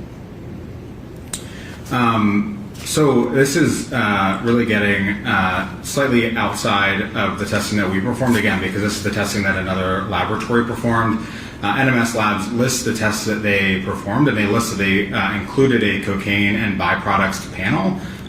So from looking at the report, it does appear that they would have looked for cocaine in those byproducts, but again, I cannot testify today to exactly what NMS Labs did. I don't have their data and their results in front of me. My testimony is really about the testing that occurred at the CFSRE. I'm not asking you about the data that they utilized. I'm asking you, with your expertise, as you being a forensic toxicologist expert, is to only share with me about looking at this toxicology report. And so that I'm clear, you're an expert in the field of Judge, I'm going to toxicology. object to ask and answer. He's already testified that You he's know lying. what that lab means by screen test. So again, I mean, I'm happy to sit here and look through the report. Certainly they will lay out what testing that they used and what testing was performed. But again, this was not within the scope of what I prepared for this testimony. I mean, I'm happy to take a look at it. Would you do that for me, please? Just to see whether or not there was a confirmation test performed for coca-ethylene. Would you please do that? Again, based on the report says testing was performed for cocaine and byproducts panel.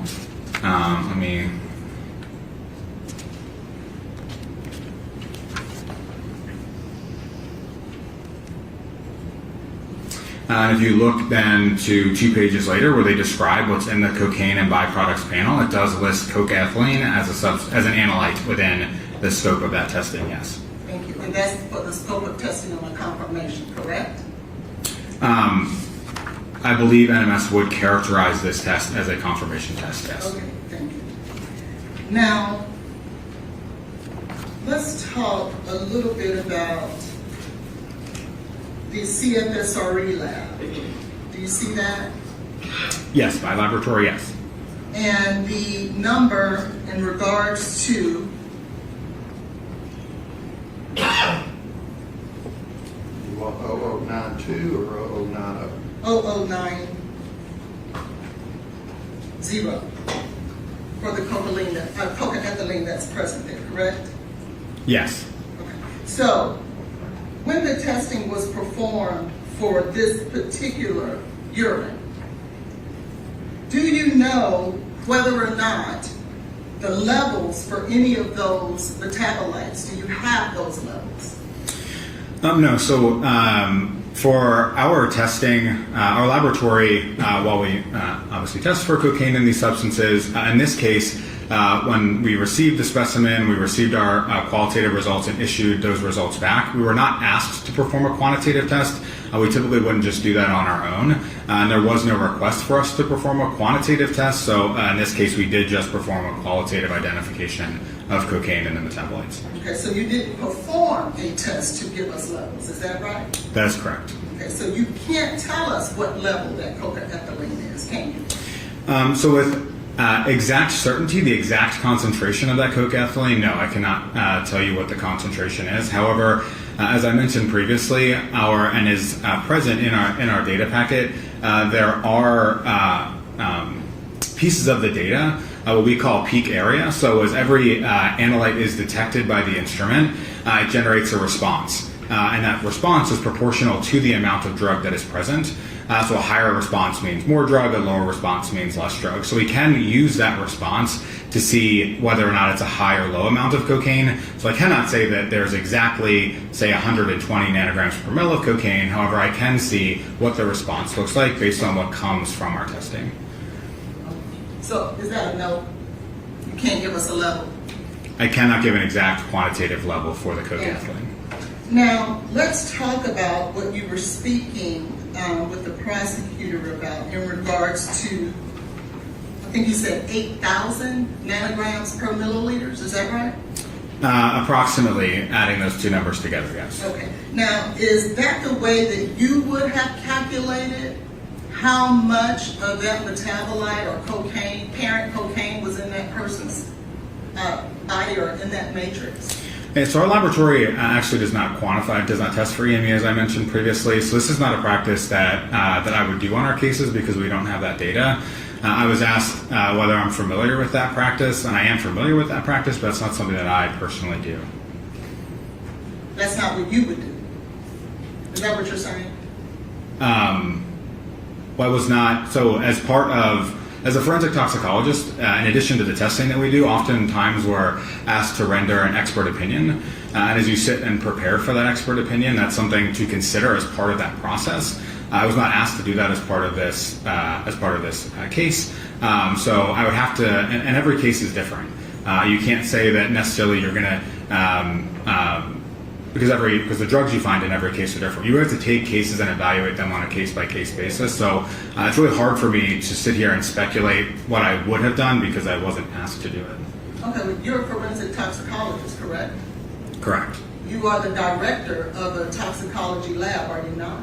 Yes. You've had significant training in forensic toxicology. Yes. So I'm asking you, as an expert, if you were trying, giving you a hypothetical, you're given a case, and you're trying to determine how much parent cocaine is in a matrix, in this instance, someone's blood, would you utilize the method of combining the parent cocaine and EME? So I think I would consider that, again, because that is a process that's out there. I certainly would not use that definitively. I would understand that that's a way of looking at kind of a generality, but definitely not anything definitive.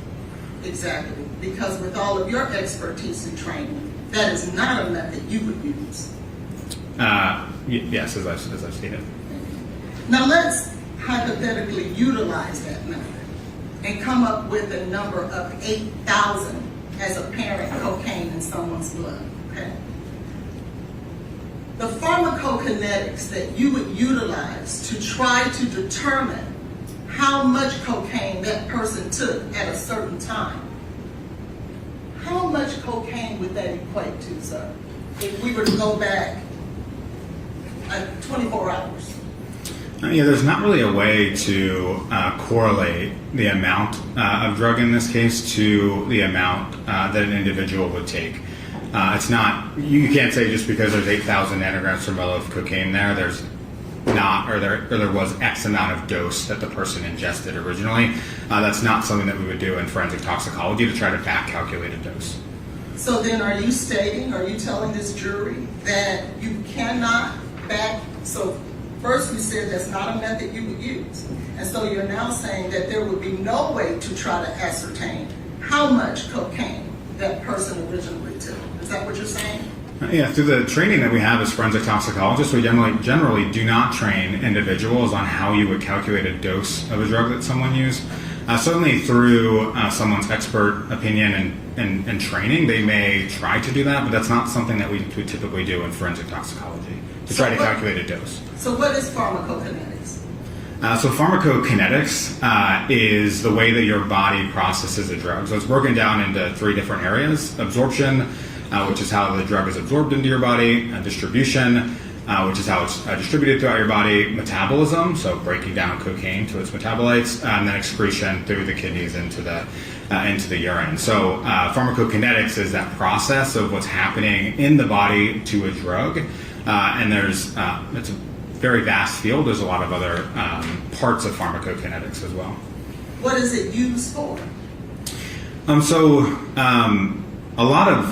in forensic toxicology, a lot of the substances we deal with are not legal. You can't give them to humans. So a lot of times when we think about pharmacokinetics, especially for substances of abuse, we would look at pharmacokinetic studies generally in maybe a rat, and we'd see, well, how much drug was given to the rat, how much drug we were able to detect if we collected the rat's blood, how much of the drug was excreted through the rat's urine. There are some substances that are used in humans, like cocaine. I mentioned previously that there were studies looking at individuals ingesting capsules of cocaine, and through that same process you can look at then peak plasma concentrations, as I mentioned, metabolites, all those different aspects.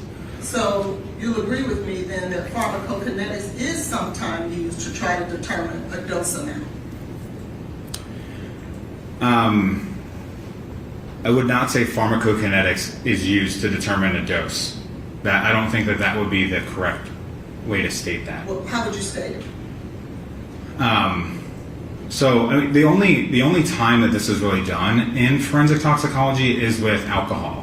So you can look at, and you may be familiar with this, but you can look at, based on the amount of ethanol in someone's system, you can back extrapolate to potentially how many beers or how many shots or how many glasses of wine they took. The reason we can do that with alcohol is because of its pharmacokinetics and its linear elimination from the body. In the world of other drugs on humans, I'm really not aware of any pharmacokinetic properties or calculations that you would do to correlate those drug concentrations back to the dose. And in this case, the blood concentrations of cocaine back to an exact dose of cocaine consumed. So you're stating that it is never utilized to try to determine a dose? Pharmacokinetics is never utilized in your field to try to determine a dose of cocaine? Is that your testimony, yes or no, sir? So I am not in a forensic case like this. I am not aware. I said, ever. Is pharmacokinetics ever utilized to determine a dose of cocaine? Well, as I mentioned before, in terms of a rat study, actually this can be, there are certain research studies where they may look at in the hospital trying to see how much, if they can control the amount of urine that is collected over a certain amount of time and do quantitative testing on that urine. There are some research studies that would look at trying to then calculate back the dose of a certain drug that was consumed. So there are aspects of forensic toxicology where that may come up. But in terms of a case like this where you're looking at drugs for a legal case, that's a whole different realm from what we're talking about today. So the answer to my question is yes, it has been done.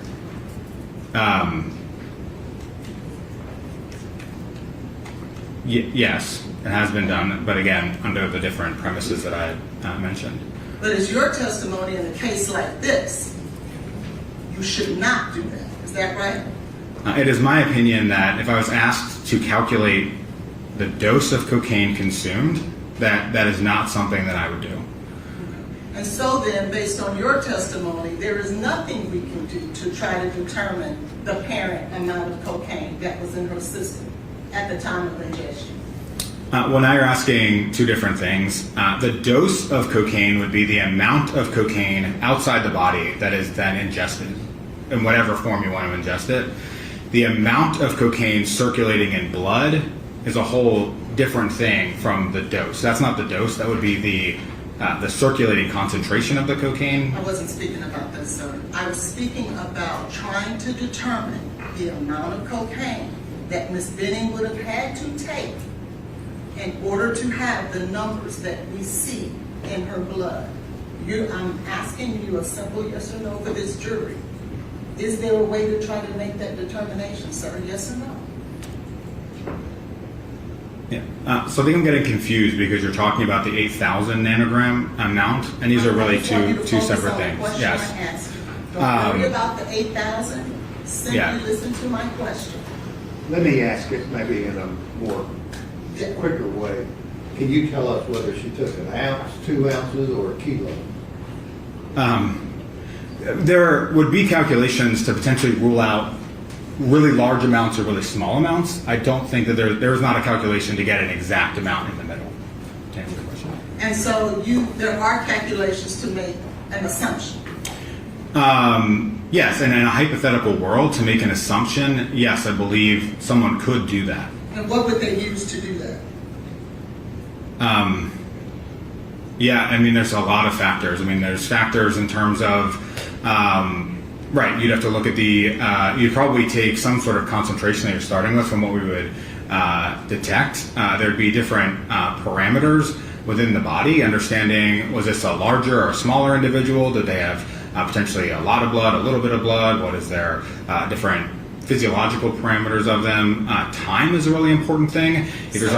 I'm not asking about the factors. I'm asking about what would you call it? If it's not pharmacokinetics, in order to get to that answer, what would you call it? Okay, so I would call it that it would be some sort of pharmacokinetic calculation, but it is not the entire field of pharmacokinetics. Well, so then you can use pharmacokinetics to try to get to an assumption as to what amount of cocaine she took, correct? Sure, yes, somebody could, in theory, do that. Thank you.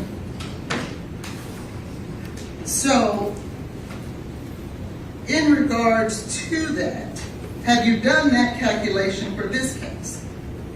No, as I previously stated, that would not be something that I would consider doing. Now, and a number of, well, let me ask you this. What is a half-life of cocaine? So the half-life is defined as the amount of time it takes for a concentration to half. So say, for example, at 1 hour it's 800, and at 2 hours it's 400. The number is halved. Over 1 hour, the half-life would be 1 hour. And you would expect then the half-life to continue 400 down to 200, down to 100. Okay, so what is the half-life for cocaine? I do not have that number off the top of my head. That's not something we typically would memorize. Okay, but you will agree with me, there is a half-life. Correct. There is a half-life of cocaine. I just don't have it off the top of my head. And would you utilize that half-life if you were to employ the methods of pharmacokinetics to try to get to a number? I know it may not be accurate, but would you utilize that half-life?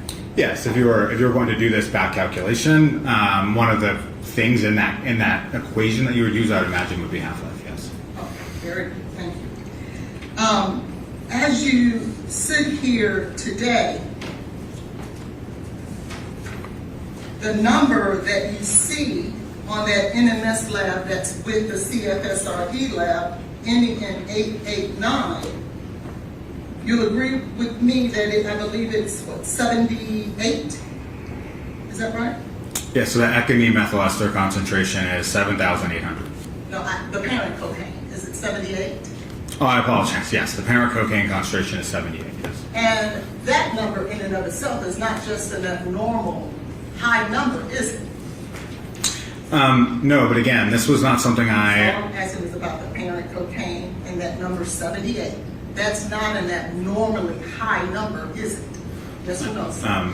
No, it's not that 78 alone is not a large amount, but again, there's a lot of factors that would go into it, and I've not reviewed this, so I'm not exactly sure sort of the time course of this.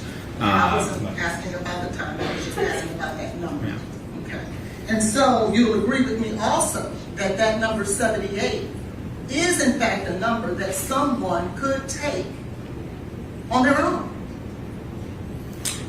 Yes or no, sir? Well, certainly cocaine can be taken on its own by an individual, yes. Thank you, sir.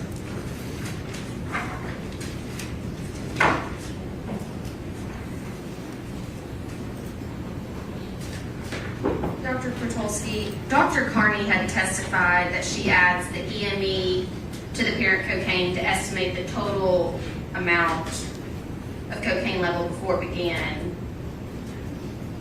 creating the NE or breaking it down.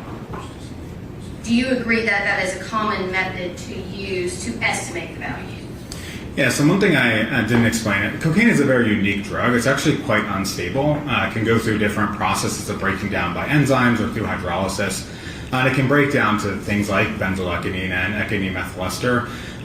So because cocaine is sort of so unique, there have been different research studies looking at saying, okay, well, because we know it's an unstable drug, is there a way that through different calculations we could potentially estimate how much cocaine was present at the time the blood sample was collected, rather than a few days or weeks or months later when that cocaine broke down? And your testimony as a toxicologist is that you would not estimate that value because your testing is very precise, but you don't disagree with Dr. Carney using that. Correct. value. I'm not disagreeing with Dr. Carney. Right. And the state never asked you to calculate a dose, but you can't calculate the dose Ms. Benning ingested. Judge asked you about an ounce or a kilo, but it could have been much smaller than that, especially if it was dissolved in a liquid. Is that fair? Yeah, I mean, one of the factors is, as I mentioned previously, time. There's also, a lot of times if you're going to do some of these pharmacokinetic studies, there's assumptions you're going to make. One assumption being that this was likely a healthy individual, normal processes, their heart was beating, their blood was flowing. If you're outside of those normal processes, some of these calculations start to break down. So again, I was not asked to do that. And again, it's a very complex process, and I just don't believe that that's something that would really be, I don't think you could probably do it with the information that I have and the understanding I have. That's what I was about to ask you. You cannot calculate the dose Ms. Benning ingested. Correct. Thank you. Those are all my questions, Your Honor. Now, you stated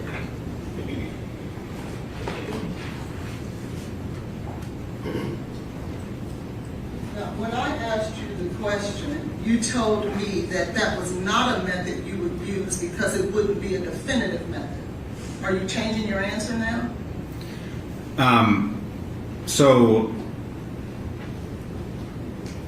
Right, so when you say definitive, No, you said definitive. oh, sorry. When we use the word definitive, for example, in this case, when you have 78 and 7800, I don't think it would be wise to put the two of those together and definitively say 7,778. If you're going to use it as an estimation for the amount, that's one thing, but using the word definitive here, in my mind, that says to say exactly what this concentration is, and again, that's not, I don't know exactly what Dr. Carney's testimony was, but that's what I meant by not being definitive. Actually, I think you said in a legal case like this, you would not utilize that type of method to get a definitive answer. I believe I said that based on the calculation of the dose when you asked me. By adding EME and the parent, right? He's talking about your questions when you wanted to see if he could determine a dose. No, my question was to determine the What parent is your amount question? of cocaine. I want to be clear that you're saying if we were trying to determine the parent amount, we would not take the EME and the parent amount and put them together. So again, I want to just make sure we're taking these two things apart. We're not talking about dose. So now we're talking about circulating amount of drug in the body. And in this case, taking the parent amount of cocaine and then the substance that the cocaine broke down into, understanding that those two substances are related and doing an estimate based on that is something completely different. And that's what I was just asked by the prosecution. Again, this is completely separate from the question of dose, how much someone ingests. And when you were talking about the CFSRE record that did not show the fentanyl, and that would be 202300092, this was an opiate screen, was it not? So our testing for Yes or no, so was this an opiate screen? so One, you're way beyond what was asked on the redirect. So number two, let him answer the question. So the testing that we performed on both urine samples includes opiates and opioids. So this was in fact an opiate screen? So I would not characterize the testing that we did as an opiate screen. We consider it sort of a broad-based drug screen that includes opiates and opioids, as it does stimulants, benzodiazepines, and everything else. So if fentanyl was present in the first urine sample, it was in the scope of testing, and if we would have detected it, we would have reported it. Okay, so I just want to be clear, it would have, if fentanyl, if it was there, it would have been positive. If fentanyl was present in the first urine sample, case 2023-0092, if it was present at levels detectable by our analysis, yes, it would have been reported. So it could have been there, but it just wasn't at your detectable level. Yes, that's how forensic toxicology testing works. As I mentioned with the levamisole and the cocaethylene, if something is below our threshold for detection, right, we would not be able to detect it, therefore not report it. I just wanted to be clear so that the jury What is your understood. question? Is that it was possible it was there, but it just wasn't above the level. Correct, and we have a pretty low detection level for fentanyl. I don't know what it is exactly off the top of my head. I'd have to go look it up. Any other questions? No, sir. Thank you, sir. Thank you.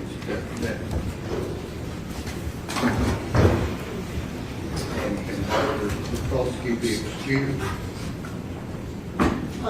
This stage is done with Dr. Krotulski. We would say subject to recall. Your Honor, if we can approach about that. Okay.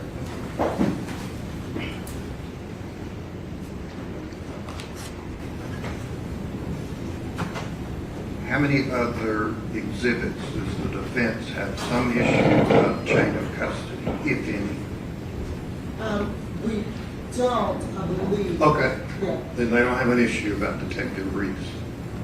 Well, I think she's trying to, he's the one that collected it from the hospital, so I believe she just, are you talking about 227? You just heard what she says up here. They've got a third sample they want to get into. Do you have issues about I that? don't know which sample it is. There are a bunch of tests in this It's case. the one that Detective Reese collected on February 27th, 2023. It's 1600.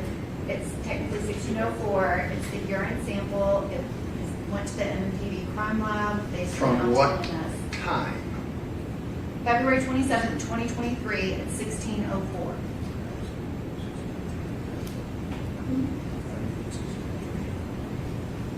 Issues or not?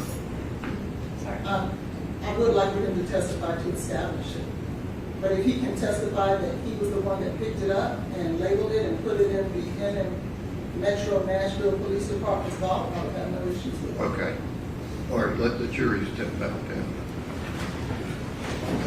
So we are calling him to submit purpose at this time? Apparently. Okay. I don't know what you're all going to call it.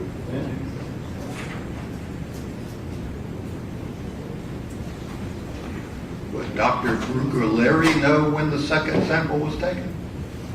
Is she here? Judge, we have Dr. Midthun here, and she has that information. Okay. Detective Reese.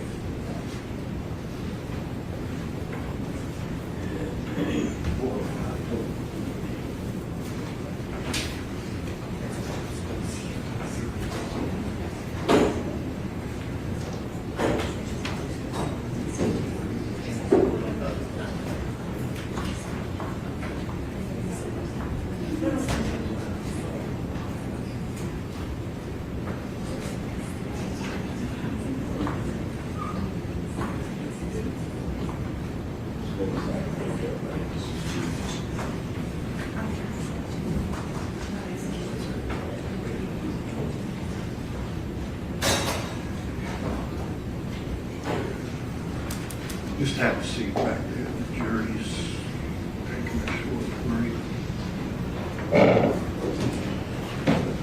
And is Dr. Midthun out there? Yeah, bring her back in so we don't have to take another break about the comforter.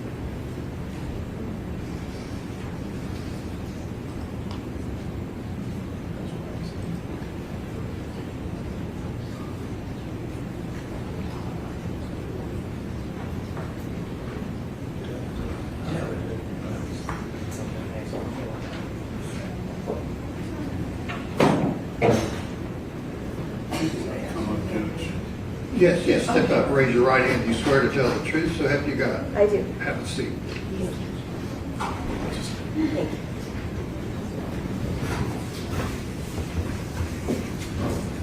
Doctor, you testified previously at the jury out hearing. The defense has made a statement that you made up. Did you do testing on the comforter? I did. They've made a statement that you made up that test. Is that accurate? No. Do you have questions about whether she made up a test? Yes, briefly. Okay, go ahead. The testing that you You can, utilize. so we can hear it on the I'm mic. sorry, thank you.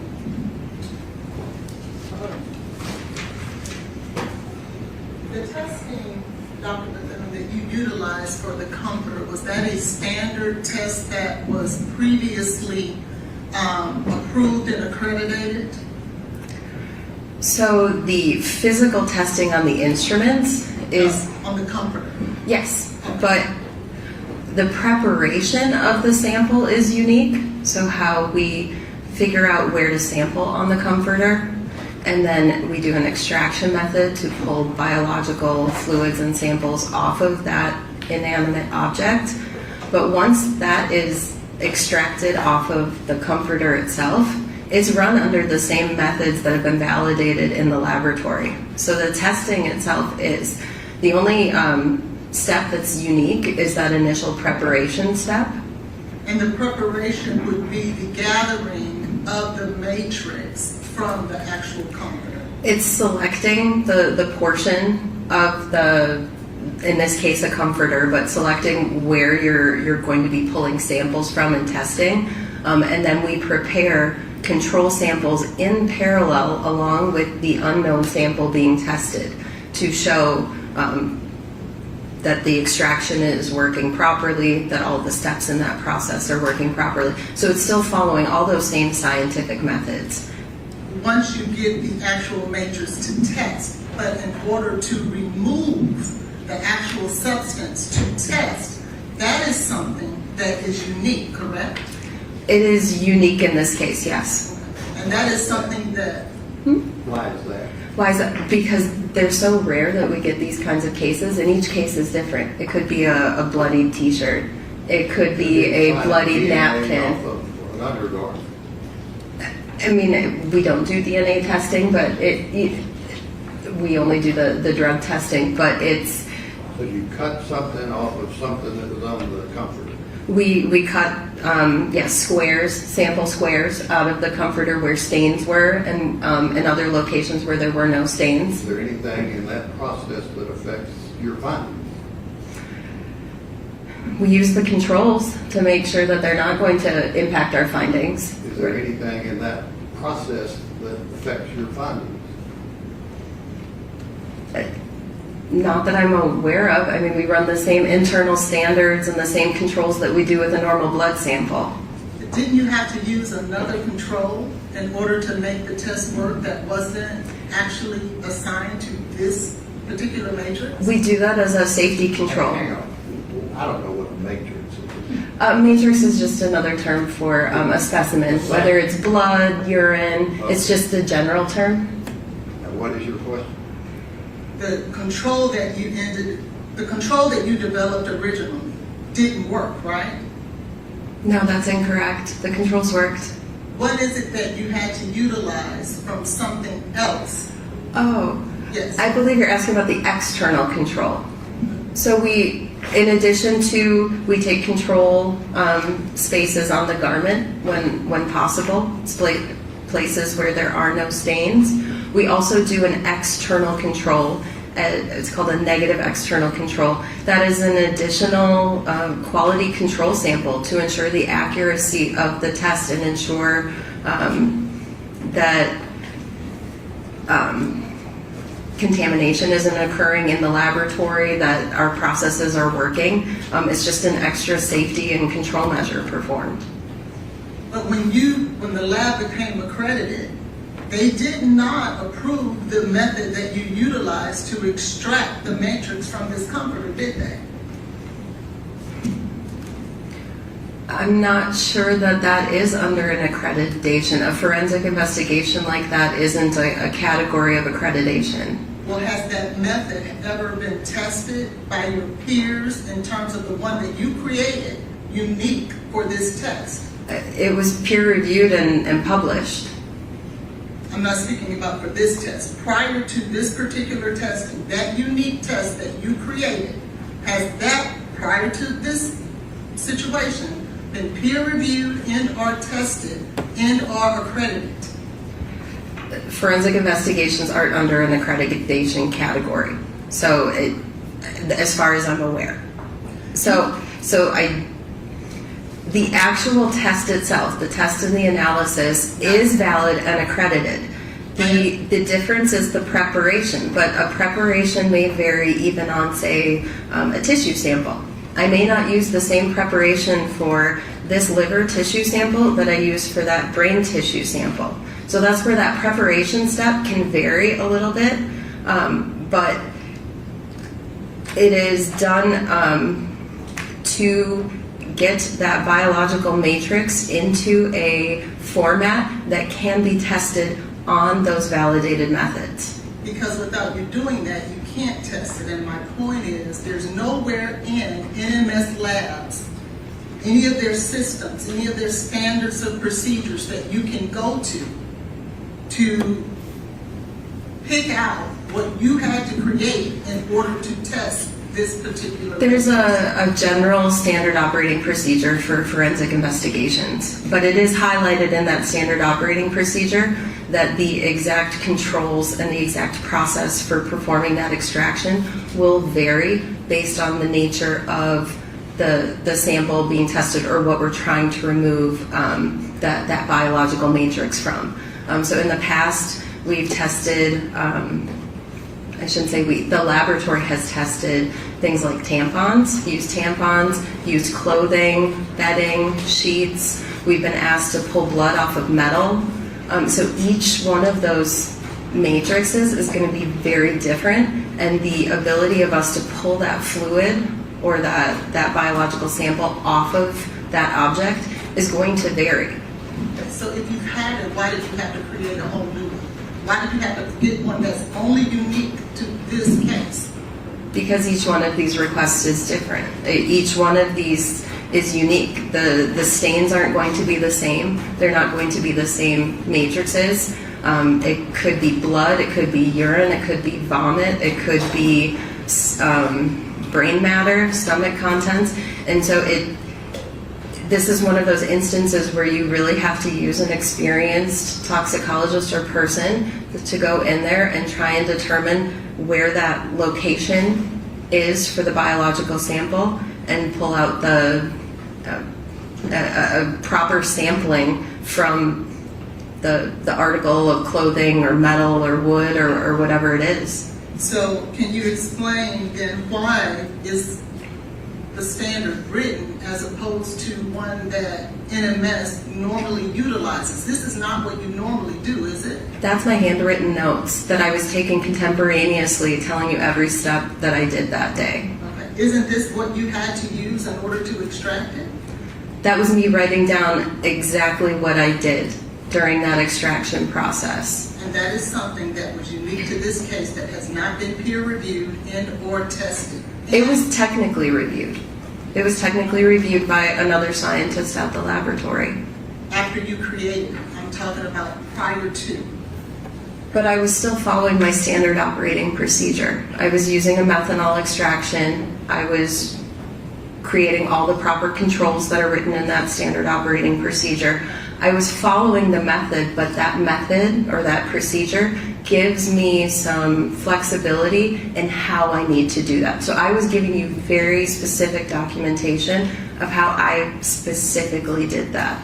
If you could please just answer my question. Outside of the individuals who tested. You'll just ask a question instead of adding what you want everybody to hear and what you think is very flashy. Just ask a question. Your Honor, I promise I'm not doing that. I just want her to Don't answer the ad-lib question. everything.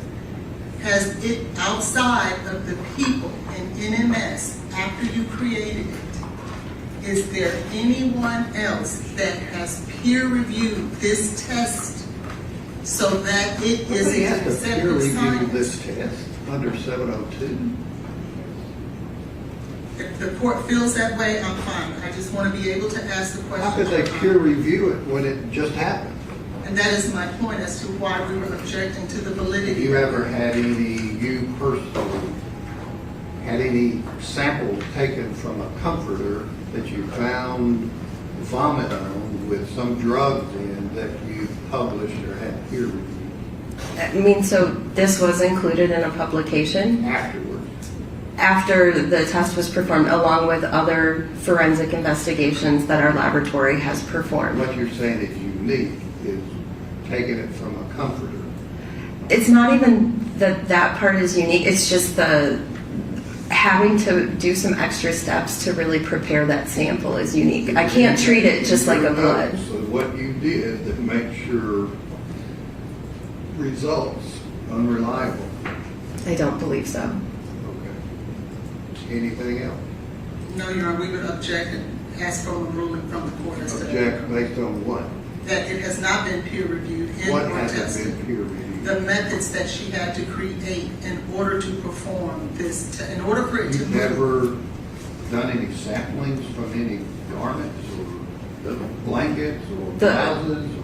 The laboratory has, that's what I'm trying to say, and we published on it. We share those duties. So I performed this one physically on a comforter. Other toxicologists within the company have performed them on other items of clothing. And so we did write up this unique preparation. It's not, and I wouldn't say it is unique to NMS. It's a similar method that's used for other types of unusual matrices, so dried blood spots. That's a very common test that's used in toxicology. It's a similar technique to that. You've done that? Dried blood spots I actually have in a previous job. Does the state have any questions?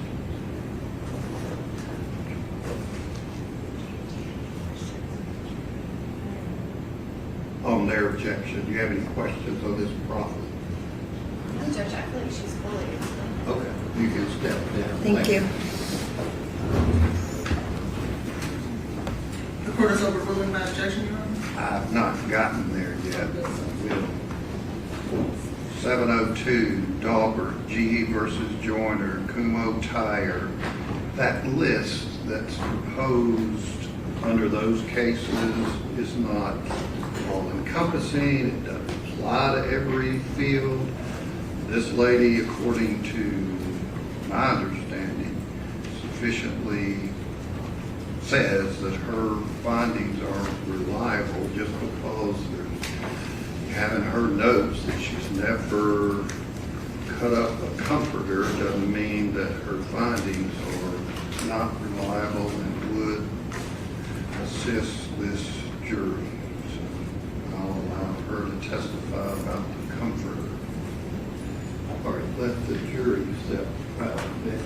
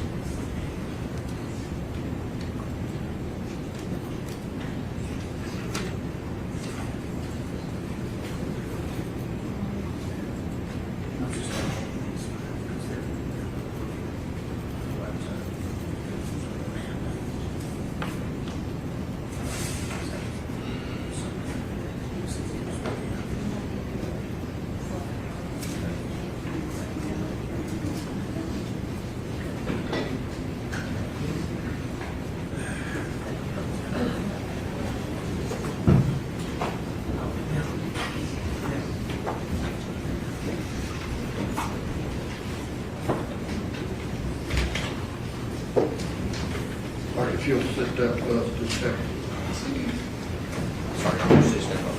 Yes.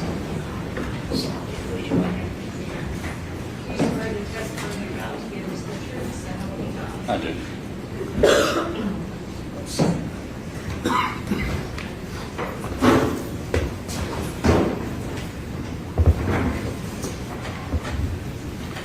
Sir, would you please tell us your name and spell your first and last name for us? It's Detective Adam Reese, Adamreese.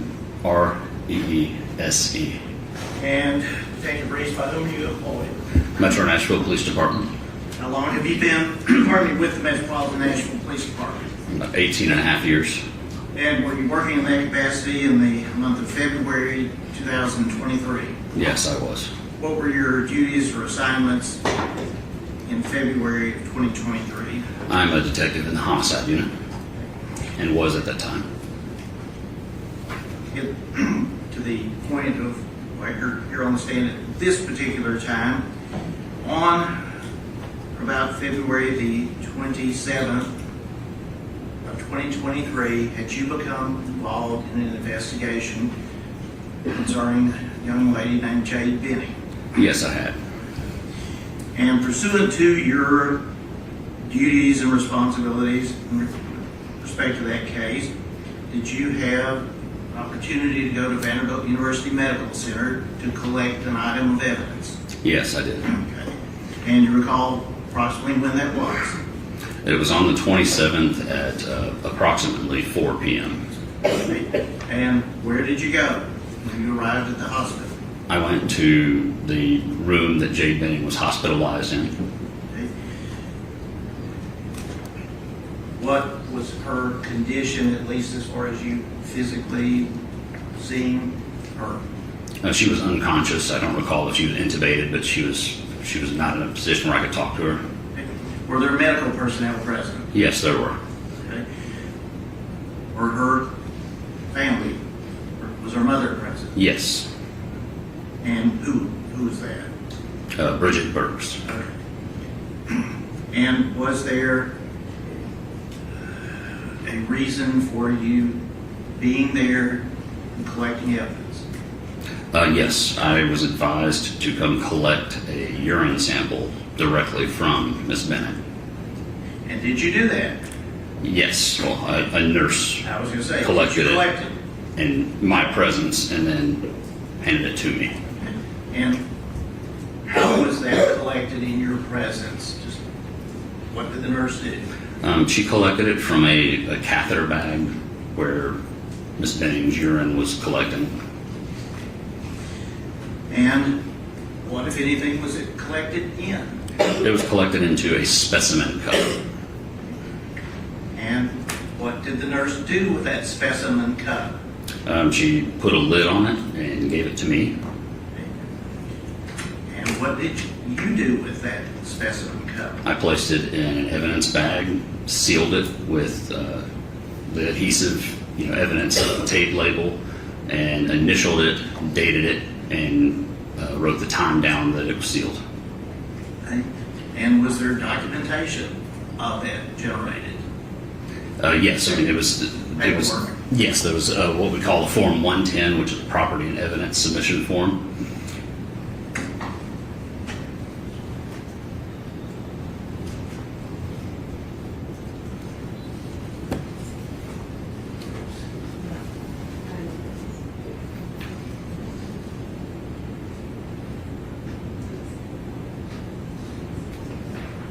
No objections.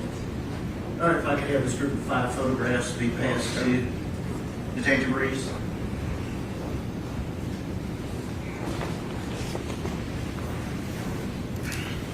Detective Reese, you're being handed 5 photographs. Would you look at those and see if you recognize what is depicted in each of those?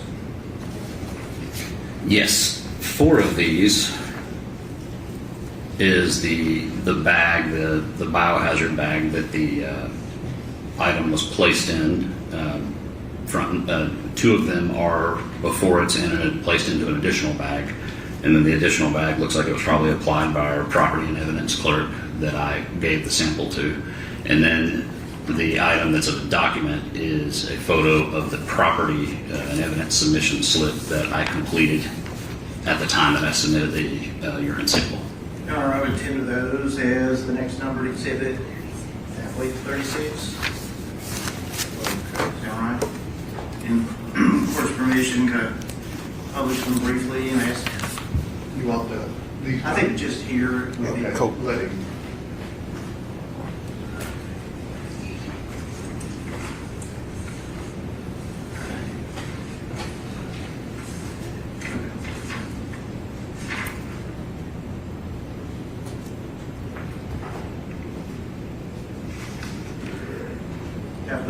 believe I just arbitrarily labeled A, which is now 36A, but what are we seeing in this photograph?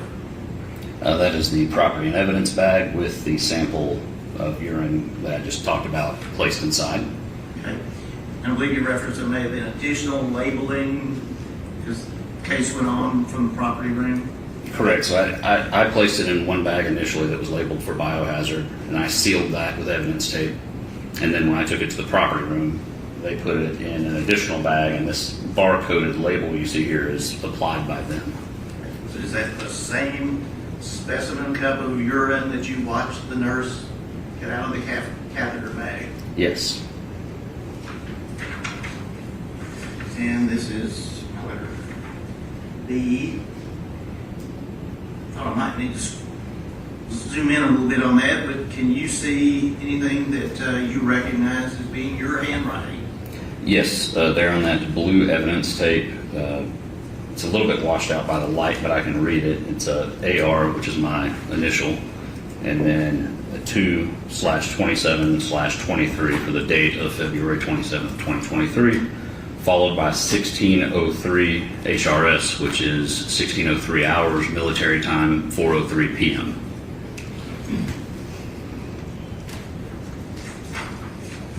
You referenced there was a photograph or two before the real packaging took place. Is that one of those of the clear bag? Yes. And then as things went on, biohazard added Yes, and that's just the other side of the bag. the other side.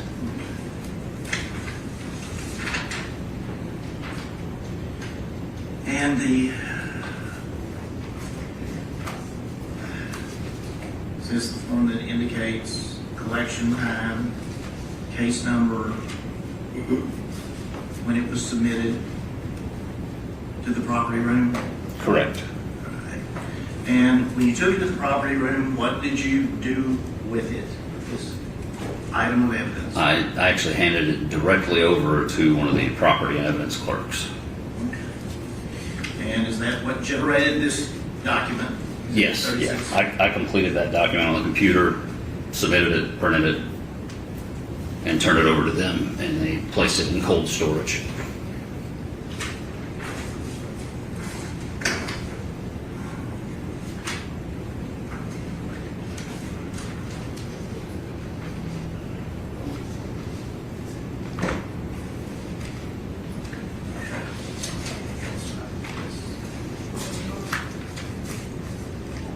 Those are my questions relevant to this issue. Okay. Any questions from the defense? Thank you. Who's the next? Amanda Sweet.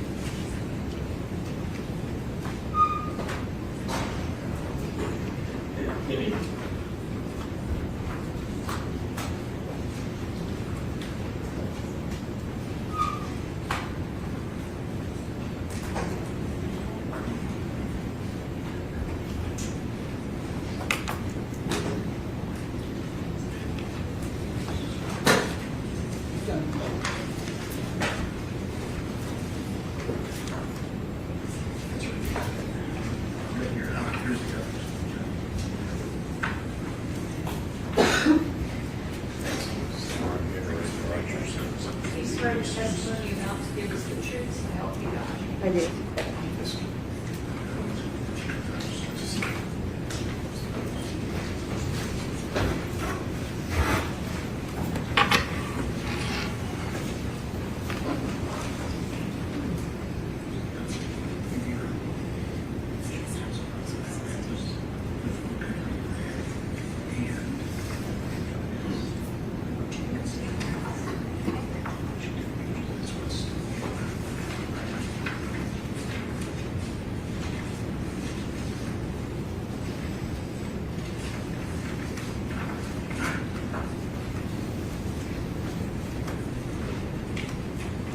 Thank you. Could you please tell us your name? Amanda Sweet, And could you please spell your first and last name for us? Amanda, Amanda, Sweet, Sweet. By whom are you employed? I'm employed by the Metro Nashville Police Department in the crime laboratory. And what do you do in the Metropolitan Nashville Police Department Crime Laboratory? I am the Forensic Services Division Director, which includes the crime laboratory and our crime scene investigation unit. How long have you been employed by the Nashville Police Department? Since 2013. And when you first became a member of the police department, what were your duties? I was hired to be the toxicology unit supervisor and to help start the Metro Nashville Police Department Crime Laboratory. So there, my duties were to oversee hiring of staff, procurement of instrumentation, method validations, and things to be able to do toxicology analysis. But then in 2019, I moved into a managerial role as an assistant director, and then as the crime lab director, and most recently the forensic services division director. And where is the crime lab located? It's located above the Madison Police Precinct in Madison, Tennessee, northeast of Nashville. And what types of examinations can be performed by the crime lab? So we are considered a full-service laboratory that consists of several different forensic disciplines. We have latent fingerprints, tin print, firearms identification, drug identification, DNA testing, and toxicology testing. Are there some things, though, that the lab does not do and Yes. are outsourced? Yes, so even though we're a full-service laboratory, for example, our toxicology unit specifically does DUI testing, so driving under the influence analysis. And the best specimen for that type of testing is blood. So our panels for testing are limited to drugs that you would see in impairment cases. So anything outside of the realm of DUI testing, we will sometimes send to a private laboratory like NMS laboratories, because they can do testing on different matrices like urine that we're not capable of doing just because it's outside of our scope of testing. In pursuant to your duties and responsibilities, are you essentially a supervisor over what comes in and what goes out of the crime lab? Yes, so as the division director, the crime lab falls underneath me in all those disciplines. Those supervisors report to a crime lab director who ultimately reports to me. So I oversee the operations and what samples come into the laboratory, what evidence we accept, and make sure that it's within the scope of testing that we can perform. And are there certain protocols as far as accepting evidence into the crime lab? Yes, we have an evidence receiving unit that has their own set of standards of how evidence is received and accepted. And we also follow accreditation guidelines. Our laboratory is accredited by ANAB, so we follow a set of national guidelines on how we receive evidence, how things are documented, and how reports are issued from our laboratory. And is that documentation retained with each specific case? It is. We have a software called Justice Tracks, in which we image all evidence that's received. That's where we have all of our notes, all of our analytical testing results, and our reports are issued through that system so that everything is tracked and documented. And specifically, with respect to your laboratory case number 23-001060 involving Ms. Jade Benning, have you reviewed the materials and chain of custody, everything to do with that case as far as the crime lab is concerned? Yes, I have. All right, this time, could she be handed exhibit number 9? It's the previously introduced.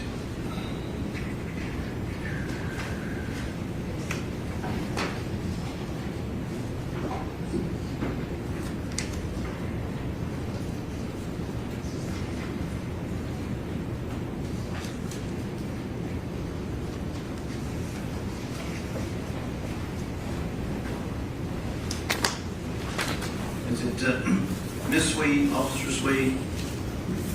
Miss Sweet, I'm not an officer. That's what I was going to ask. Are you a sworn officer or a? I'm a civilian within the police department. All crime lab employees are civilians. Nobody are sworn in the police department. Crime laboratory. Yes. You've just been handed our Exhibit 9, it's the Exhibit 9 to this proceeding. Would you look at that document and see if what is depicted in those photographs, if you recognize that? Yes, I recognize this as a blood alcohol kit that we would routinely receive in our laboratory. You can see it has the Metro Nashville Police Department property and evidence label on it, and we routinely receive these for DUI cases. Okay. And jury's previously seen these, so I'm not going to redo that. But if you could turn to I'll put this up, the next to last, well, third from the last page.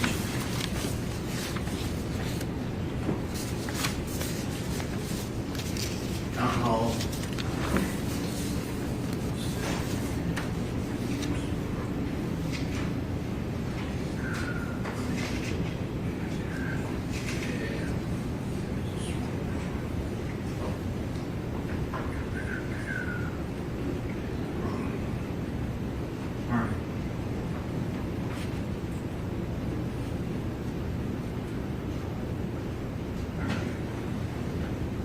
Something is coming back up hopefully here now. Again, it was previously introduced, but do you recognize that document? Yes, I do. And does that indicate there's alcohol toxicology request?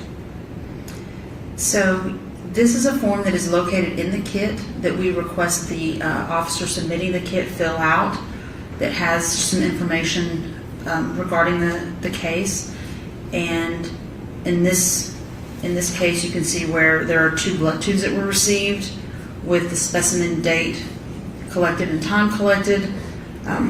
The registered nurse that collected the blood sample, and they are requesting an alcohol and drug screen on this case. Now I'm going to go down to where it says for laboratory use only.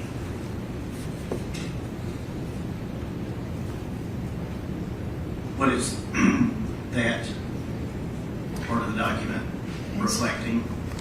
So the top half of the document is where the officer will fill out the form. The bottom half is once we receive it in the laboratory, the technician that receives the blood actually opens the kit up, will document the specimen accession date and time, so that's the date that she received this, into the actual toxicology unit from our evidence receiving unit.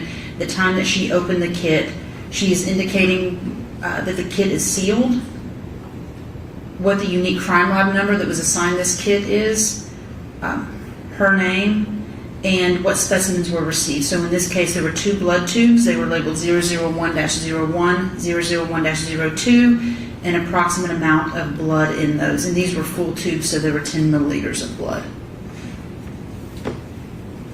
And down, excuse me, at the very bottom of is that a picture of the tubes? Yes, it is. That's a picture of the tubes that were received within that kit. You say received. How does that take place? From the Metropolitan National Property Room, or where it's stored? How does that get to you? And is that accounted for in your chain of custody document? So we receive samples directly from our property and evidence storage location. An officer will bring evidence out daily to the laboratory and hand it off to our evidence receiving technicians to log it into our system and to store it in the evidence in a vault until it's ready to be analyzed by a scientist. The property room is also ran by the Metro Nashville Police Department. It's located off of Trinity Lane, and they will go around to police precincts daily and collect evidence that is submitted, or people can drop evidence off at the property room directly. Can we say people can drop evidence off? I'm sorry. Would it be law enforcement? It would be law officers? enforcement. My apologies. Yes, it would be law enforcement officers would drop evidence off at the property room. Just briefly show you the last photographs. Again, there is a little bit of a glare, but can you see what is depicted? Yes. This is a copy of how the tubes are currently located in the laboratory. So the first page was how the tubes were received from the hospital with the hospital labels. This is an image of the tubes once we received it, once we put our labels on it and how it's being stored currently. There appears to be a little something that's yellow. We can see on one of them. Does that have any significance?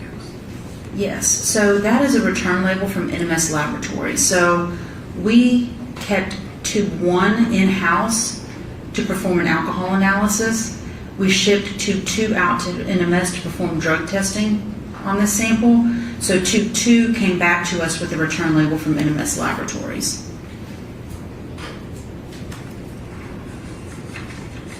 I think that's all I was going to ask about that if you want to set it aside. But do you have your chain of custody report, a copy of it with you? I do.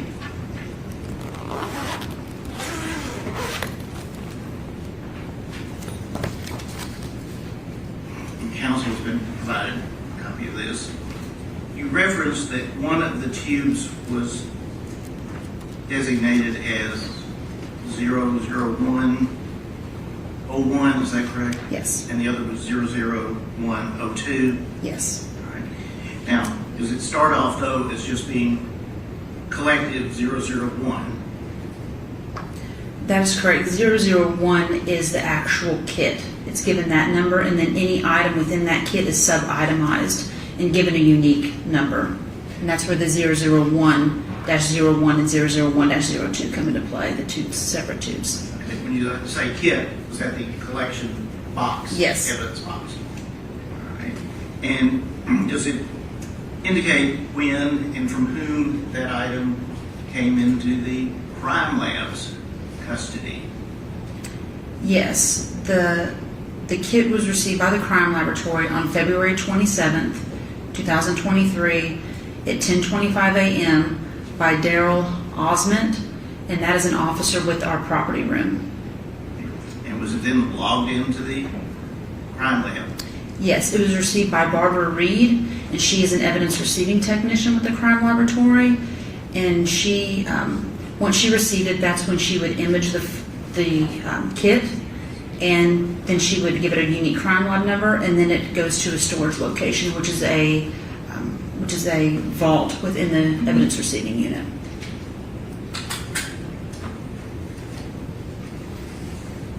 As far as security, what type of security is there on items of evidence that come to you for examination? So our crime lab has essentially 3 levels of security, the vaults being the most secure. There are other people within the police department that have access to the crime laboratory hallways, but the units are locked down specifically to crime lab employees. And the vaults are specifically locked down to people that work within that unit, myself and the crime lab director only. So it is very limited access. Now, does the chain of custody indicate that 001-01, what happened to that tube after it was removed from the box and separated? Yes, so those tubes, once Jessica Brooks, who works in the toxicology unit, she's a senior scientist there, she retrieved the kit from our evidence receiving unit, and that's when she took custody of it to actually open the kit, verify that it was sealed before she opened it, and to take the images that we have already referenced of the blood tubes and the form that was within the kit. And then after that, she puts it into a refrigerator that's located within the toxicology unit, also in a vault location that only is accessible to the people in that unit, myself and the crime lab director. And what happened to that? Was it relabeled the 001-01 and the 001-02 at that time? Yes, when Jessica took possession of the kit and itemized the blood tubes, at that point they received our unique crime lab label with those, with that description on it. And would it also be with your unique crime lab number? Yes.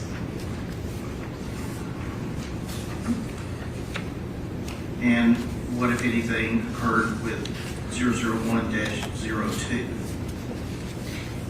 It followed the same steps where she took images of the evidence and she put a crime lab label on it with our unique crime lab number and labeled that second tube 001-02.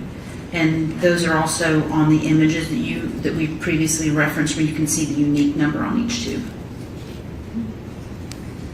And what, if anything, happened with that tube, the 02? Was it examined by a G lab or referred out? 02 was the tube that was sent to NMS laboratories. 01 is the tube that remained in-house for the alcohol analysis that was performed. Now, are you familiar with NMS labs? I am, yes. And how so? We have worked with NMS labs for approximately 6 years to provide some testing for our toxicology unit. We had to use them for testing. We have to make sure that they follow the same accreditation standards that our lab does as part of our accrediting body requirements. So they are also accredited by ANAB, so we know that they follow the same set of guidelines that we would follow in testing. And we also had to get approval from the police department to send cases to NMS laboratories for testing. And was 02 sent to the NMS labs? Yes, it was. And when was that done? That was sent to NMS laboratories on March 6, 2023 at 10:45 a.m. That's when it was packaged and scanned out to NMS laboratories. And in this process, it's going to be put in a sealed kit within a sealed box. And we have a FedEx tracking label so we can see where it is in the process. And with respect to that particular item, after it is FedExed to NMS, did it return to your possession? Yes, it was returned to our laboratory from NMS Labs on March 30th, 2023, and we took possession of it at 3:09 p.m. And where are those two tubes today? Those two tubes are currently being stored in a hold refrigerator within our toxicology unit at our crime laboratory.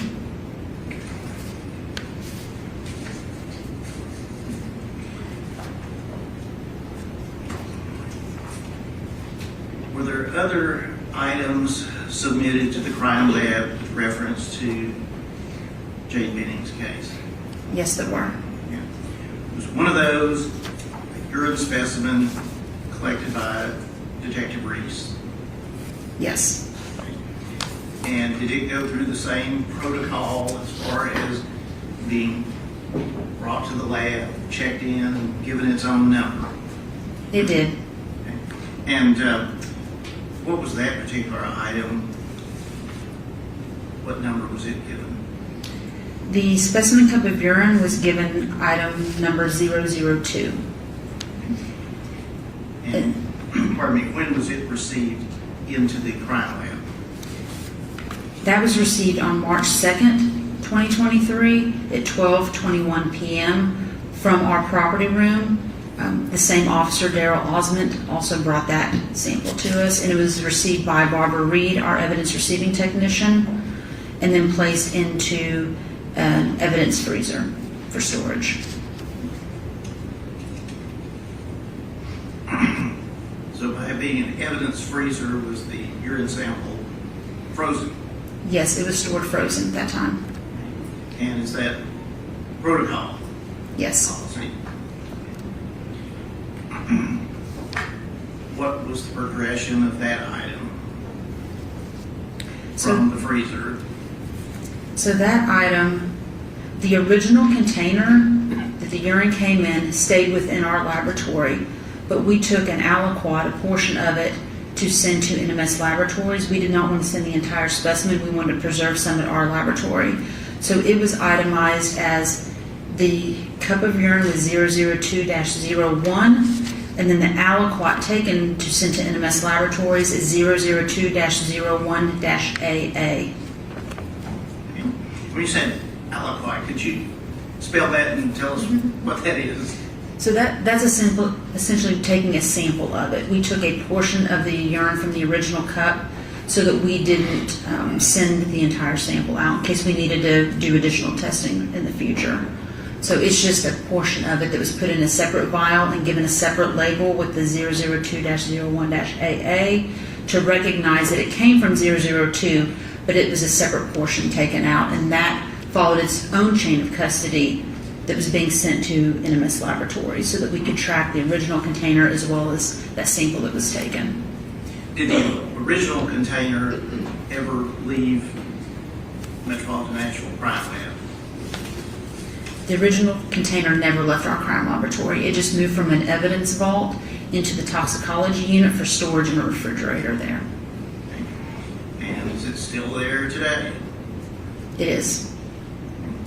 Now, with respect, though, to the sample, what happened to it, the one that was taken from the original container?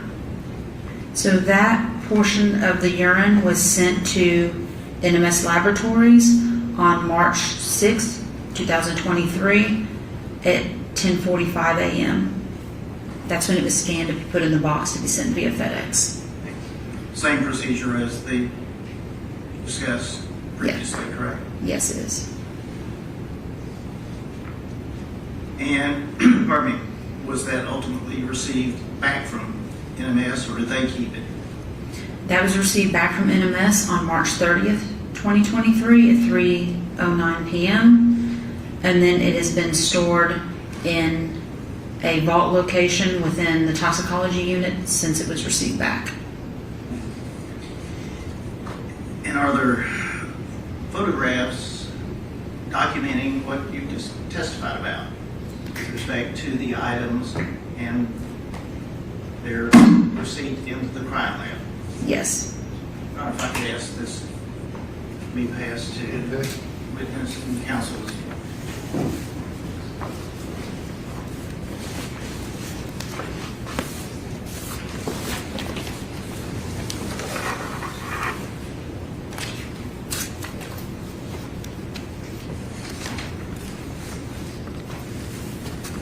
This is what you look through them and see if you Yeah, right. recognize.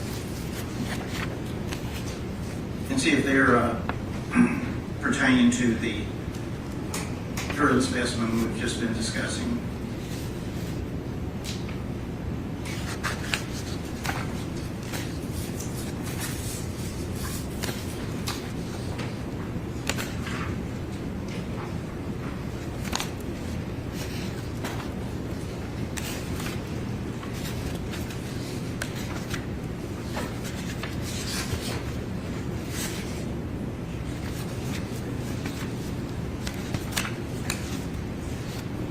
Yes, it is. Or can you get those back? As those be marked as the next way to exhibit and allowed to publish. 30 seconds. Go ahead and Thank you. that one. Here's already seen one or two of these, but I'll just.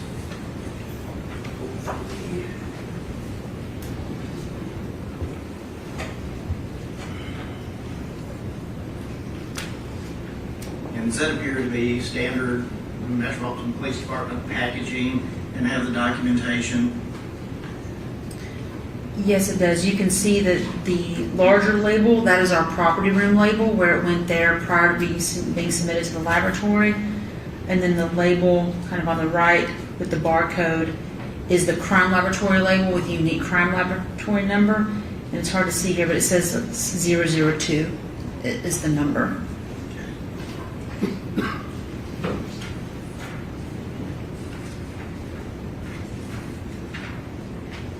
And is this picture of the backside of the bag? Yes, it is.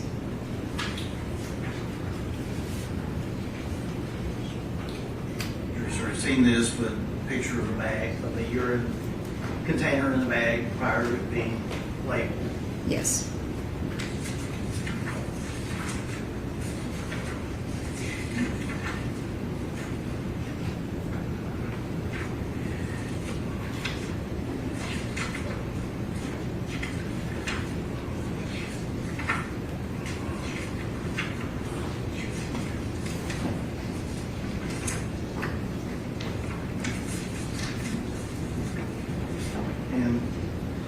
Reference barcode and the identifying information. Does this also contain the crime lab number, case number?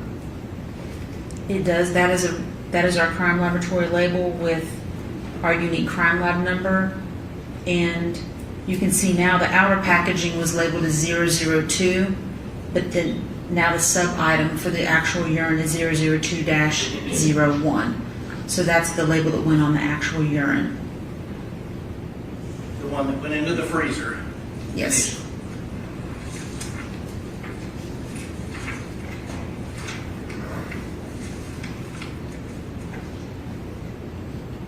And what is this a photograph of? This is a photo of the aliquot or sample of urine that was taken from the original container that was going to be shipped to NMS Laboratories. So you can see it now has a crime lab label that the submission is 002-01-AA to represent that it came out of that original urine container, but that it is a separate sample so that we can track its movement specifically to NMS Laboratories and back to our laboratory.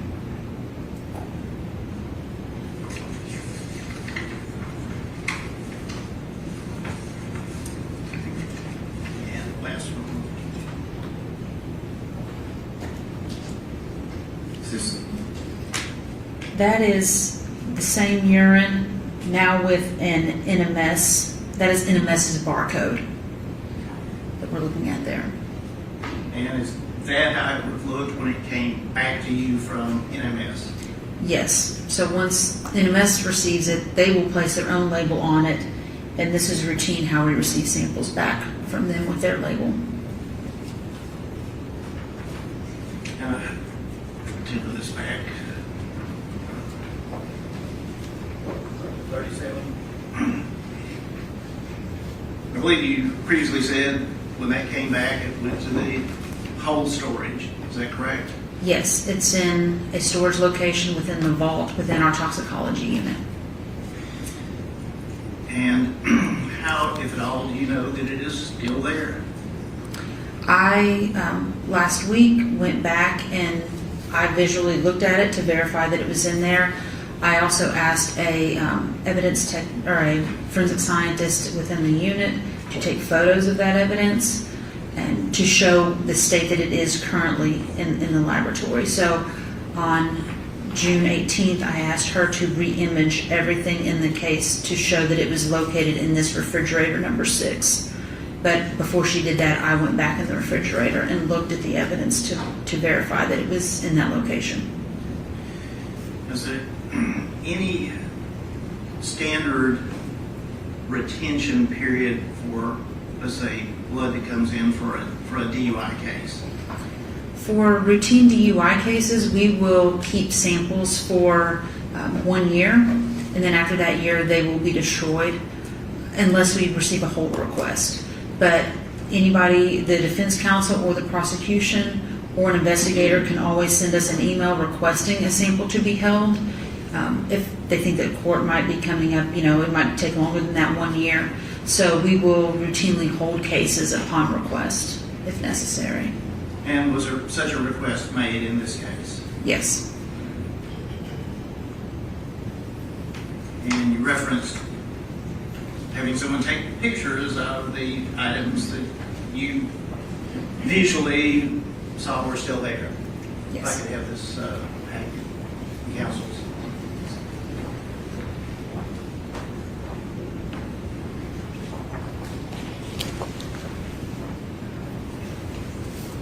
If you take a look through those and see if you recognize those photos.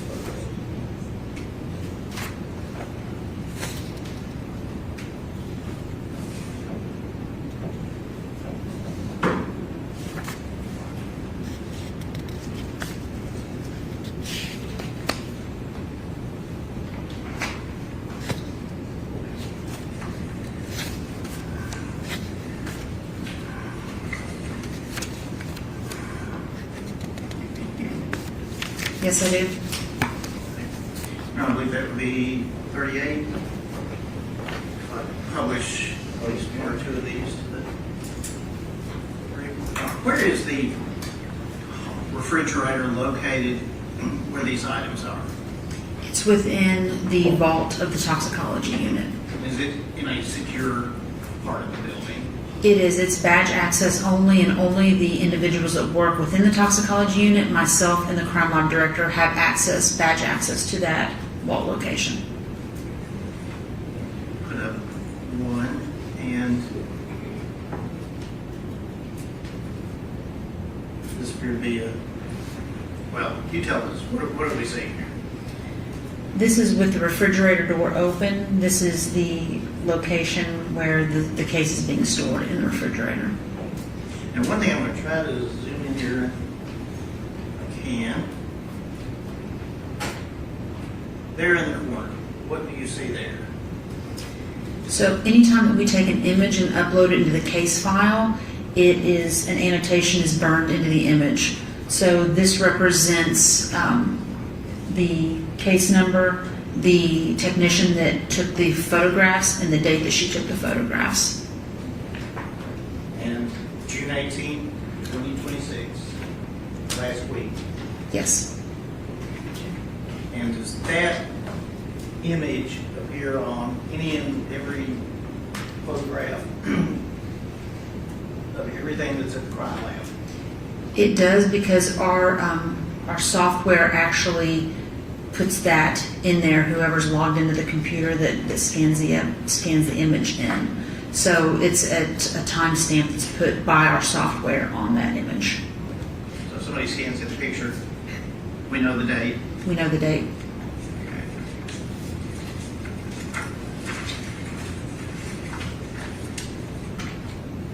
Show this one just for the sake of.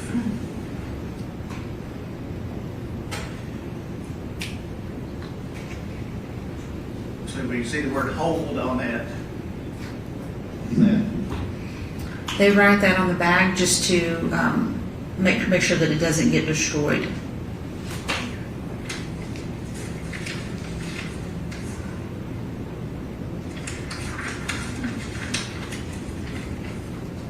This one we can see not only the hold. Does this also appear to be what you talked about, the tubes that are still there? Yes, and you can see the actual crime lab number, the CL-23-001060. You can see that on the labels within that bag, within the hold bin.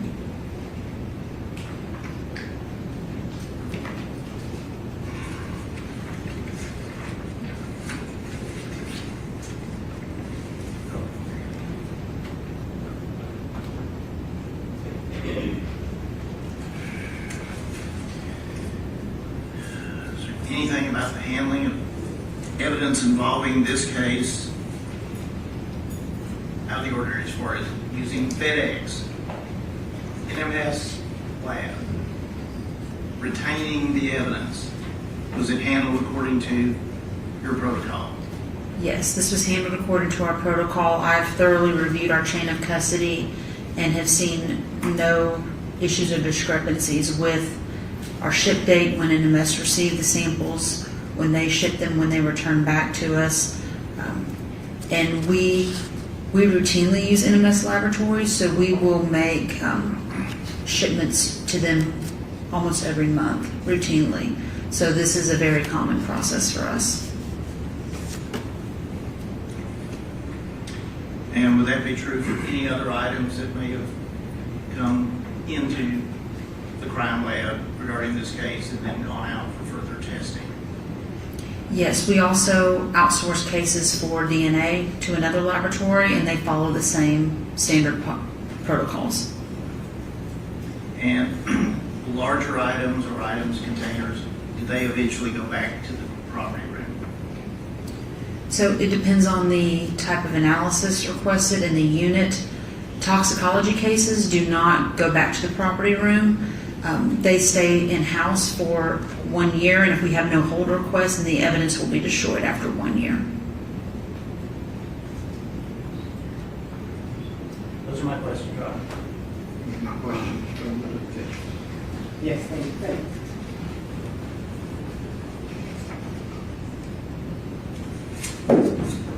Good afternoon, Ms. Sweet. Good afternoon.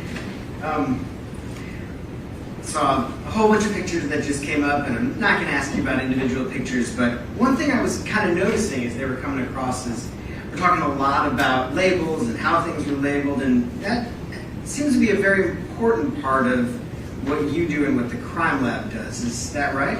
That's correct. So you take a lot of care to make sure things are labeled accurately. Yes, we do. And there's a lot of different kinds of labels too, is that right? We have, in our laboratory, our labels are pretty uniform on what we put on the case as far as a crime lab number and specific item number. Well, let me clarify that, because that was kind of a bad question. I noticed different types of labels, like you have a label for your crime lab, right? Yes. And NMS Labs has their own label. Yes. There's sometimes tape across the top that says evidence on it. That's a kind of label, right? That would be, I would consider that a kind of seal. Okay, Yes. seal. And that's important too, right? It is. There was even on one of those outside bags, someone wrote in marker hold on it, right? Yes, that was somebody in our toxicology unit. That's a direction, but that's kind of a label too, right? Yes. So there's and I'm being a little big picture here, but there's all kinds of labels that help people know what to do with certain kinds of specimens, right? Yes. And it's important that those labels are accurate, right? It is. And part of your job, you're maybe not doing all the labeling, but you're kind of overseeing, making sure that everything is done in the right way, or that your lab is operating in the right way, right? Yes. And that's part of because you're a manager, right? Yes. And then, am I right, and did I understand it that in your managerial role, you're kind of like a in-between person for communications between these different entities? I am. I'm an in-between person communicating with our police department, with other laboratories and agencies, yes. Sure, so you work for the police department. Yes. In the lab, but still for the police department. Yes. Sometimes you communicate with the actual detectives or whoever's investigating the case. Yes. Right? Sometimes you communicate with NMS Labs.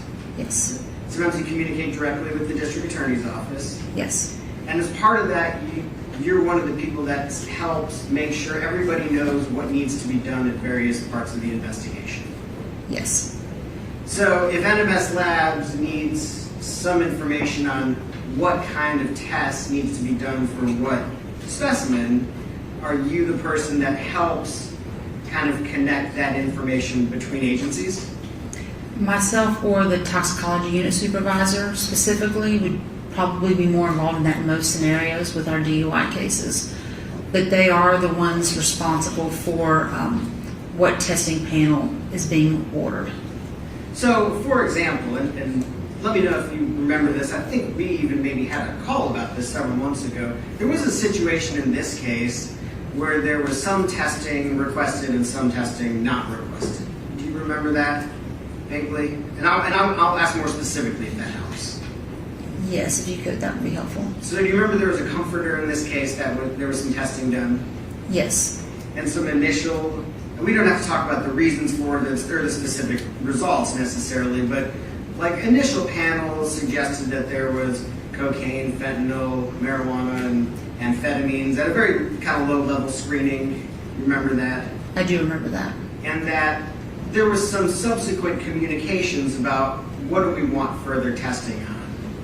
And you were involved in those communications, right? I was with some of the specimens. I don't know, I'm not aware of all the specimens, only what came through our laboratory and was sent. But I was involved in some of what was being tested as far as ordering the panels. Sure, and ultimately the decisions were made, we're just gonna test for cocaine and fentanyl, right? Yes. And there were probably reasons for that. There was a lot of communication surrounding that.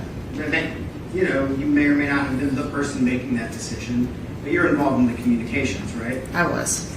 And those communications are really between kind of the toxicologist and maybe the DA's office and law enforcement who are investigating the case, right? Yes. But you are kind of involved in coordinating that. I was. And ultimately, you did end up being kind of present at like this final team meeting before a charging decision was made in this case, weren't you? I was involved in a meeting to discuss some of the samples and what was ordered and things like that, yes. And that was sort of with the detective and the district attorney's office, and you were kind of there to help explain what was done in the toxicology in this case, right? Yes, what samples we had received, what samples had been sent out in regards to what we had in our laboratory. Thank you. Those are my questions. Any read your record? No, Your Honor. Thank you. Thank you.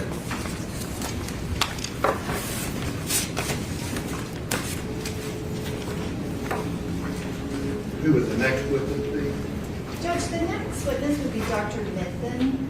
I do recognize the hour. If I might suggest a possibility, she could clarify the collection time for the 2 CFSRE reports. Okay. If you're ready to call her as a witness. I am, but Okay. I am also understanding of the time. Oh, we'll go till we finish. All right, ladies and gentlemen, if you'll step down the hall, we haven't taken the break that you did, so we'll take a short break and then come back with this last witness for the day.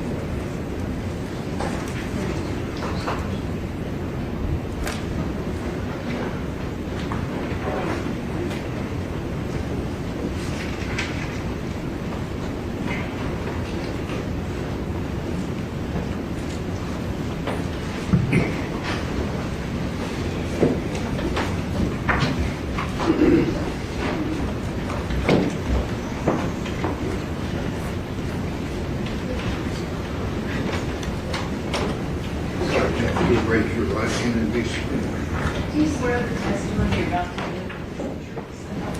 I do.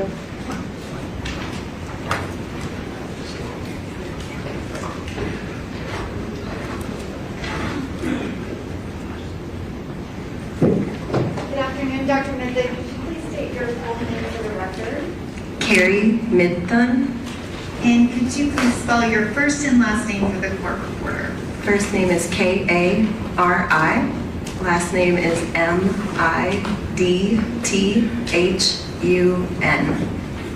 Where are you employed, Dr. Midthun? NMS Labs. And can you describe what is NMS Labs? NMS Labs is a large private toxicology laboratory.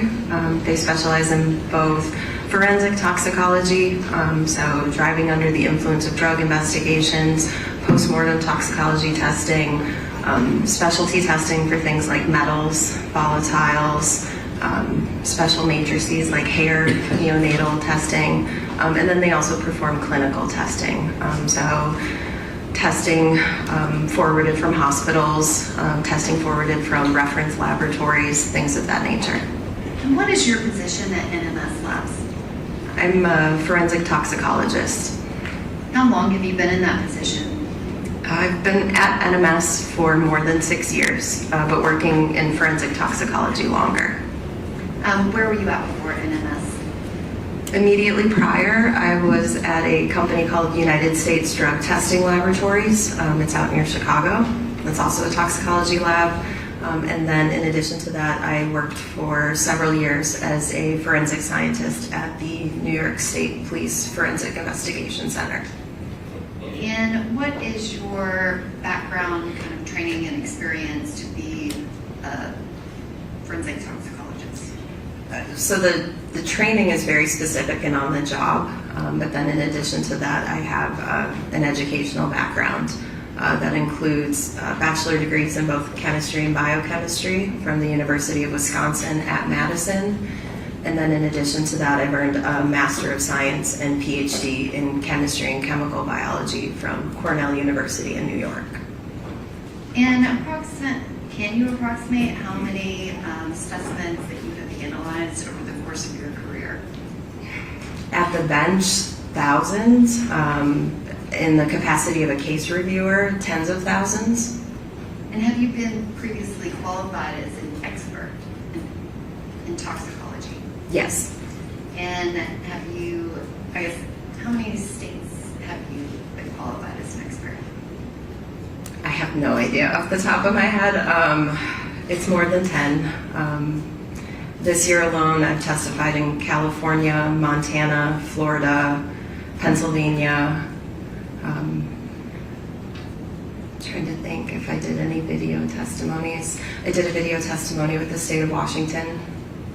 And you were qualified as an expert witness, is that correct? Yes. Did you analyze samples related to Ms. Jade Benning? I did. And at this time, I would tender Dr. Midthun as an expert in toxicology. No objection. Okay. All right, again, ladies and gentlemen, this witness will be allowed to give an expert opinion. You can place such weight as you choose to upon it. Okay. Dr. Midthun, are you familiar with CFSRE? Yes.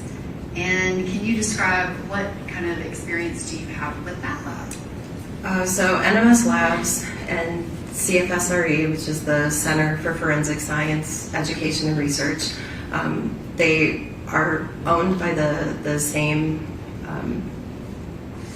family of companies or families. So the NMS side is more of the for-profit, routine testing side. So individuals and agencies submit their samples. We perform the testing as a for-profit. The CFSRE side is more academic and research-based. So it's just a separate side to kind of two different heads and for different purposes. And are you familiar with Dr. Alex Krotulski? Yes. Did you forward any samples to him during the process of analyzing different samples from Ms. Benning? The laboratory did, yes. Not you personally? Not me personally, correct. And can you describe, how does that work? If someone wants to have some type of sample tested, do they request a certain person? Like, do they request that it be sent to you? Or how do those assignments get made? It can happen in many different ways. It can happen during the course of testing for an NMS case where we've identified a possibility that there's a drug or something in the background, and we don't have the capabilities to perform the test, but we think CFSRE might have that ability. So then we would ask permission from whoever submitted the sample. If they are willing and okay with it, we can then proceed to assist with transferring the sample or a portion of the sample over for the additional testing. Sometimes the request is made without us having to reach out. They just indicate that they would like that sample sent over. It happens organically, just depends on the nature of the case. And how many scientists from NMS worked on different samples related to Ms. Benning? I have no idea what the total number is. NMS works in a very departmentalized system, so we have different departments performing different functions. So one department may just perform the alcohol testing. Another department may just perform the screen test. A separate department may perform some of the additional tests, such as a marijuana cannabinoids test. And so all of those different pieces are working simultaneously. When that finishes, it comes to my department, which is the toxicology department. We perform a final case review. So we're bringing all those pieces back together. So before the case ever reaches me, it could have touched dozens and dozens of individuals, depending on how much testing was required. But were there other toxicologists that perform the same testing that you do that tested different items related to Ms. Benning's samples? Yes, there were at least 2 others.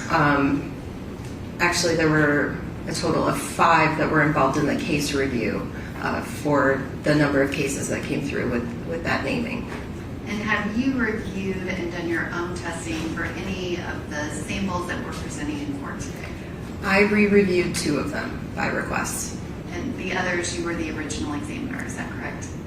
All but 2 of them. All but 3 of them. One of them went out without a signature. It was a clinical request that did not require a forensic toxicology review.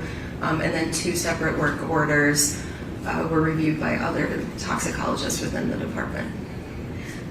I am going to ask that this witness be handed Exhibit 34.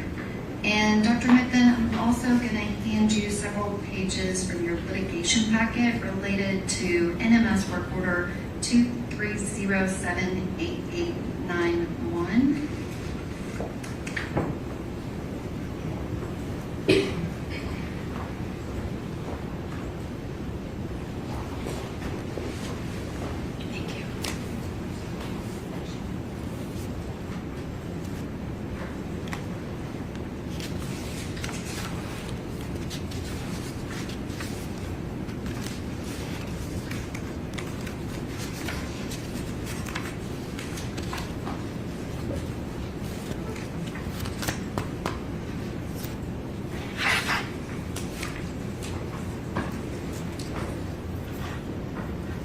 Dr. Midthun, do you recognize those 2 items? I recognize the NMS final report. And does the NMS final report for work order 23078891, does that match the CFSRE report? There is an indication here, yes, that they refer to each other, yes. And there were samples from NMS that were transferred to CFSRE, is that correct? Yes. And these 2 things correspond? Yes. There was a page denoted with a post-it in the litigation pack paperwork. Yes. Can you describe that barcode in the middle of the page that is titled Analysis Requisition?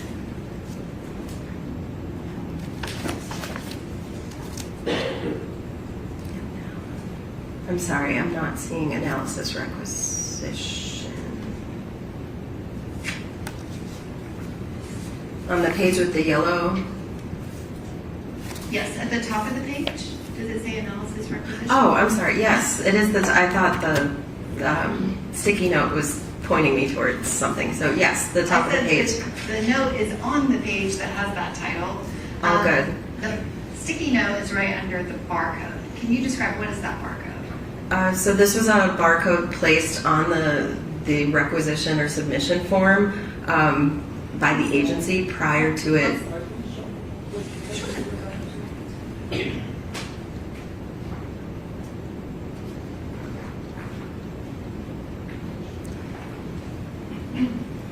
So it's some form of a sticker barcode placed by the agency prior to them sending it to NMS.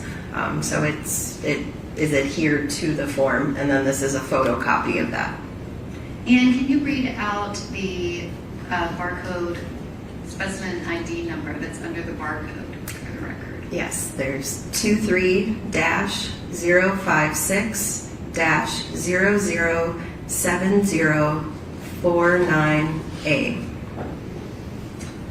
And can you also read for the record what the patient name as well as the date of birth is on this requisition request? So the sample ID patient name was listed as Mayot, VUH, with a first name of Stat Feb. And at this time, I'm going to ask the witness be handed 2 pages from Exhibit 11, it's page 70 and page 279.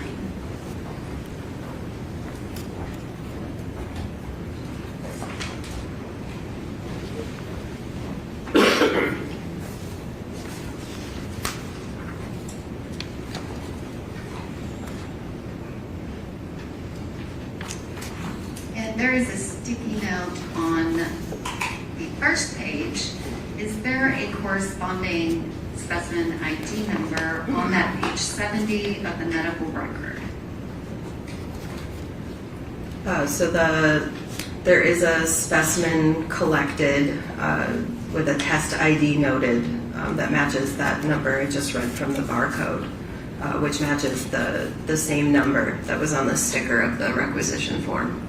And is that specimen collected at 22:59 on February 25th of 2023? According to the timeline here, yes. And that was submitted to NMS Labs for the NMS work order 230788891, correct? Yes. And then that sample was then transferred to CFSRE, is that correct? Yes, no testing was performed on that sample at NMS. It was transferred directly over. And Your Honor, at this time, I would ask that the NMS litigation packet be entered as the next numbered exhibit. And I would also ask to publish the first page of that along with previously introduced exhibit number 34. Okay, cool. Let them pull out the exhibit they're wanting more.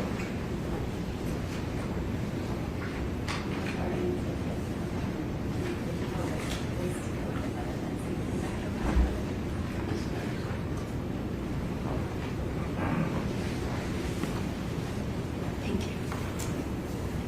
Which showed, yeah, is that the one you're wanting more? One You of said the you wanted the exhibit- litigation package more. The one in your Where left is hand that? is the one that I would like introduced as an exhibit. All right, And I that'll be just 39. wanted her to retain the 2 pages with medical record numbers so we don't have You to deal have with that? it binder. Yes, I Okay, do. go ahead.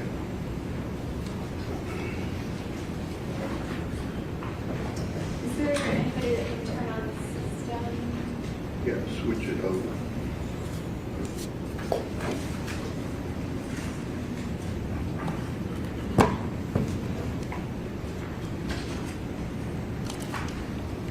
Switch it to, you want it on the car? I want it on the Computer. computer.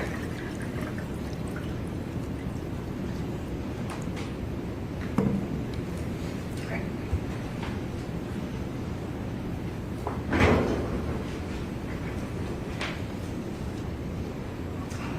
And Dr. Midthun, again, you have your work order on your report, and then that same work order number is on the CFSRE report, correct? Correct.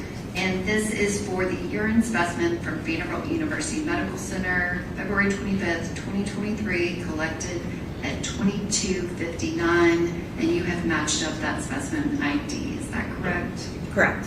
And this is for patient Jade Benning, date of birth March 6, 1998. It's at the top of the medical record that you have. Oh, yeah, I'm sorry. For I was you gonna guys say to it's not assess on either of the CFSRE or NMS lab reports at this time, but it does, yes, correspond to the same medical number on the top of the medical records for Jade Benning.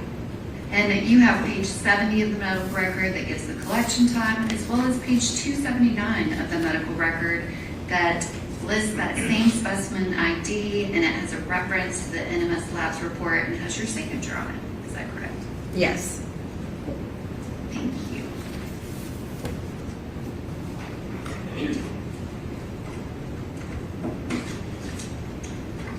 And I can ask that the witness be handed exhibit number 35.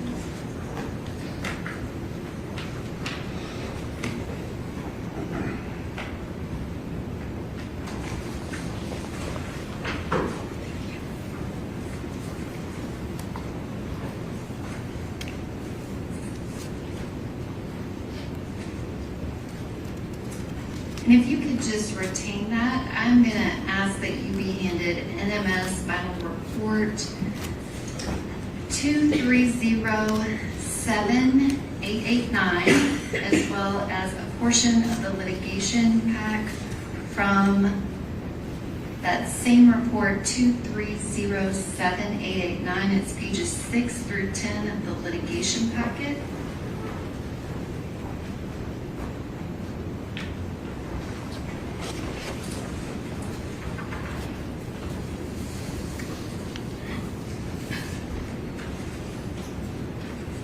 Do you recognize those documents, Dr. Midthun? I recognize the NMS report and then pieces of information from the NMS litigation packet. I had not reviewed the CFSRE report prior. Which that's already an introduced exhibit. Is that the NMS report that corresponds to that work order number? Yes, they both reference the work order 230-78899. And is that work order, it is Dr.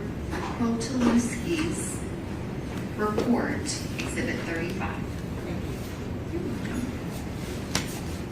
Do you recognize the work order on Dr. Krotulski's report? Yes.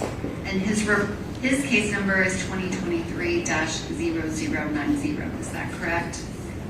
Yes, that's the CFSRE assigned unique number. And Your Honor, at this time, I am going to ask that the NMS report be made an exhibit, but I would ask the witness to be able to retain it for a moment. Okay, go ahead.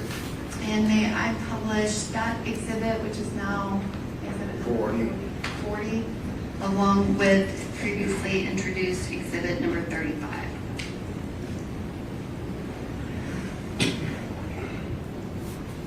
And again, Dr. Midthun, do we have the NMS work order number on both of these reports? Yes. And I am going to ask that Dr. Midthun be handed pages 320 and 321 from exhibit 11.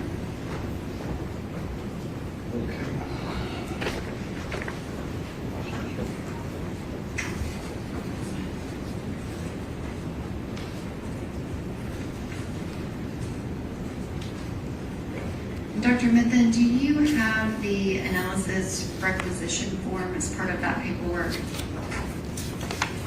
Yes. With the barcode? Yes. Perfect. Can you read out the barcode for that analysis requisition form? So beneath the barcode, the number is 23-057-00 for, I believe it's 143A. And the medical record that you were handed, the 2 pages, do you see that exact same specimen ID in those medical record pages 320 and 321?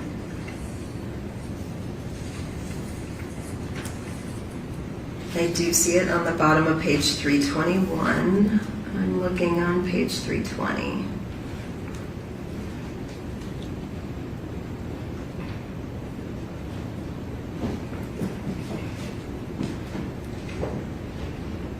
I think it's just on 321, those 2 pages just go together. Okay, I see it, yes. It is clearly noted on the bottom of page 321.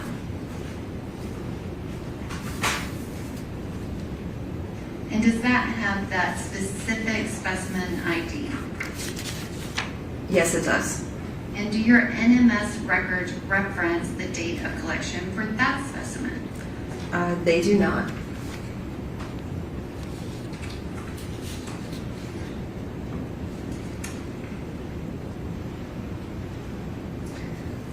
Can you, so you validated the specimen ID, correct? The Barcode. Yes. Oh, I mean, there is a collection noted on page 321. However, NMS was not provided that, so it's not on the NMS report. But you have that specific barcoded specimen ID, correct? Yes. And that specific number is also listed on page 321 of the medical record. Is that correct? Yes. And that collection date is February 26th of 2023 at 13:35. Yes. Is that correct? Yes. And that is page 321 of Exhibit 11. And just, can you verify that at the top of that medical record, it also has Jade Benning's name as well as her date of birth of March 6, 1998? Yes. And Your Honor, at this time, I would ask that that litigation paperwork be entered as the next numbered exhibit. I believe it was pages 6 through 10.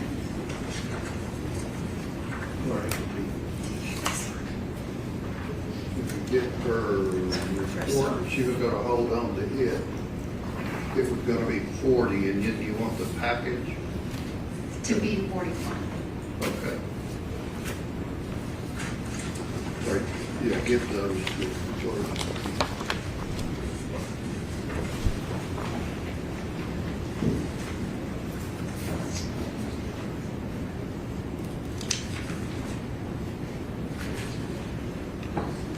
Your Honor, may I ask that the witness be handed exhibit number 32?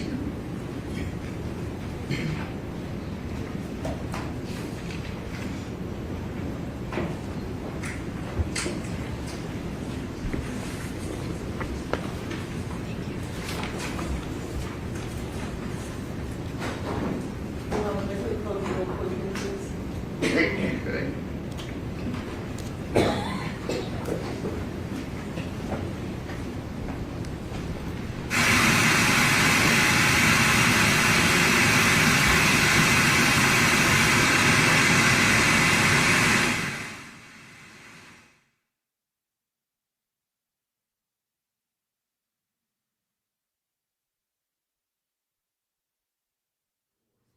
Litigation.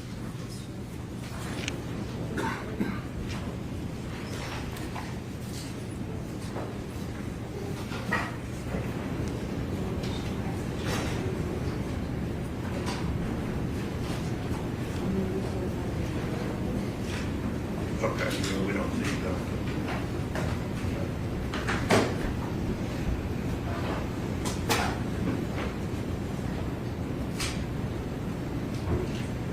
Do you have exhibit 32, Dr. Midthun? Yes, I do.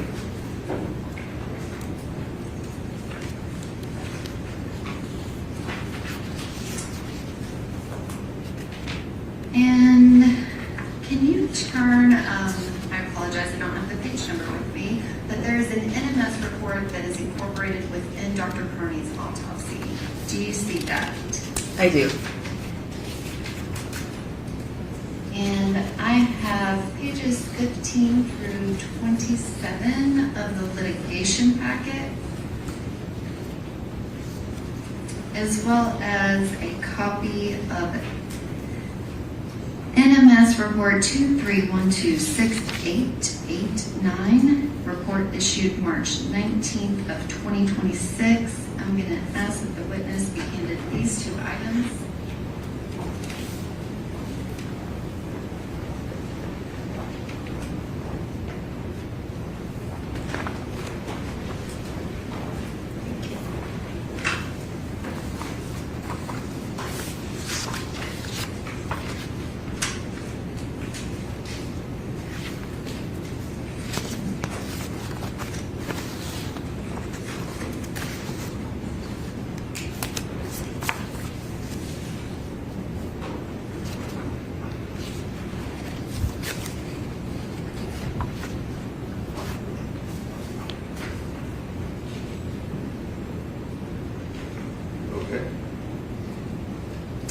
Dr. Midthun, do you recognize the litigation packet as well as the report that is dated March of 2026?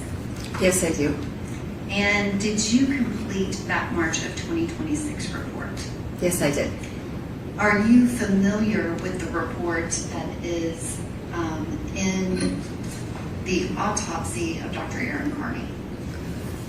Yes, the original report from May of 2023, yes. And who did the original report? So the original report was reviewed by, at the time, Megan Ringel, now Hessler. And can you describe what, if anything, did you do regarding the samples that Megan Hessler previously analyzed?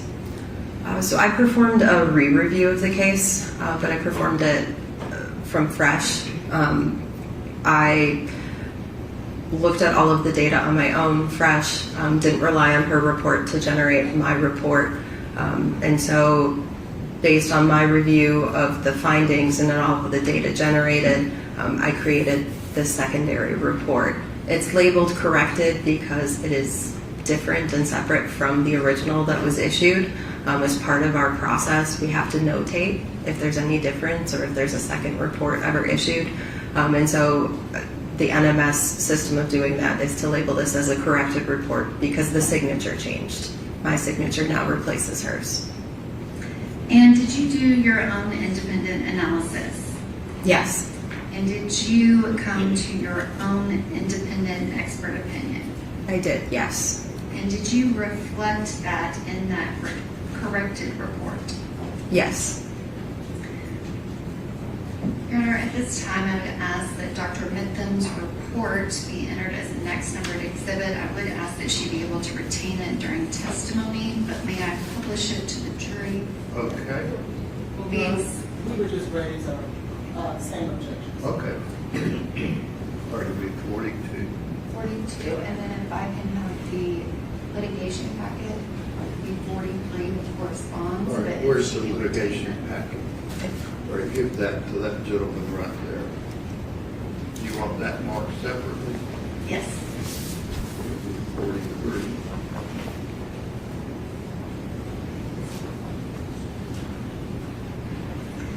And Dr. Midthun, do you recognize the document that is on the screen next to you? Yes. Which this is just the first page of your report. Your report is actually multiple pages, is that correct? Correct. But does this summarize your findings? Yes, the front page is a good summary of the findings. And can you state for the record the work order? The work order here is 23126889. And is that the same work order that is on the original report of Ms. Hessler that's part of Dr. Carney's autopsy in Exhibit 32? Yes, it is. And specifically, can you describe what was the item in 001 that you analyzed? So 001 is a hospital tube. The collection date and time noted were February 25th, 2023 at 22:31. And who sent that into NMS Labs? This was submitted through the Forensic Medical Management Services, or FMMS. And can you describe what is the collection date and time that is listed on the report? So the date and time provided was, again, February 25th, 2023 at 22:31.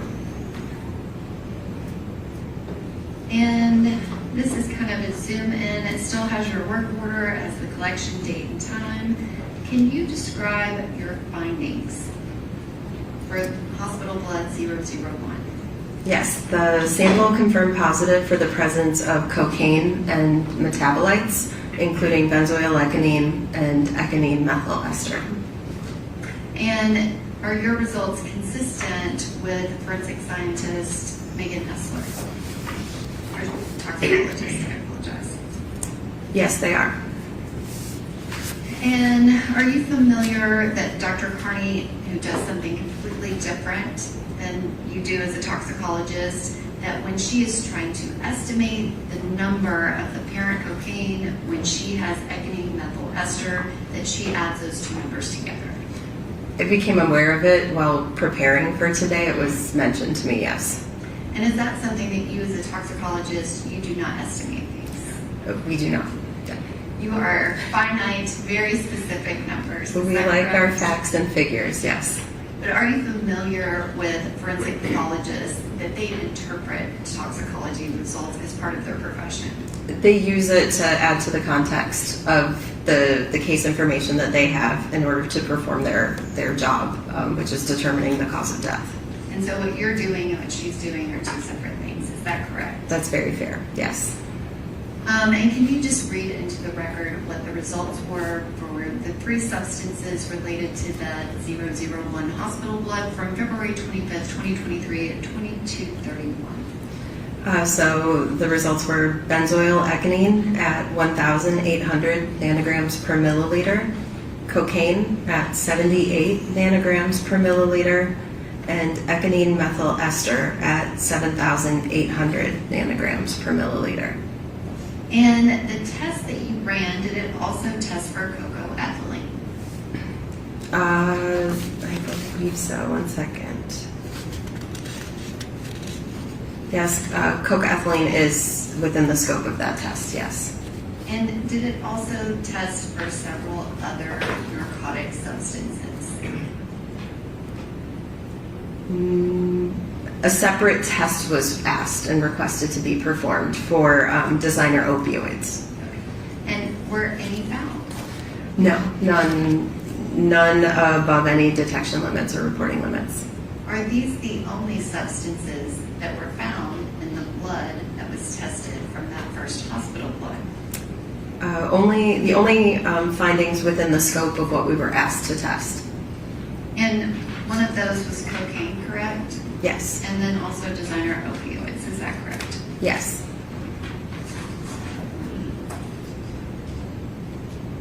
And specifically, did you also test the item 003 of the liver tissue? Yes, there was a homogenate liver tissue that was tested. And that was also submitted by Dr. Carney with Forensic Medical Services, is that correct? Correct. And can you describe what was the positive result for that? So this is based on just a screen test. The other results where a numeric value is reported is actually the result of multiple tests, both a screen and a confirmation. So in this case, there's only a presumptive positive finding because only the screen test was performed, that initial test. And it was positive for fluconazole. And are you aware if there were any other substances that were under the level? There were indications of things under the level. There was some additional testing performed on the liver to try and confirm those results, and all findings were below any detection limits. And so if Dr. Carney said she called and spoke with someone and said there was cocaine that was detected, but it was not at the reportable limit, would that be consistent? I saw the same notes and reviewed the same data, yes. So there were additional cocaine tests performed on the liver tissue.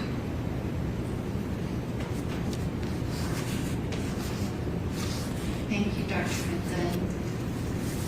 I believe I asked that she be able to retain the last two exhibits, but if those could go to the clerk, I believe it's 42 and 43. Okay. I think you already took the one. I think it's just that one.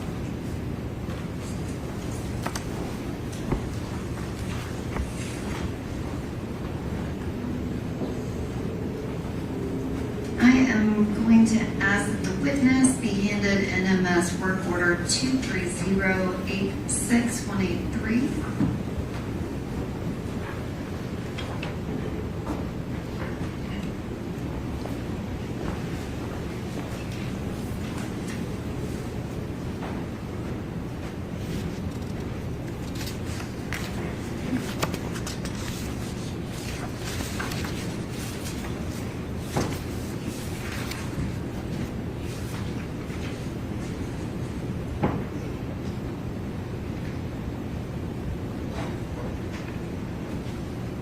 Do you recognize the report that was just handed to you? Yes, this is the original final report for work order 230-861-83. And is that report dated March 17th of 2023? Yes, it is. And I am going to ask that the witness be handed a second item, which is also labeled work order 230-86183, but with a report issue date of March 19th, 2026.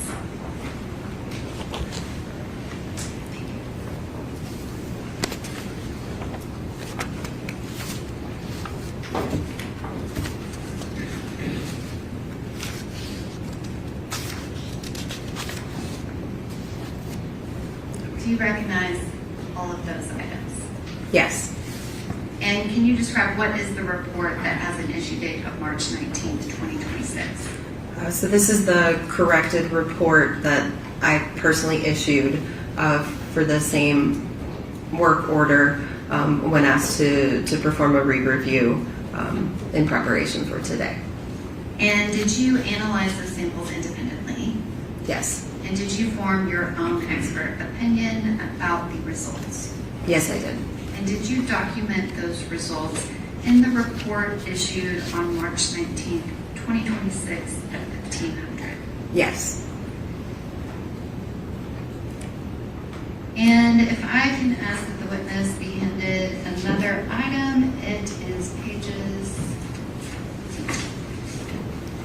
17 and 18, and then I believe 41 through 43 of the litigation paperwork.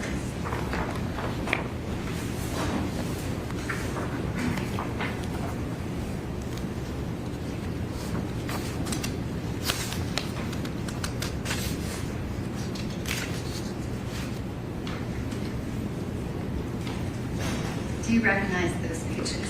Yes. And can you describe what those pages are? So this includes the submission form and then documents noting the inventory of the items received for work order 230-861-83. And can you describe what was the item that is labeled in your report as 001 antemortem blood? It's a gray stopper glass tube. And does it have a date and time associated with it? The collection date and time provided to us was February 27th, 2023 at 2:17. And that is one of the items that you reanalyzed and have findings on. Is that correct? I re-reviewed, yes, the data and the information generated. Your Honor, may I publish to the jury the first page of Dr. Midthun's report dated March 19th of 2026? Okay. Dr. Midthun, do you recognize the image on the screen? Yes. And is that the summary of your findings related to the antemortem blood collected by NMPD and submitted to you by NMPD on February 27th, 2023 at 2:17 p.m.? Yes. And I am going to zoom in to just the results related to that antemortem blood. Was there another item that was submitted under the same work order? Yes. So just focusing on the antemortem blood, can you describe what testing you performed and what your results were? So in this instance, the request made by the Metro Nashville Police Department Crime Lab was to perform a more expansive blood test. So this includes looking for common drugs of abuse and misuse. It includes looking for common therapeutic prescription drugs, over-the-counter drugs, things of that nature. And I'm sorry, what was the second part of your question? So could you explain your findings of, I guess, what you were testing for, but then also what you found based on that testing? So this was a more expansive blood test that was performed. It did include looking for things like ethanol and various volatiles.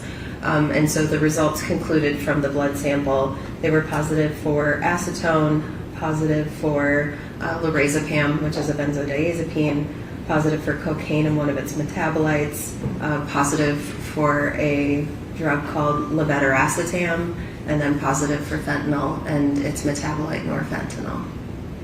And can you describe the cocaine and the BZE? Are those consistent results with the prior testing that was done on Ms. Benning's blood? From the autopsy report that had an earlier, that had an earlier collection time, is that consistent based off of the collection time of this blood sample? Yes, they're both present. So we're still seeing indications of the active cocaine, and then we're also seeing indications of that metabolite, yes. And is it, I guess, can you describe, does cocaine, is it going to dissipate over time, not all at once? As the body is metabolizing it, yes, your body metabolizes a portion of it at a time. So we typically indicate that as a half-life, so the amount of time that it takes for approximately half of the drug to leave the body is one half-life. And it can take anywhere from 6 to 8 half-lives for a drug to fully eliminate from the body. But there can be some very big variations there, depending on the drug involved. Some drugs have a longer half-life, some have a shorter half-life. In the case of cocaine, it gets complicated because cocaine itself is a very unstable drug. It can actually break down even when it's in a glass tube. So we have to keep that in mind. That's why it's hard to really compare apples to apples there. The cocaine, it's possible it broke down when it was in the first tube. It's possible that some of it broke down in this tube as well. And have you seen results of cocaine in blood samples of this level before? Because we do a lot of postmortem autopsy testing for all 50 states in the country, yes, I have actually.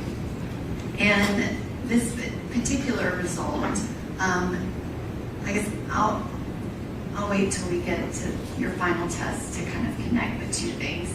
Can you describe the acetone that had a positive result? What is that indicative of? The presence of acetone in blood or urine can indicate a couple different factors. The key part being that there's some sort of ketoacidosis going on, and so that is the formation of these ketone bodies like acetone and isopropyl alcohol in the body. But what is indicating, it could be from a variety of different reasons. It could be diabetic or alcoholic ketoacidosis. You can see it happen in trauma. You can see it happen in like a flight or fight response. You can see it happen during times of starvation when the normal way that the body digests food and metabolizes food isn't working, and the body actually starts to work on using its fat reserves as a food source. So it could be in there for a variety of reasons. And is it consistent with Ms. Benning arriving at the hospital dead, having to be intubated and then placed on a respirator to help her breathe? Your Honor, I'm going to object to this witness answering that line of question. She answered when she was being qualified that she is... Okay, do you want to rephrase that to see if she has an opinion about where that may come from? Dr. Midthun, is it major surgery or extreme stress that you would receive in a hospital if you're on a ventilator? Is that something that might cause acetone? It's possible. And if the person had not eaten food because they were on a ventilator, would that be that ketones that you were describing? Objection, Your Honor, same objection. Okay, I'll overrule the objection. Go ahead. It's also possible, yes. And can you describe lorazepam? Is that something that you see when someone is in the hospital undergoing medical treatment? It can be administered. It is a prescription benzodiazepine. It's typically prescribed for conditions like insomnia or possibly to assist with reducing and limiting seizures. And you've already talked about the BZE and the cocaine. The next substance, can you describe what is that positive result? So it's positive for levetiracetam at a result of 24 micrograms per milliliter. Levetiracetam is commonly known as Keppra, which I think people may be more familiar with and is definitely easier to pronounce. So that is also an anti-seizure drug that is commonly provided or administered during medical treatment. And the next two positive results are for fentanyl and norfentanyl. Are those also common medications when someone is in the hospital and on a ventilator? They can be. They can be commonly administered depending on the nature of the trauma or event that's happening with the individual. Fentanyl can also be used as an anesthetic during surgery. And if the medical records indicate that Ms. Benning was given fentanyl sometime on February 26, 2023, then this test on February 27th, or collection on February 27th, 2023 would be consistent with that. It would be very possible to still detect it, yes, depending on the dose provided.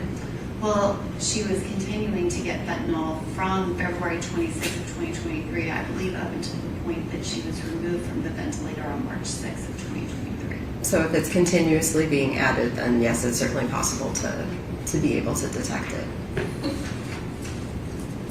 Thank you. And going back to, this is the exact same report that you have been testifying to. There is a second item, which is the 002 urine. Can you describe what testing did you perform on that? So similar idea. The request made was to do an expansive test on the urine sample as well. The scopes may be slightly different for the drugs that are being tested for between the urine and the blood. That's just due to the nature of those two samples. Urine tends to see more metabolites because the body has processed it. It's on its way out of the body. And so the scopes are slightly different between the two. And can you refer to the analysis requisition that is part of the litigation paperwork as it relates to that item 002 urine?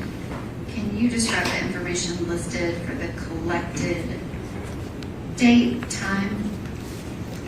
We were not provided any specific information for a time, but a date of February 27, 2023 was provided. And can you indicate which officer requested that testing be done? This was requested by Adam Reese with the Metro Nashville Police Department. And can you review the subsequent pages of the litigation paperwork, and can you verify where that sample came from and where it was returned to?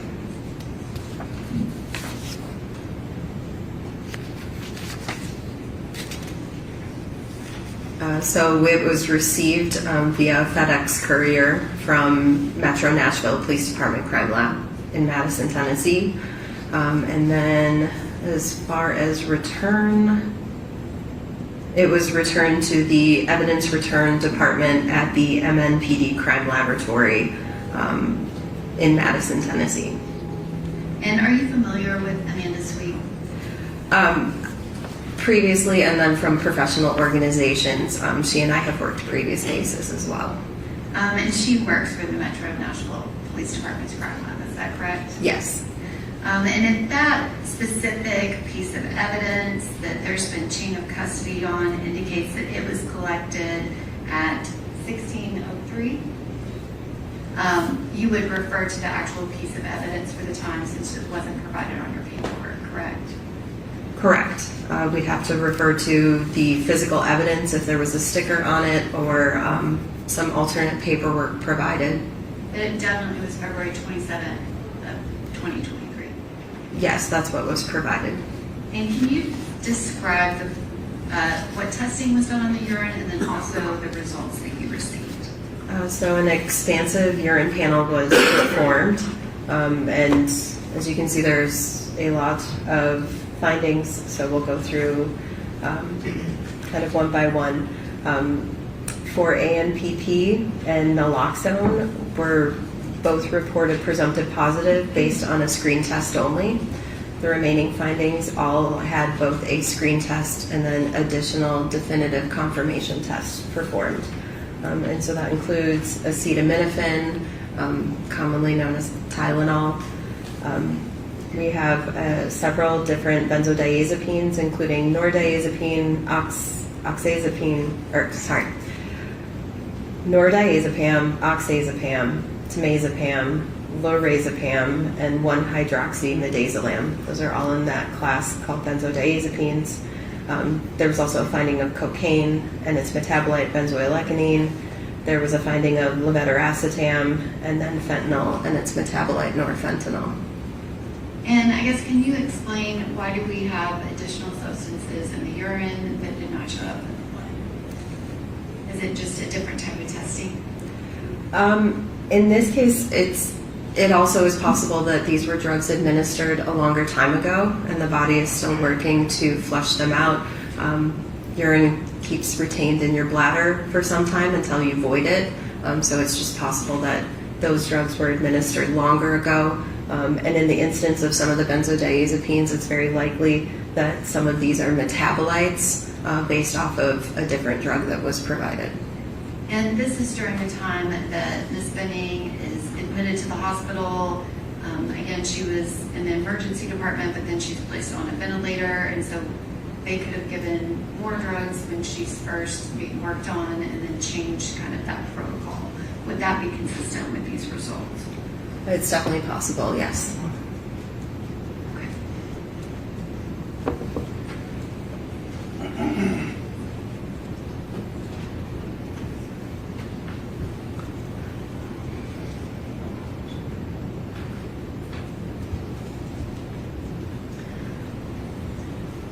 And I guess kind of comparatively, the urine result of the 4,000 nanograms per milliliter of cocaine compared to the result in the blood, can you kind of give some context to that? Does it make sense to compare a blood result to a urine result, or are they different types of matrices? They're different types. If you think about the idea that urine can be stored in the bladder, you can have an individual who's dehydrated or who's drank a lot of water and kind of gotten overhydrated.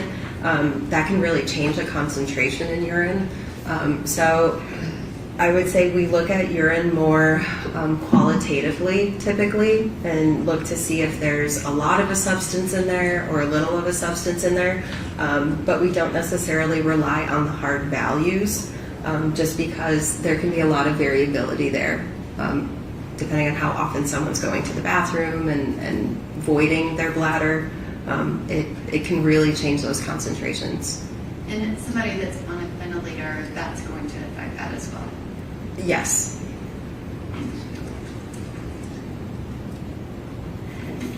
And Your Honor, at this time I would ask that her report, the original report, and the litigation packet be made a collective exhibit 44. That's the one that I handed to y'all. 31926. I'm sorry. Yes, and 230868183. It has one litigation pack with two different samples. Okay.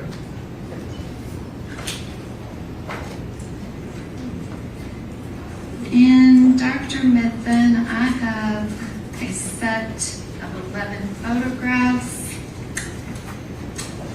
as well as an NMS report, work order number 23129-285. I'm going to ask that you be handed both of these items.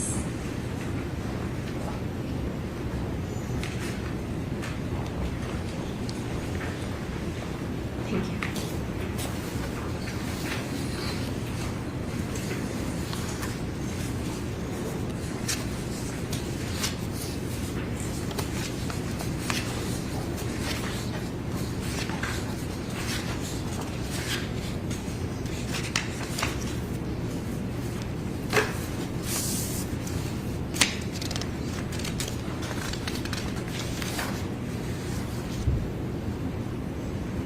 Dr. Midthun, do you recognize that report? Yes, I do. And can you describe what is that a report of? This is a manually created report that I authored with regards to a request that came for testing of both a washcloth and a comforter that were received with biological stains on them. And who submitted those and made that request? This was submitted at the request of Metro Nashville Police Department in care of Officer Adam Reese. And do you recognize the two samples that you received? Are they reflected in those photographs? Yes. And did you examine, at least visually examine, both of those items during your analysis? Yes, I physically performed actually I took most of these pictures myself too, but I physically performed the visual inspection and the inspection of the items. And did you do the original sample collection and analysis of these two items? I did. I did the original sample selection, so where we were going to be testing which parts of the fabric we were going to physically cut out and test, because we obviously can't test a full large bedside comforter. And then I prepared the samples and got them to a point where they were then able to be entered into the laboratory in the normal flow of samples. And the first item that you've just been describing, can you just state for the record, what was that item? The item that we physically tested was item number 2, which was a large blue comforter. And I guess I call it the second item, but it's labeled as 00. Well, I'm sorry, the one that is labeled 23129285001. Sorry, you are correct. I have them flipped. 001 is the large blue comforter, and then there was an item 002, which was a normal sized kind of golden yellow washcloth. Okay. Sorry, I misspoke. It is late in the day. Your Honor, may I publish Dr. Midthun's June 30th, 2023 report, work order number 2312928?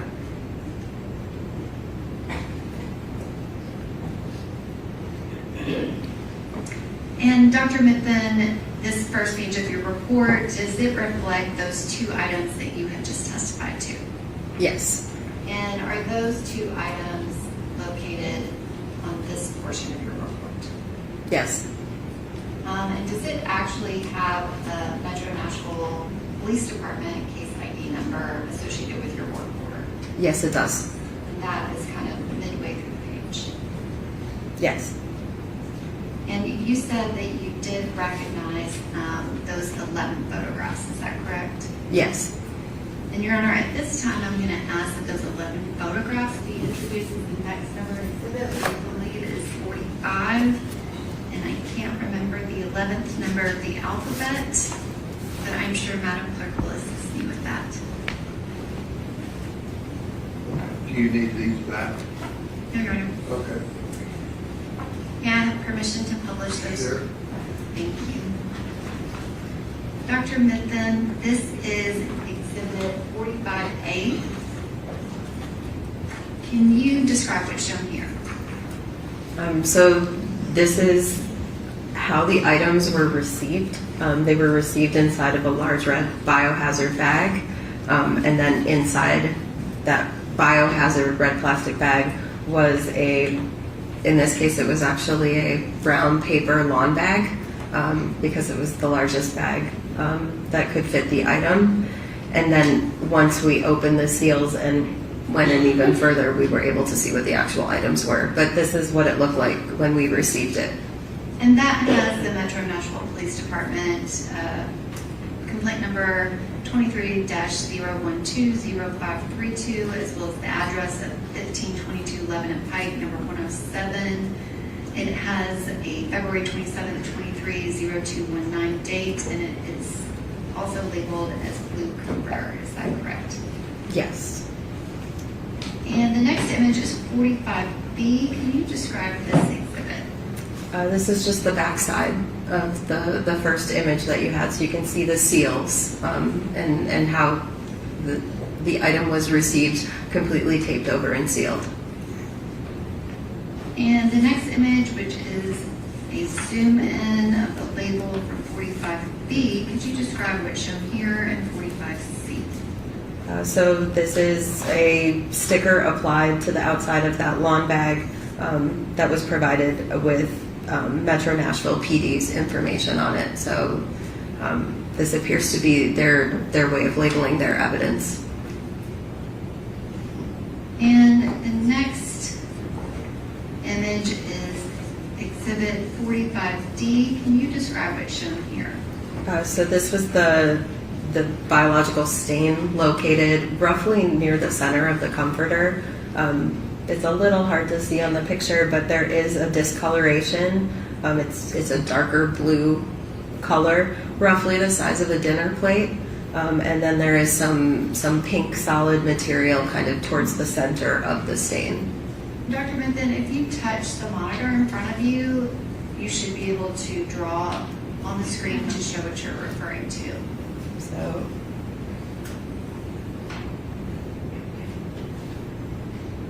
that's approximately, it fits within that.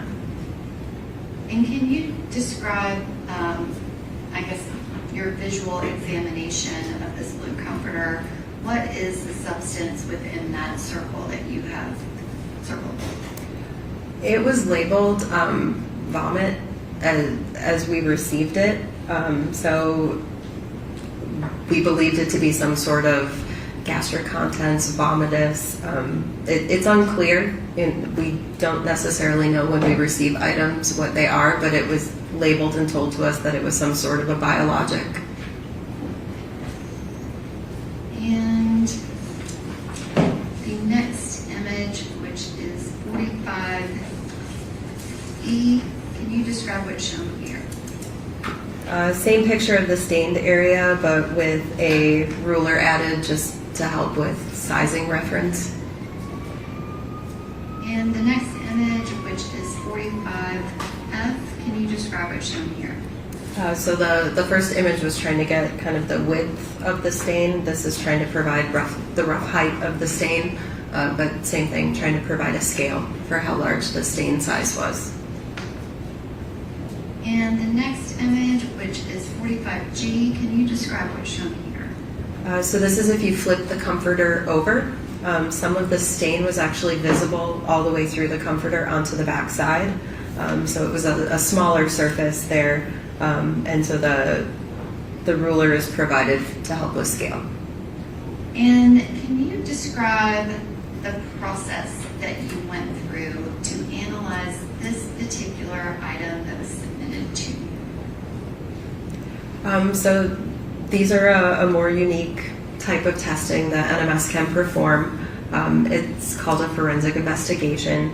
And so in order to perform the test, we have to identify where a stained area is. We also try to look for areas outside of that stained area that we can use as control samples, just to try and ensure the accuracy of the result. If there's some sort of response that we're receiving from the fabric, it should also be in those control samples. So it helps us kind of determine what is background versus what is this additional biologic material bringing to the case at hand. In addition to that, we also prepare some external samples that are external to this blanket. So we'll find some fabric that is unrelated to the case and use that and test that in parallel as well.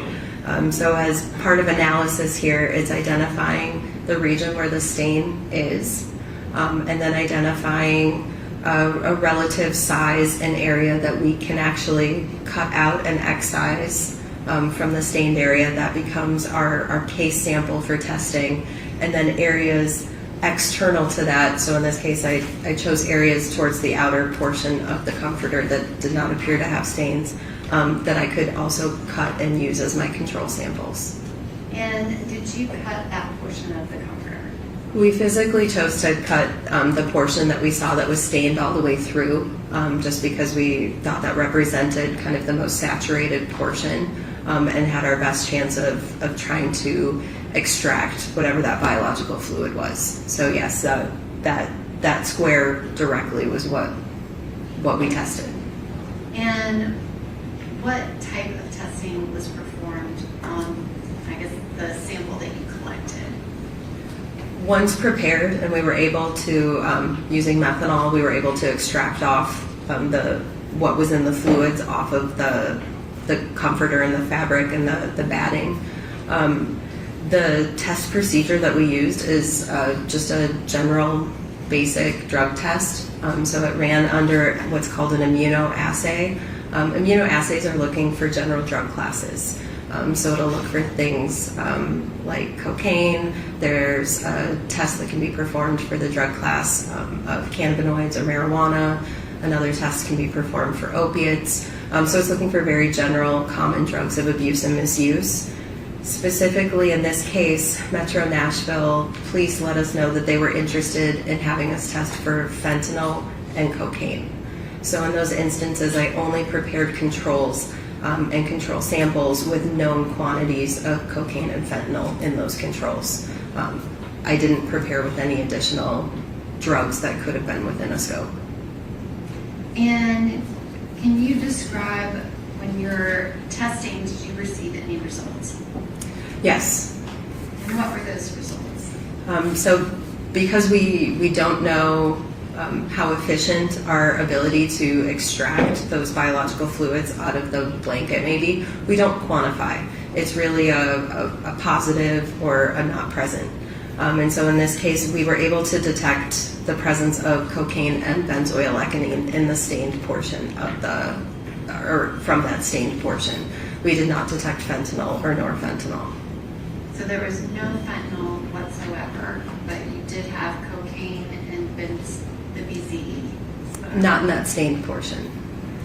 And can you describe that testing process when you run kind of a first screen? Is it possible that the concentration of the sample that you're running is too high for the, I guess, testing equipment that you're using? Can you describe that testing equipment a little bit? One issue and limitation of immunoassays, just because they work like a lock and a key with antibodies. So the antibody is your lock. If a drug is present, it's the key, and it goes and binds in. And then it's called a sandwich assay because we have a detection molecule that then comes back on the other side, and so they sandwich the drug in between. And one limitation of performing a style of test like that is that if you have too much drug present, it can cause something called a hook effect and lead to a false negative sometimes. And that means that you have so much drug, it's binding to the antigen on this side and the detection molecule on that side, and they aren't able to fully form that sandwich. And so it can actually interfere with your ability to properly detect. And what was the, I guess, concentration level of the cocaine in this sample? Did you have to run it multiple times? We did have to repeat the test. The initial attempt with the cocaine exceeded the ability on our confirmation testing. It exceeded our analytical range. So when we create these tests in the laboratory, we set them up so that we can run them repeatedly, and they fit the vast majority of our case samples. So the concentrations usually fall within a specific analytical range that we're looking at. In this case, the case response exceeded that original analytical range. So we had to go back and repeat it on dilution to ensure that we were getting an accurate result, that there were no interferences, that things were running properly, and we had an accurate response coming through on all of our indicators and acceptability for the criteria. And what is a typical BZE amount? The analytical range normally for that method runs from 50 to 5,000. And I guess, what was the concentration of the first test before you diluted it? I'm trying to recall it, and it far exceeded the 5,000. We ended up repeating the test at both a 10-fold dilution and a 100-fold dilution because we weren't sure whether a 10-fold dilution would properly get it into that analytical range. So you diluted it 100-fold to be able to test it properly. We ran it both 10-fold and 100-fold on the same run. We ran them together. And was the amount at 10-fold, was that too high to report? Is that why it was diluted again? I don't recall off the top of my head if the 10-fold result was acceptable or if the acceptable result came from the 100-fold run. I'm sorry, I don't recall the exact. My notes based off of our many conversations about this particular test is that you diluted the sample 100-fold to get it down to a level that your machine could test. We ran it on the same batch. We were able to run both dilutions, and so that's where I'm fuzzy on if we accepted the 10-fold result. You can find that out by tomorrow? Yes, it's Go ahead. it's in my notes. Their notes are here. In the back of the room, yes. Wait, how long You was got her notes. Sure. Where are they? I believe the binder. Perfect.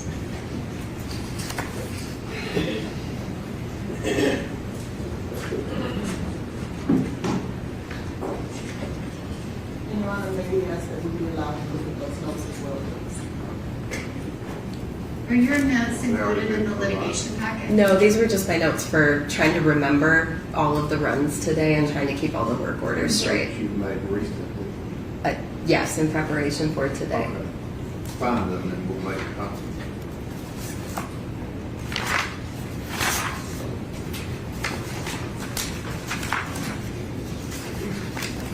Oh, actually, I think they might actually be in there.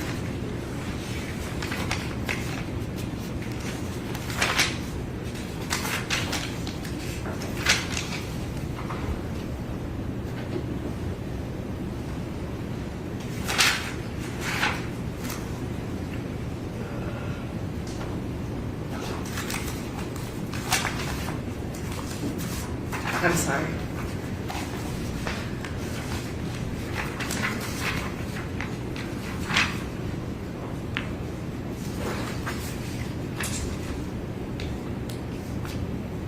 Okay, so in this case, we were able to accept the 10-fold dilution. The 100-fold dilution provided a consistent result with the 10-fold dilution. So the two results were very consistent with one another. Since they were consistent and the lower dilution was acceptable, we accepted that result. Okay. But you did both of them, correct? Yes. And you said that the results were consistent. Okay. 1 second. I'm gonna misstate that. That I misstated that. Both results, I was looking at the high control sample. Both results were accepted from the 100-fold dilution. And those were the ones that were reported, both the cocaine and the BZE were accepted from the 100-fold dilution. Not the 10-fold. Not the 10-fold. I'm sorry, I misstated that. I was looking at one of the control samples. I apologize. The 100-fold dilution, so if the amount that you typically would test would be 50 to 5,000 nanograms, we are now looking at up to 500,000 nanograms per milliliter.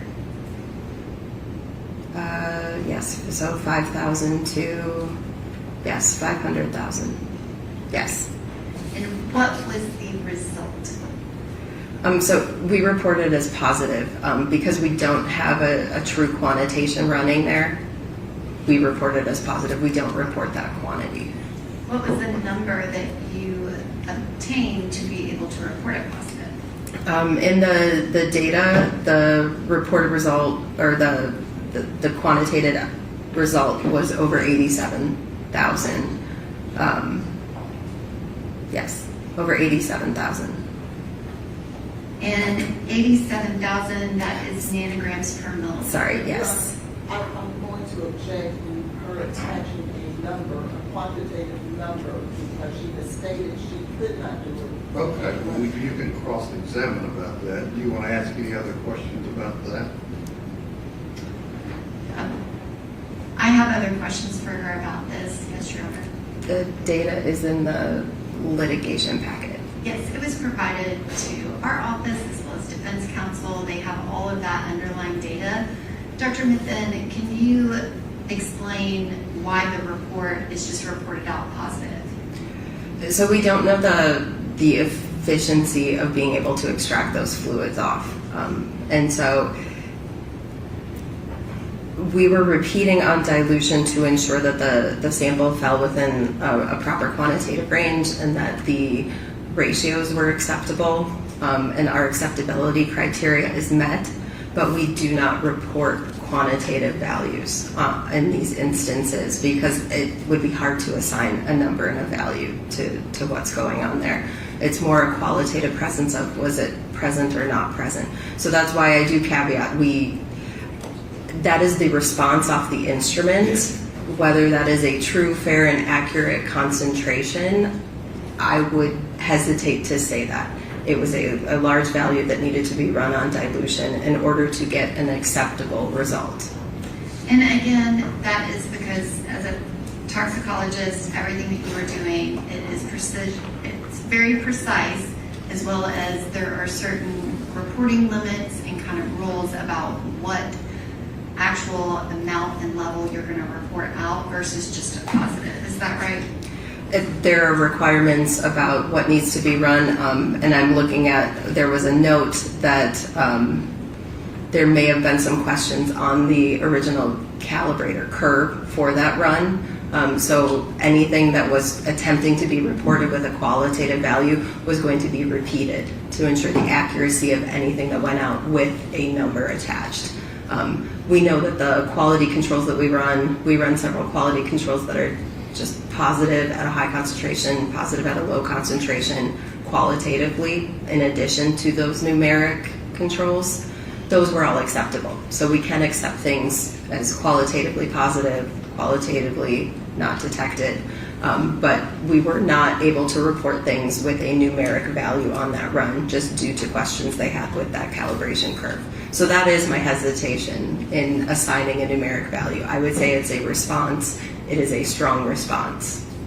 And that amount of 87,000 nanograms per milliliter with all of the kind of conditions that you have put with it, is that consistent with Dr. Carney's prior testimony that adding the EME to the parent cocaine in that first hospital blood being 7,878 is the value that you obtained? Is it consistent?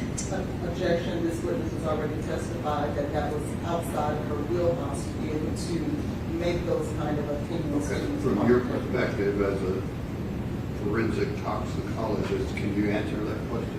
I mean, they're different specimens, so I would hesitate to do that. You hesitate to do that. Dr. Midthun, this was determined to be a spit-up vomit, correct? Correct. And the analysis included that first hospital blood that you also analyzed, correct? Correct. And is your assessment that the substance of cocaine was ingested orally by Ms. Benning? Objection, outside the scope of her expertise. Okay, she's smart enough to, can you answer that question? I think I From can. your training?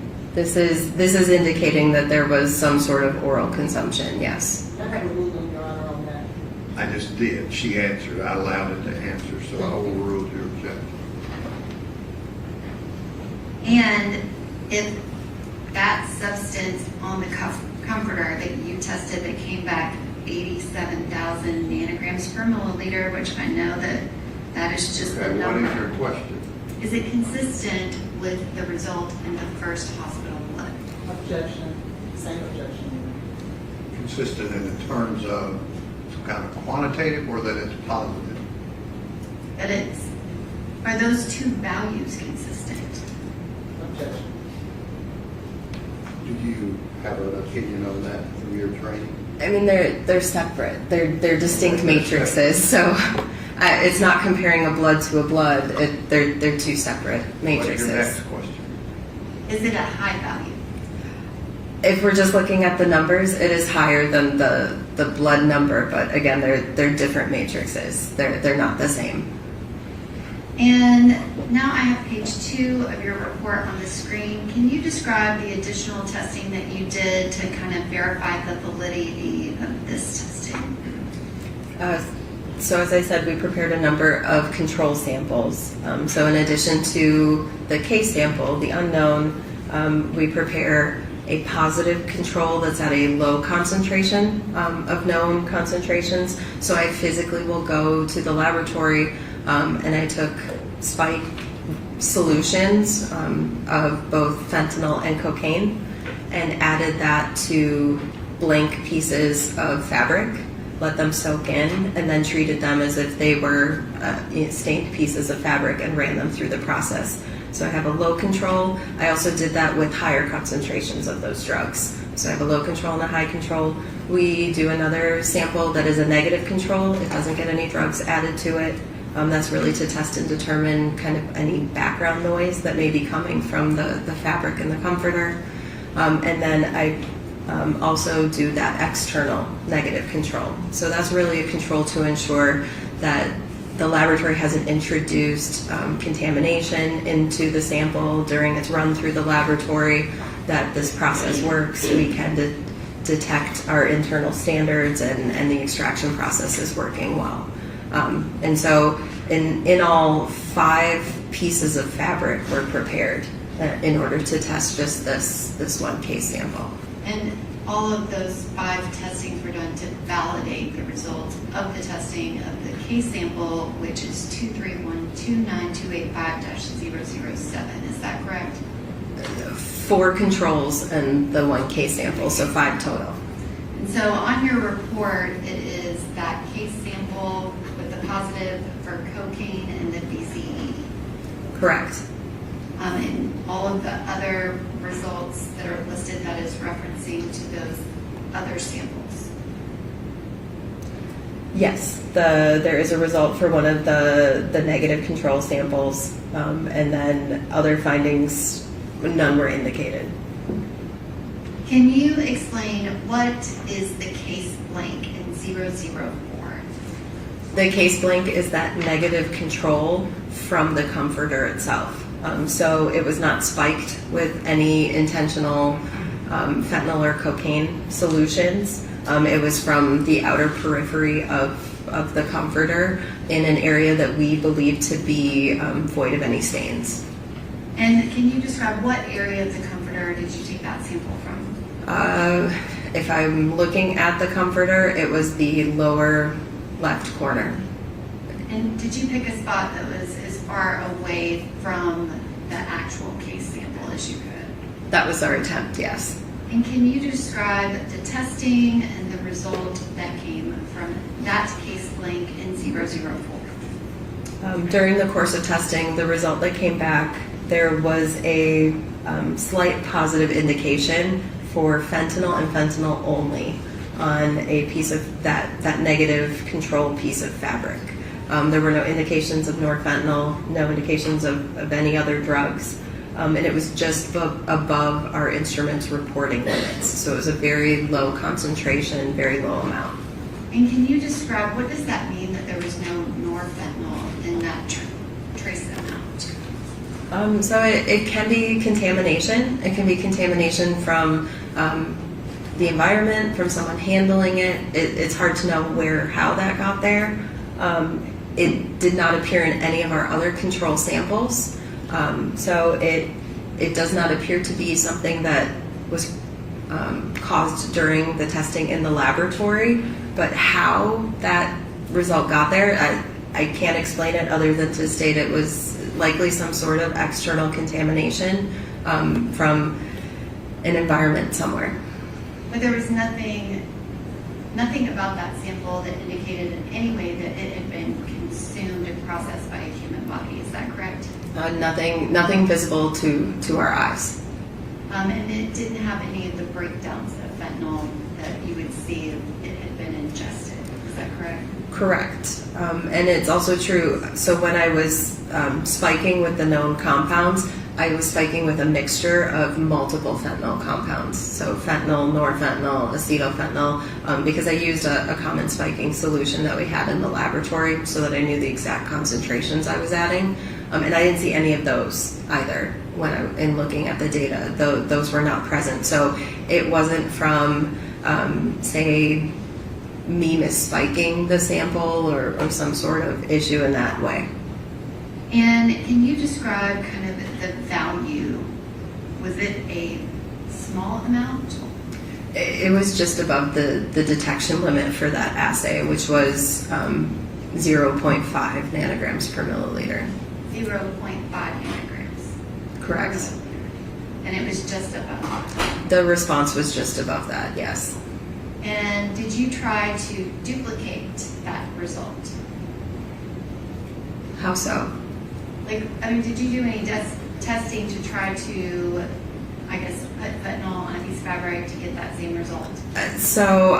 Yes, that's the control samples we run. So there was a low control sample. I'm trying to remember. I believe I attempted to spike at 2 or 3 nanograms per milliliter of fentanyl in that low control. It might have been higher, but 2 and 3 nanograms per milliliter are ringing a bell in my head. And then the high control was a significantly higher concentration. It was, I believe, 20 nanograms per milliliter. And so, are you saying that you weren't able to reproduce it?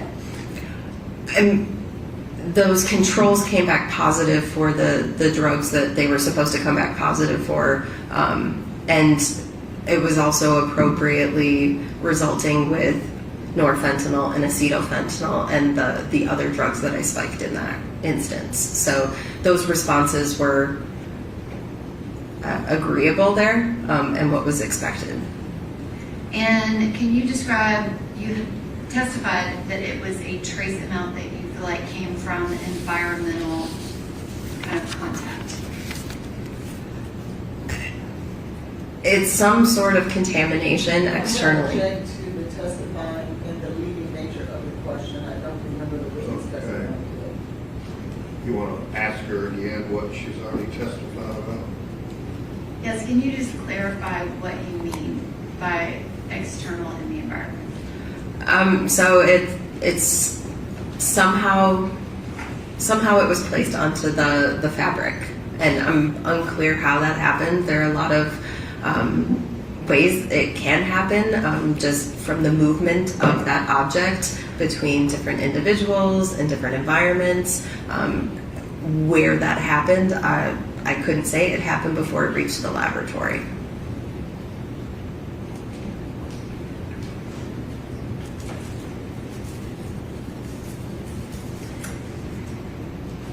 Thank you, Dr. Midthun. You have described that you also analyzed a second item, and I have 45H on the screen. Do you recognize that? Yes. And can you describe what it is? So this was a secondary package, also received, also noted under the same work order, 23129285. And the next image is 45I. Can you describe what's shown here? So it's the backside of that same brown paper bag, and then it contains all of the agency markings when it was submitted. And it has that same address of 1522 Lebanon Pike, number 107. Is that correct? Yes. And the next image, which is 45J, can you describe what's shown here? So this was the yellow golden washcloth that was received.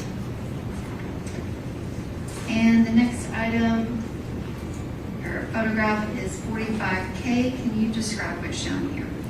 So it's the same washcloth. It's just a movement of the ruler so that we can get the width. And did you end up doing any testing on this washcloth? We chose not to. And why is that? It was very difficult to see stained areas on this coloring and on this fabric. You can see some. Can I draw on it? Absolutely. Okay. You can see some pink markings kind of in here, roughly in that range. There's a few spots with that same kind of pink solid material, but it was difficult to tell where any kind of that clear fluid may have been on the washcloth, and so it was very unclear where we could take a case sample versus a control sample and feel comfortable and confident about it. And I am now displaying page 3 of your report. Can you describe what information is on page 3? So you see my signature at the top, because this is the final page of the report. It explains the testing was performed under chain of custody, and then it also provides a summary of what testing was performed and which instruments were used to perform the testing. And again, your result is on page 2 of your report, and the case sample is 007, correct? Yes. And that is for the comforter, and it tested positive for cocaine and BC. Yes. Is that correct? Yes. Thank you, Dr. Midthun. Your Honor, at this time, I would ask that Dr. Midthun's report that is labeled AMS Lab Work Order number 231-29285 be admitted as the next numbered exhibit, case 46. We did the 11-foot scales in your right. Those were 45A through K. Those are my notes. Right, the 11 photos that you said plus the work order. 11 photos So were now you're wanting the work order. is the next numbered exhibit, 46.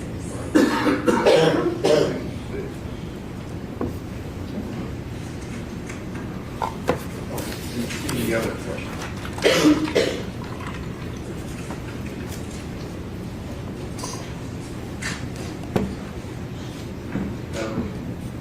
I don't have any other questions, Your Okay, Honor. let the lawyer step up.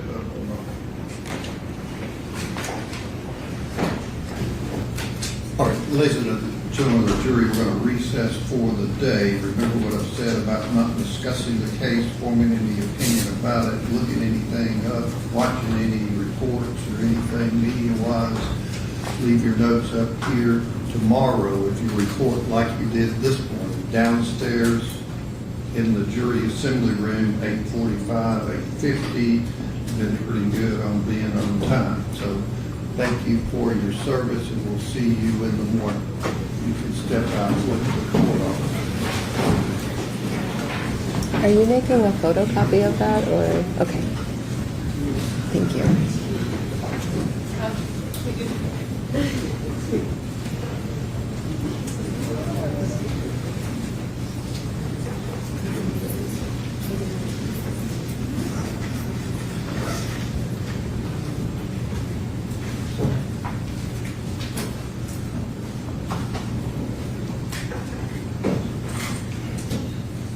Okay, young man, see, we got fully through 3 witnesses today. The state, how many more do you have? Judge, some of it depends on the cross-examination of Dr. Midthun, I would think, before we can develop. Who do you know you've got left? I know that we have 4. Who's that? We have Ms. Denny, we have Michael Johnson, we have Detective Reese, and we have Ms. Benning's mother, Bridget Parks, that I know we are definitively calling all 4 of those people. Okay. So I'm just trying to give the defense, they can have some of their people ready tomorrow. Judge, I have one thing that I need to address before we adjourn, if it's possible. Okay. There's been this issue about the iCloud. They filed a motion to suppress anything outside the range. Your Honor didn't rule on it. I was specific, we were not using it in our case in chief. I said, but if it comes up because they open the door on cross-examination or defense proof, then I would request Your Honor to... We had a discussion yesterday about the iCloud. Yes, we did. So there is a message that was in the iCloud search warrant return from 2018 It is a message between Ms. Denny and Mr. Blaise Taylor.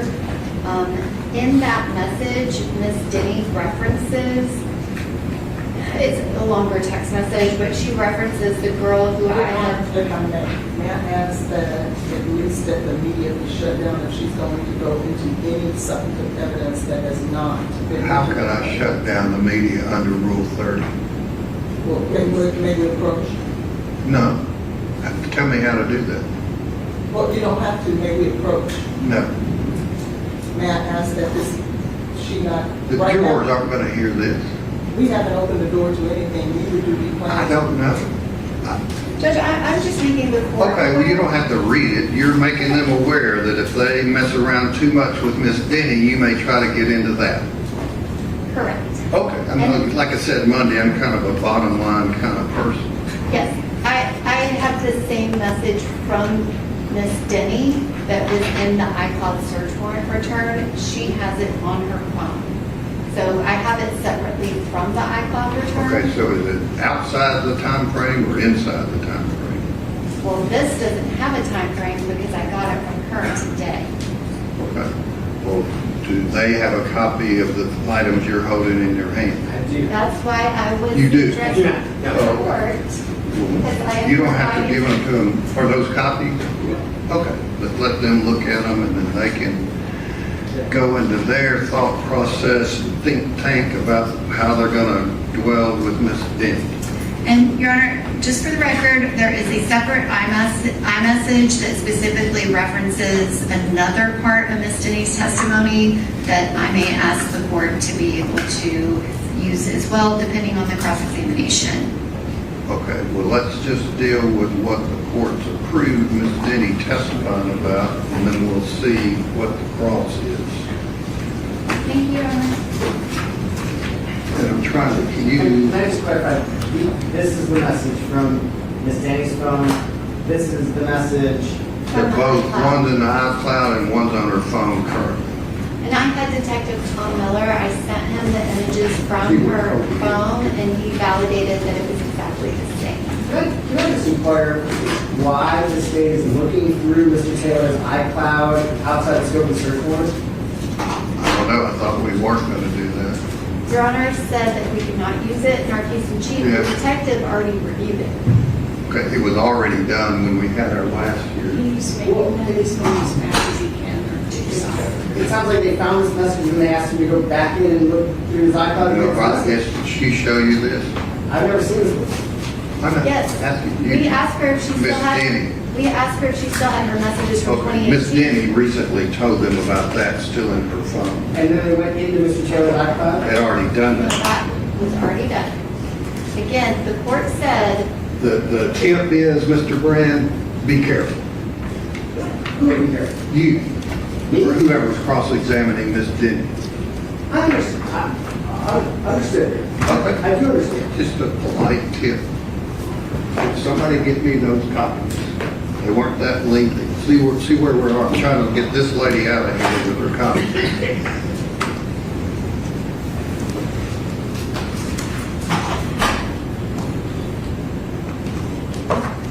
I guess then. Don't guess anything. If it comes up, it comes up. We'll deal with it after Miss Denny testifies.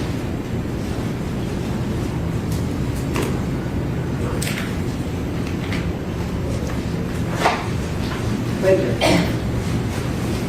Putting it together for people on notes. Those are her notes. They're getting one copy. He putting them together. They're getting you copies of the notes that she's referenced here.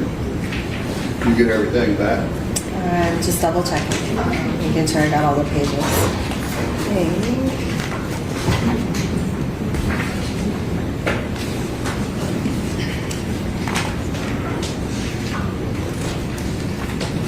I think so, yeah. Oh. Or will be recessed until 9 a.m. tomorrow.